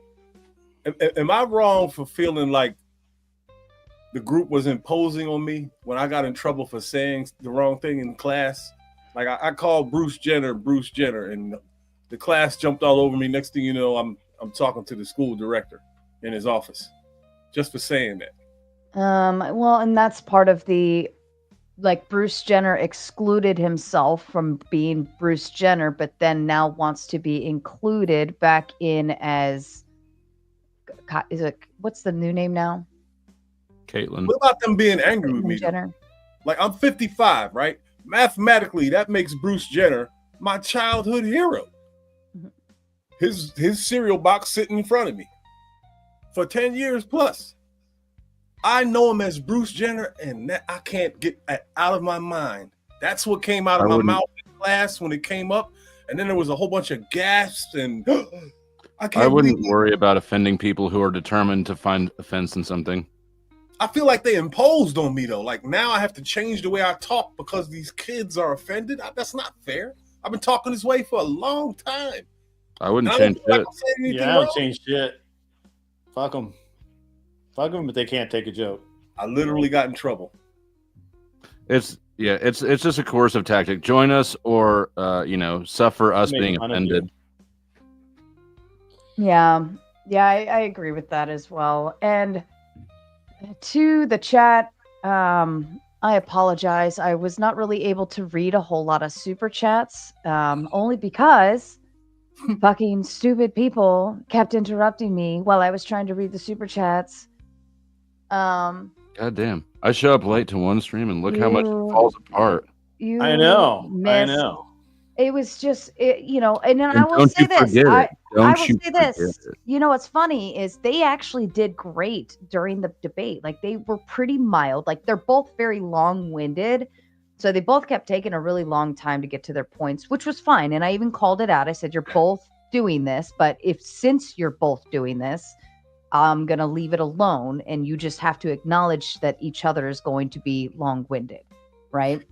And so they both were agreeable to that. And then, the interruptions weren't too terrible. And at the very end, I even said, Mel, I think this is probably your best performance yet. Like, you were pretty good on the fact of, like, not interrupting too poorly. You weren't going, you weren't spurgy. Like, I gave her a fucking compliment, and I had to take it back literally 5 minutes later because they were going through, we were reading the super chats, right? Debate over, super chat readout, and the panel was already full backstage. And you kind of want to get through the super chats real quick, have a little back and forth, but eventually I had to come in and say, we're getting a little too lengthy on this one super chat, like, let's move on. And Mel fucking flipped well, he got like 2 is, and he got this, and he got and then she started arguing back and forth, and I told her, no, we're moving the fuck on. It's a show. We need to move the fuck on. Are you muted? No, I'm just being Flo. Oh, I was. Mel is histrionic, and she needs conflict. Yeah, it was just obnoxious and annoying, because that's the thing that I think is absolutely disrespectful is by telling me that, like, well, no, I want my talking point. I want to do this. I want to do that. And it's like, no, this, like, you asked me to mod this. You asked me to host this. So now I'm doing my job. Huh? Begged. She doesn't have to beg. I never minded doing it, right? As long as the other person's agreeable. But I just don't think that that's fair that you're going to say, hey, can you mod and do this? And then I do it. And then during that whole time, you're telling me, no, you can't tell me what to do. Yes, the fuck I can. Well, I got to be honest. Well, I'm always honest, but it just seems to me, that I'm really fucking tired. It seems to me, Sarah, that you have protected Mel, given her a home here, been, defended her to many, many, many, many detractors. And you get paid back like your shoe, a gum on somebody's shoe. Exactly my point. Like, and that's the thing is I've allowed stop trying to jump backstage. It's just going to be us four for the rest of the night. Thank you. So that's the thing that like tickles my toes. How can we sit here and her say, well, you never let me talk and you always, shut me down and blah, blah, blah. Like, bitch, please. Like, you always hog the fucking mic. You always hog the fucking mic. And I can talk shit now. You know why? I never talk shit about debaters on the panel. I never talk shit, but now I can because she's officially not welcome here. Fuck off. I won't allow it. Go somewhere else. Go the fuck somewhere else, because you sit here and say, well, I'm happy to support Sarah's channel and do this and do that and bring her money. Well, you know what? Like, all you did tonight was bring me a fucking headache. That's it. And this is every fucking night she joins the panel. She comes on. She does all this shit talking, interrupts everybody, can't fucking sit down for a second and just have a conversation with somebody. And then, well, you're not letting me talk. No, bitch, because you've been talking. Shut the fuck up. Yeah, Sarah. And I mean, let's just be honest here.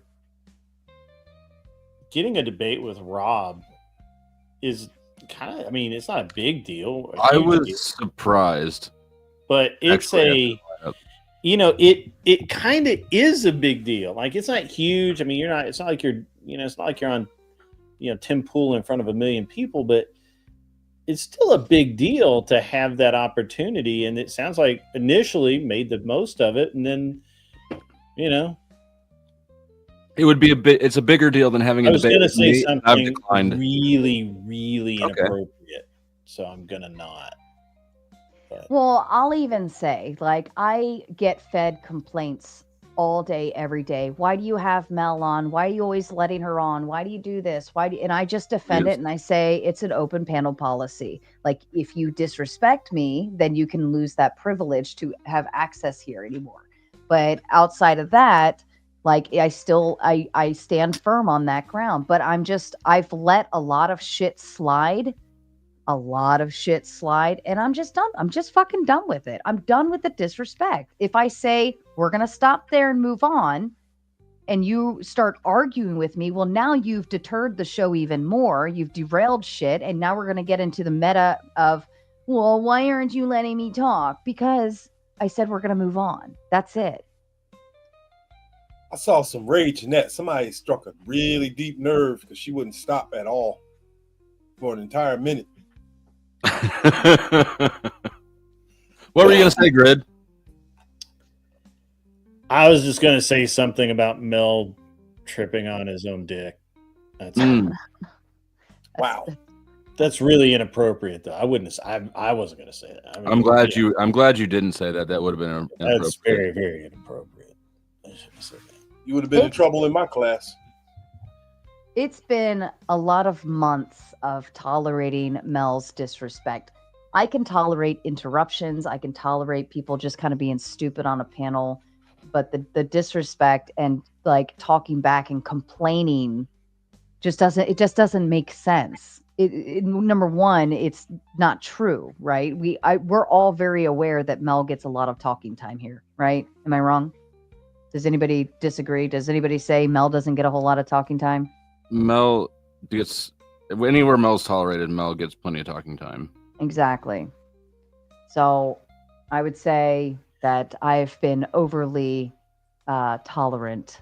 I'm going to agree with you on that. As a matter of fact, I'm going to even twist the knife a little bit and say that Sarah, that Mel has taken advantage of you every single debate, and Flo and I have said this on, I think, over on my channel or his. Every single debate, Mel made the subject about Mel every single fucking time. Every single fucking time. And it gets to the point where nobody wants to talk about anything with Mel because why?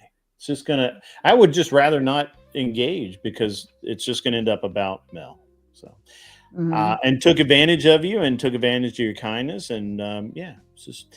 And look, You're a gossip girl, Grid. Look at you go. I'm happy to jump on this. Look, hey, You I have kept my mouth fucking shut. Look at you being a gossip girl. Go ahead. You empathize with her outrage. Go ahead. Don't let me stop you. I was just observing. I'm tired. I'm feeling pretty mellow. It's fucking raining outside, so I don't want to go back to the house yet because I didn't bring my rain jacket out tonight, so I need it fucking wet. So why not? You know, fuck it. I cannot believe he did that to you. You don't deserve this, girl. You That's deserve right. so much That's better. right. I'm on. I don't know. It's just really weird to me. Like I mean, it's really strange to me that it's not that strange. I understand it. I do understand it. Obviously, there's a financial component. There's, people come here to kick the Furby, see how far they can get, see what range they get, that kind of thing. But is it worth it, really? Can you do one of these? I cannot. And Daniel in with the big 20. Sorry, Sarah, I didn't realize you weren't letting anyone up. I thought it was an issue on my side with the app. Here's my tribute to the channel. And no worries, Daniel. I know you just probably rolled in and clicked the link thinking it was going to be open, but shortly before that, I crashed out horribly. She'll be back to normal next time. She just needs to cry on Grid's shoulder and eat a tub of ice cream. Yeah, I don't have any ice cream. Chocolate? No ice always cream. Uber Eats. No alcohol. Yeah, it's 1:30 in the morning. To Uber Eats. Yeah, well, it's not worth it. I'd rather just go to bed, honestly. But thank you, Daniel. I appreciate you. And Trib won with the big 5. I knew Meta World Peace as Ron artist, and I call him artist, and I call him Meta World Peace. Why? Because that's his name. I can be an ass and say I reject his new name, but why? Any thoughts? Yeah, I mean, I accommodate people's gender requests, but because I'm not going to change their mind, right? Everybody knows if you got a dick, you got a dick. So I can make a stand here and stand on this and die on this hill, or I can just get along with a person. That said, I do have an issue when people try to coerce language or try to do what it sounds like they did to Reese over here. And so the whole topic, there's no point if language is a tool to communicate. All gender serves no purpose, right? Sex communicates information that you need to know, but gender is just it's just an imaginary status. It doesn't actually mean anything. If you're an emergency responder and you show up to someone's house, you don't give a fuck how they feel today. You need to know what they are so that you know how to respond. It's a completely frivolous term that serves no actual purpose except for the satisfaction of the wielder. That's fair. Chaos Queen with the big 5. There's one rule. Yes, it's one simple rule, and it's really not that hard. I'm not expecting you guys to do rocket science. I'm just expecting you to shut your fucking mouth. And yeah, go ahead, Grid. You need my public service announcement and just blast that every show. What are you blasting? Oh, you see my public service announcement? Let me see if I can present it. I don't know if I can because I don't have it in the. I don't know what form I've got. Give me a sec. Stand by. while I get my crack tech team or the tech team that's on crack. Either way, it's going to be about the same. Aren't you your tech team? My sext team? Aren't Did you your tech team? Why would Tech, okay. So I you know got the team that we literally just mentioned? And Red says with a big 5, love the channel, Sarah. Please tell Rob to talk closer to the mic. He is so hard to hear in relation to others. I thought his mic was fine. Me too. Yeah, it was fine. I mean, he was actually a little loud on my end. Maybe on his end, if you were watching on his channel, that might be a little bit different because I know he screen captures, so his volume might not be balancing between the two. That might be it. And Daniel following up, all good, sweetie. Use the shoulder you need. Flo, give me your shoulder, please. Hey, this is your empathy guy right here. You know what? I was gonna say Grid's shoulder actually looks like it can hold me a little better. And he'll listen to you longer. He probably will. And Octavius, he'll enable it too. Bill, yeah, he will. He will. I cannot believe he did that to you. that is the weird thing is the lisp in your voice is just so bad. It's so bad. That's what so you got? bad. It's so bad. Octavius with the Big 10. Hi, Sarah. It is important to feel heard and respect. Actually, Mel, you're popping back on the. You know what? I'm just gonna fucking ban it. I'm done. No, don't even try popping up on this bitch. $50 and I'll put in a good word for you. Good luck. I know you don't. Tomorrow, have good words for starting her. tomorrow. Hi, Sarah. It's important to feel heard and respected on your own platform. Shame on those who disabuse. Thanks for letting me on a bit ago. Best of luck. Also, hi, Grid. Look at all the nice guy. Coming out. This is your chance. Everyone does it. Now you can do it too. Shut the fuck up. Shut your mouth. Shut up. Shut the hole in your face. Like that. You can do it. Shh. Shut up. And shut the fuck up. It's the best public service announcement ever. I love it. Sarcastic Saint with the Big 5. Sarah, I would like to be more active on the panel. I promise to bring 2 bottles of wine and ice cream. Mel manipulates you, and he is a dick. We love you. Well, thank you. Step on up, nice guys. I don't Step even on think up. I wouldn't even say it's manipulation. I think it's just taking advantage of my tolerance level and what I put up with. And she kept trying to say Jim Bob on that,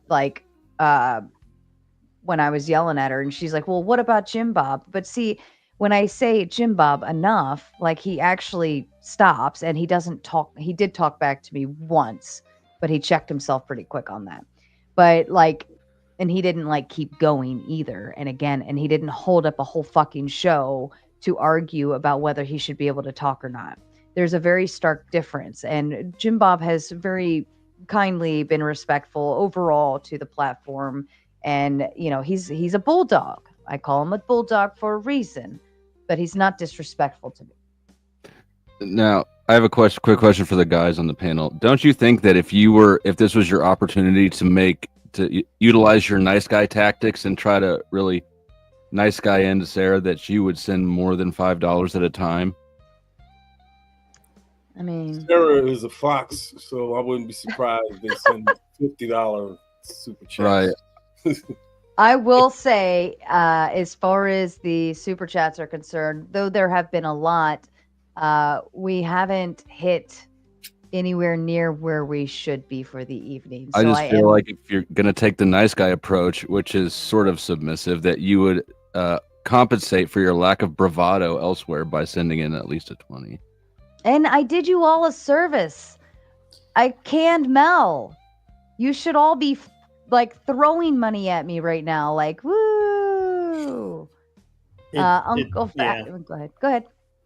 It's just funny because when everybody was trying to hit at Rob, I was literally just going to ban it, send in a bunch of money and tell you just to kick everybody off except for me again, because that's that's the easiest way to handle a panel. Just fuck everybody up. Go away. like my level of patience this evening obviously was already on thin ice, but especially when I say don't interrupt and then somebody starts talking and somebody immediately interrupts them. It's like how the fuck did you miss that? How do you fucking miss that? Uncle Fatty says with the 666, expectations are easily managed by setting well-defined boundaries and enforcing those predefined consequences, adult stuff. Are you saying this is my fault? Is this my fault? I wasn't paying attention, but yes. 666. It is your fault. It's all my fault. I'm an enabler. I allowed the Furby to come on here. And I will say I gave her special treatment only because, quite often she was spending a lot of time in the back. Like she does already deal with a lot of bullshit. People are always coming on, calling her a dude, yada, yada, yada. So I wanted to always try to allow that room for her to at least kind of compensate for like what the rest of the panel and chat does. But she didn't see that. She never fucking sees that kind of shit because obviously she's just more worried about herself. Sarcastic Saint says, shut up, Flo. You won't even lend her a shoulder. With the $2, come on, man. I know. Like, if you're gonna retort, do it better than that.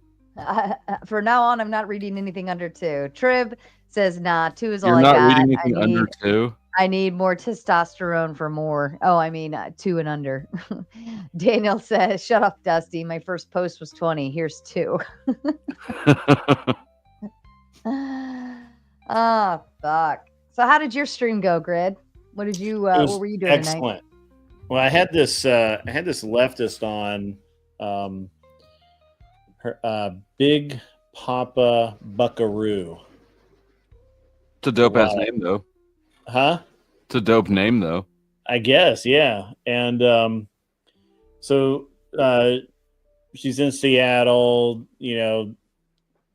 pretty progressive, but actually was reasonable to talk to.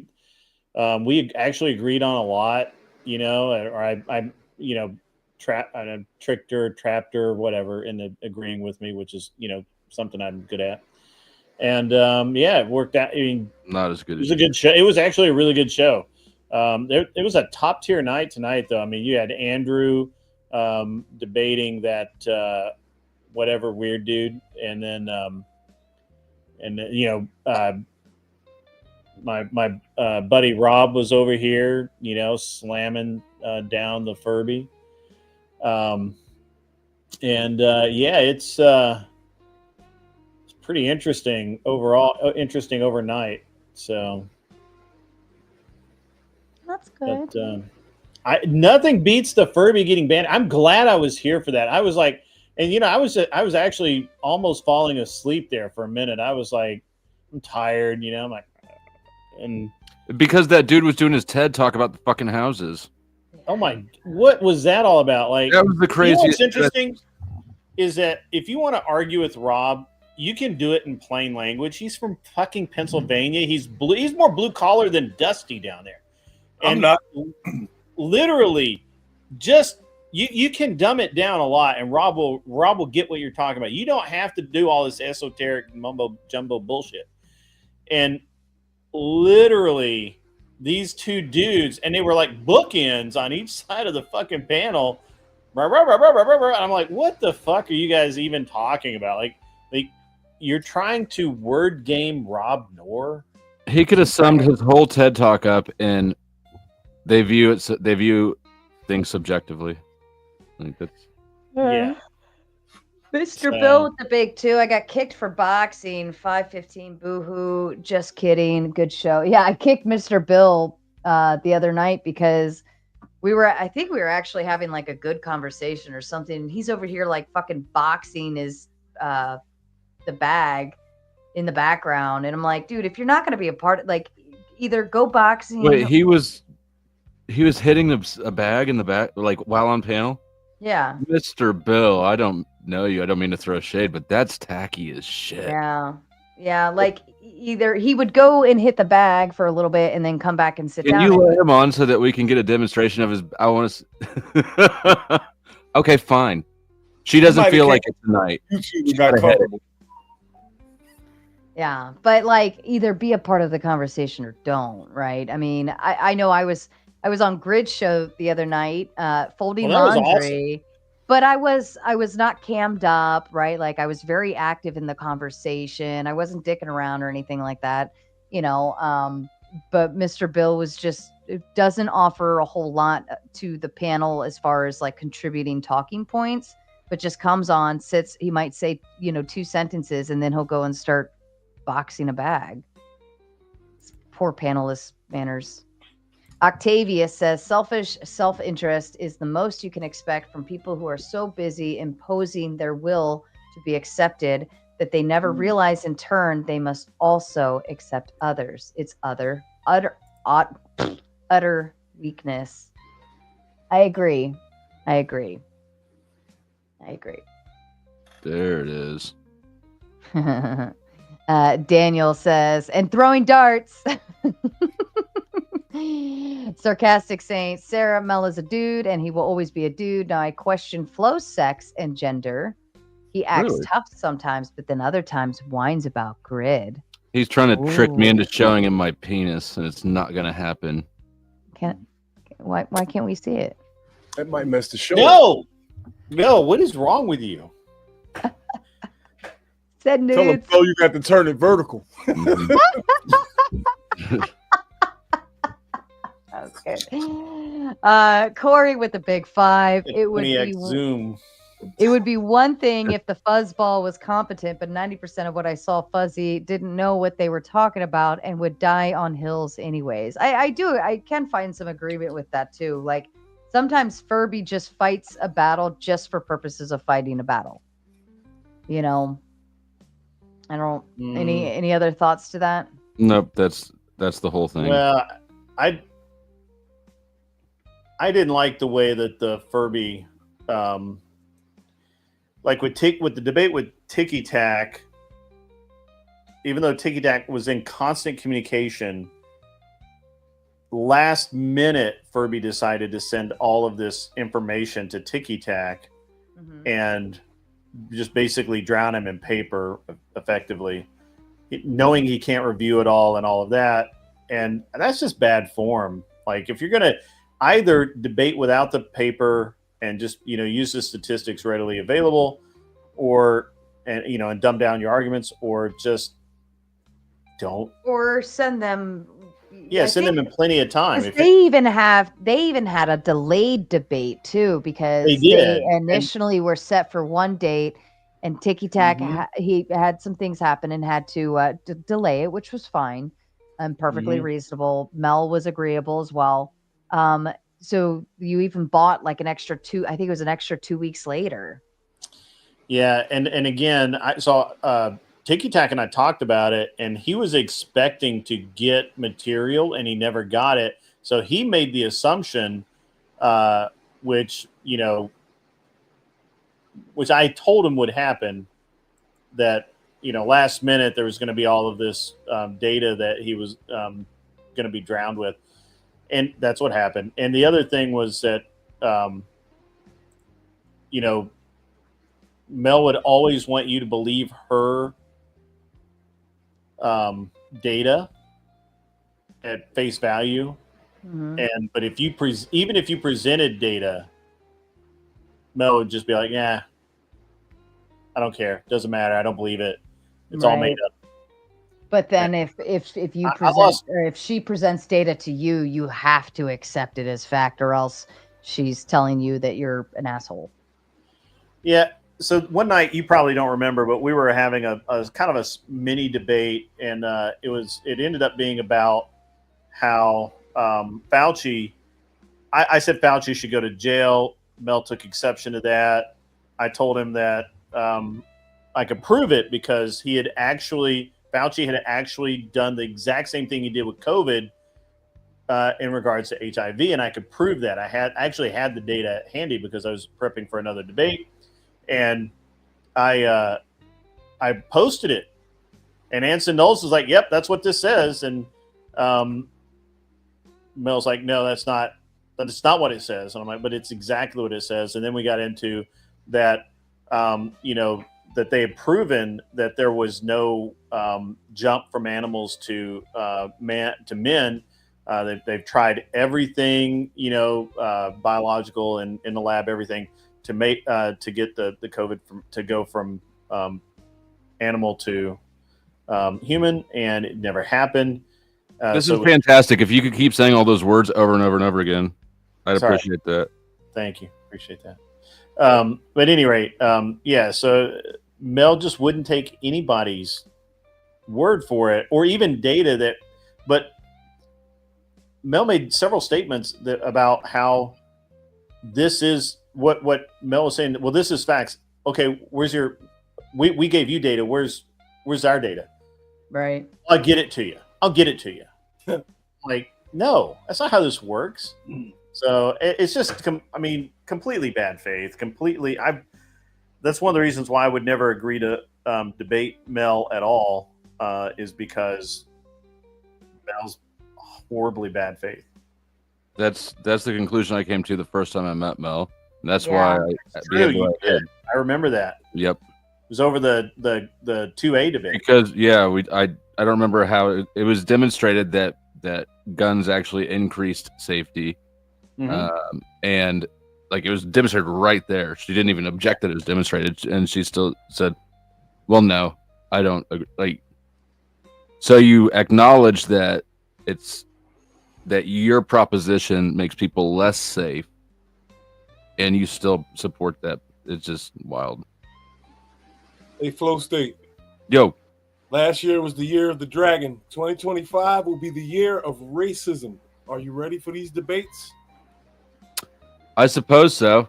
I'm just kind of getting a little stale. Like I'm a little bit stale on the race topic, but it doesn't seem to be going anywhere, does it? It's coming, dog. It's coming hard. They're pushing it. This is what they want. Yep. I agree. Just choose not to. Jason Cassell. That's smart. Cassell. With the big 100. Okay, Sarah, even though you kicked me, and I do apologize, I wanted to limit it. I just am so fucking done. I'll give you some money for banning Mel. I'm glad I witnessed it. LOL. This is not simping, chat. I agree. It's not simping. Spicoli, stop jumping on the link. Fucking go away, everyone. Stop it. I'm going to leave this up for just a minute. If you guys could just do a little extra grift, we'll go for, I don't know, maybe 10, 15 more minutes. Tell everybody to do their job and send more money. I just got to go tinkle and I have to check on the Bratty Tomato real quick. I'll be right back. You heard it, gents. It's tinkle grift time. So let's get the grift. If you want your tinkle. Hey, isn't Congress talking about Fauci right now?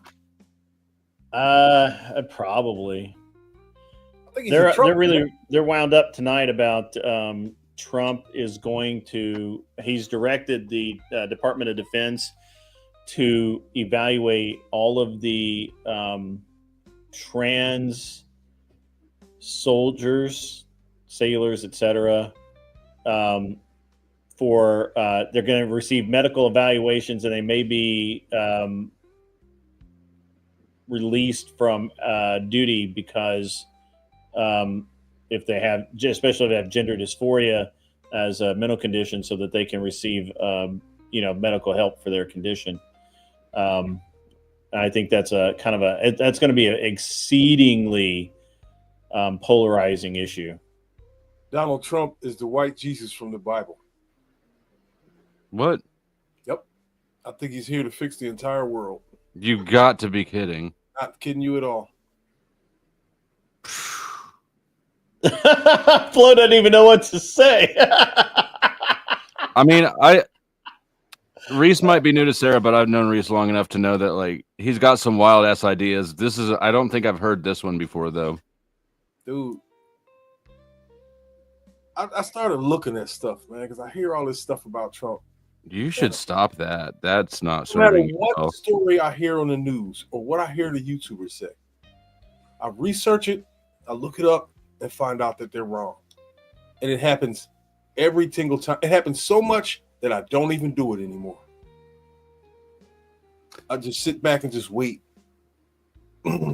So, don't you think it's more likely that he's an actor who's playing a role? It could all be a show. It could be like a front to make him look like he's Jesus, and That's what I think it is. something bigger. Daniel McCoy sent in $5. Sarah's went to find her bottle of Xanax. No, I think Sarah went to find her bottle of Crown Royal. But she just said she doesn't have any alcohol, so I think she's out of luck. She might still have some heroin left, though. Heroin. Donald Trump is trying to I didn't claim realize you'd been to her house. Go hard. All right, This is- touche. this is Go true. hard or go home. Trump is trying to claim an old military base that's underneath the ice in Greenland, Iceland, one of those countries. It's Greenland, I think. It's Greenland. I believe so. There's too much going on at once, man. Too much. There's a lot going on, but what I think it is that we're coming to a conclusion of the dollar's useful life cycle, and that it's time to roll over because it's a global system. It's time to roll the globe into a new thing, and that's why you see the U.S. government getting, kind of dismantled. Little pieces taken off, and birthright citizenship getting challenged. It sort of seems like the beginning of a liquidation, almost to me. When we were saying this to people on panels 6 years ago, that Trump was going to do this, why was everybody giving so much pushback? And we turn out to be right every single time. It's time for people to let go of the BS and just, get on this man's side and see what he can do. He might the last time they did that, they got suckered into a honeypot at January 6th. January 6th, I don't even believe that went down the way the news is telling us. Well, we know it didn't go down the way it was portrayed. But so, Flo, I don't think you're necessarily wrong about the dollar. I just think you're talking about the wrong dollar. I think the petrodollar is probably in trouble, or I know it's in trouble, but it's probably really in trouble. And I think the IMF stands a really, really big chance of being disbanded, maybe reformatted. I'm not really sure, but Why do you think that would take down the IMF? Well, the IMF is literally The central bank. Yeah, it exists to push down other foreign currency. So couldn't it fill its role if the petrodollar dies? It could still fulfill its function with whoever replaces it. I think it's harder for it though. I got an idea, right? So you guys understand how the national debt works, right? And the Fed. So if we're such and such $1 trillion in debt, and we pay it all off, we kind of release them of their power, right? And we come up with a whole new system. They don't even exist anymore. It's impossible, and this is why I said that the dollar is temporary. Because the first dollar was lent into existence at interest. There's literally not enough money in existence to pay off the debt in existence. Someone explained, I can't remember. There is a way to do it. I read that when I guessed that you went for your bottle of Crown, but that you had already said that you had drank all your alcohol in your house. So Well, I don't keep alcohol. Like if I want a White Claw, if I want a bottle of champagne, like I'll go get it. Wow. But I never keep like anything here. But I did go and grab a glass of milk so that I can go Was night there night. ice in that milk? No. Oh, never mind. Xanax is spelled with an X. Is it? Yes, it is. It shows how much Daniel knows about drugs. That fucking guy with the big 5. Last political thing I saw was ex-FBI director posting up about assassinating President Trump. God, I don't know how recent it was, but sounds big. I had and someone come terrifying. into my show tonight and put that the 8-6 thing in That's there. the most in my ridiculous chat, thing and I've ever seen in my life. I think my mods. I don't know if they banned him, but they definitely deleted that post for sure. Did you hear what this full story was? No, not all of it. I haven't paid that much attention. Listen to this craziness, right? This is how crazy people are these days. We're talking about the hit. We're talking about the ex-director of the FBI, right? This is his story that he's given to the public. Which one? He's walking along the beach, right? And he stumbles upon a shell formation. I guess he's saying it washed up on the beach this way, right? We understand how we see things in nature that resemble human faces or a giraffe's neck or something like that. That's the thing. But in the picture, it is spelled out perfectly. 8647. Like a little kid took the shells and arranged them. Nature didn't do it, but that's his story. Utterly ridiculous. Everybody knows what 86 means, and everybody knows what 47 is. How's he able to do this and not be brought up on charges? Yeah, it is. It's a pretty crazy story for sure. Would they consider that free speech? Like, he's not making a direct threat. He's just saying. I mean, Well, because they're investigating him because of the animosity that he may or may not hold against the president. The climate that we're in right now. They've been calling this man Hitler and a dictator for 10 years. They shot at him twice. They've been attacking his family for 10 years. They tried to impeach him. I lost the count. And now this is not the time for this. That is dangerous. There's too many jackasses in the world that will see that. Yeah.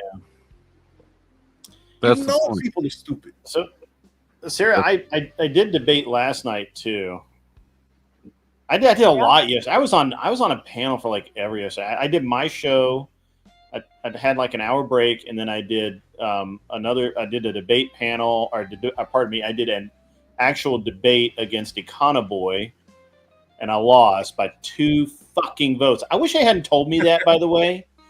I actually liked it when I thought that I lost by like a lot. Like I just, you know, like they just didn't fucking like me, and I could like rationalize that shit away. But 2 fucking votes, damn it, that's too close, man. And but they were just being generous. Maybe, I don't know. I don't. Yeah, that would hurt me too. Like if I like lost a race by a hair, you know what I mean? Because then you're like, oh, if I was just that much faster. Yeah. The freak says ham sandwich theory coming to pass. What is that? I don't know. I'm hungry. I'm about to Now I'm Google it. hungry. Sandwich theory. And then where else was I? I did, and then I got called up for another panel debate. I almost got Nina or however you say her fucking name, to rage quit. I did ask her if she was drunk. Nina? Oh, Nina, you're yeah. talking about. Yeah, I did ask her during the debate, are you drunk? Can you function? Do you know what we're talking about? My God. Dude, that was embarrassing. awesome. Do you know how embarrassing? I mean, like, I know I'll host sipping streams, right? Or I used to. And that's like, okay, like it's a free for all. It's very clear that you can come on here, be drunk and be goofy. Let's all have a good time. But like, I would not in any capacity feel the need to show up drunk to a debate. That's like just stupid. Yeah, it was it was fun. It was. I thought it was funny. I had a great time. I was having so much fun making fun of Nina and who the fuck else was there? Some dude I hadn't heard of, Tiberius or something like that. He's a good debater. Wasn't non-common? Was non-common that one? Non-fun was there, and Ico, whatever. So is basically me against those 3, and Tiberius would throw in some stuff every once in a while too. But but that was fun. And then let's see, I got done with that, and I did something else, and then I came here. I hung out with Rob Noerr for a while. Oh, that's right. What were you? Because you messaged me saying you were talking about something. Yeah. Was that talking about your debate? Yeah, my loss. I was, Ah. still salty. Like even after that, I Okay. was still salty. I was like, I wrecked that panel that Gibbs put together. I wrecked that, and then I had something else go on, and I wrecked those people, and then I was You on. just wreck everyone, Grid. Well, I lost, and I don't normally do that, and I lost because it was stupid, and I hate that. So, all right, so Econo Boy, I thought that his arguments were going to come from a position of he's not truly a socialist that believes that government owns the methods of production and that you can't own private industry. I prepared my entire argument around this hybrid neo-Keynesian model that I assumed that he would use, which is fucking weird. But I did the whole thing around that. I never in a million years thought that he would come out just full commie right out of the gate. Like government owned the means of production, the police force is socialism, fire department is socialism, public education is socialism. And I was like, public education is the 10th plank of communism, actually. Compulsory public education. Compulsory, yeah, and it is. But I didn't expect him to go there, so I didn't really have like properly prepared responses back to. I mean, I think I did okay. I mean, obviously I did okay. I didn't lose by much, but I was like out of it. And then the thing is that I would ask him like pointedly, like, okay, if you think if you think that the government can effectively handle, all of these things, how is it that for the last 10 years, the Department of Education has not been able to balance their books? And not only that, but they're anywhere from $8 to $10 billion of unaccounted funds from the Department of Education alone, which has like a $500,000 or whatever it is, or $500 billion budget. $500 billion fucking dollars for education in this country. Like, that's incredible. And the fact that we can't find 10 billion of it is even more incredible. So he would never answer that question directly. I asked him 3 times. I've stopped, and then he would just like go on and on and on off in the fucking weeds, and then I'd have to pull him back.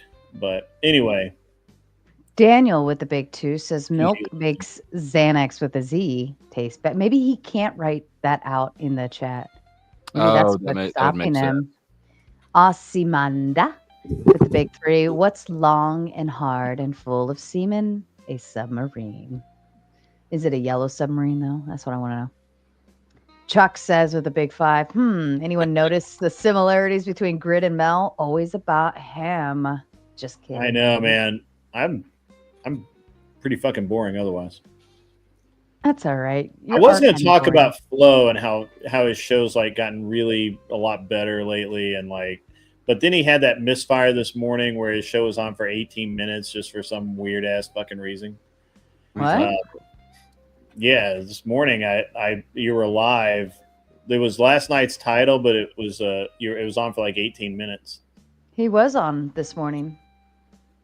Yeah, I didn't. We had a chat war.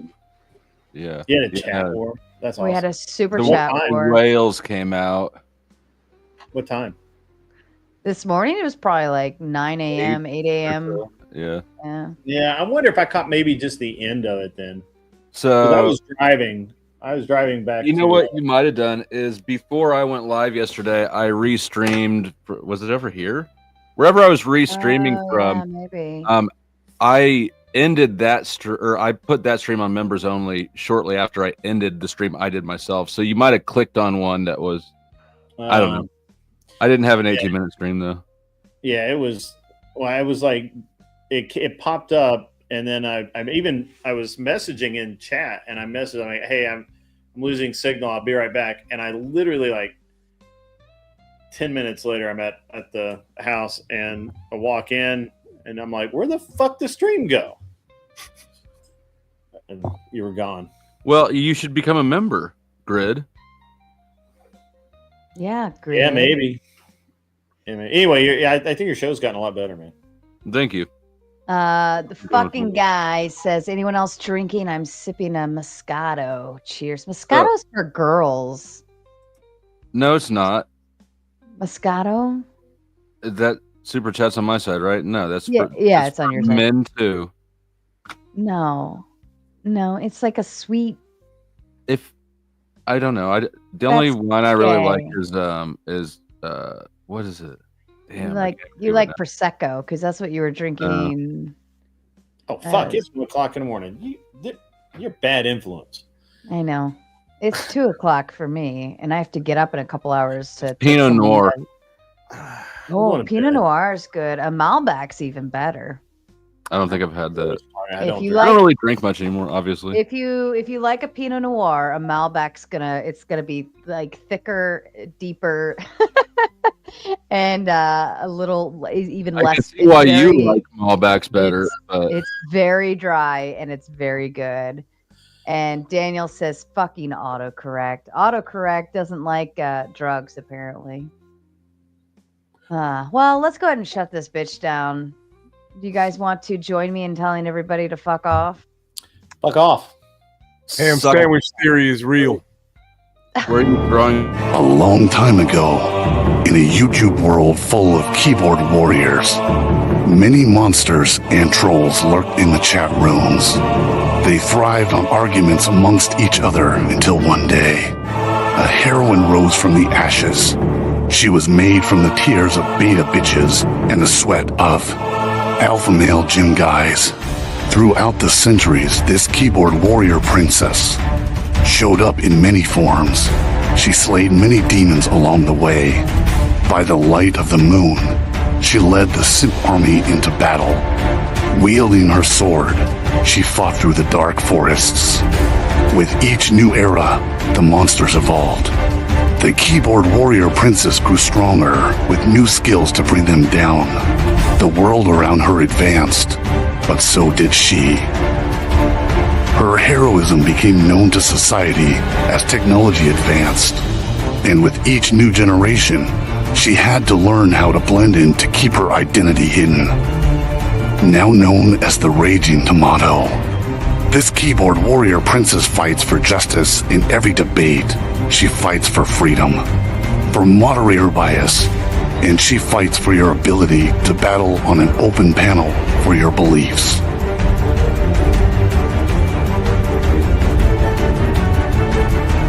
She protects the simp troopers from destruction. She fights to create peace among troll wars. She storms the battle zones without hesitation and leaves the battleground with her pockets full of souls. Are you ready to battle your fellow trolls? Are you ready for a moderator to give you time to talk? Are you ready for justice, peace, and a fair fight? Tune in every Monday night to watch your friends duke out their issues, or join the open panel so that you can fight the good fight and find resolution with your peers.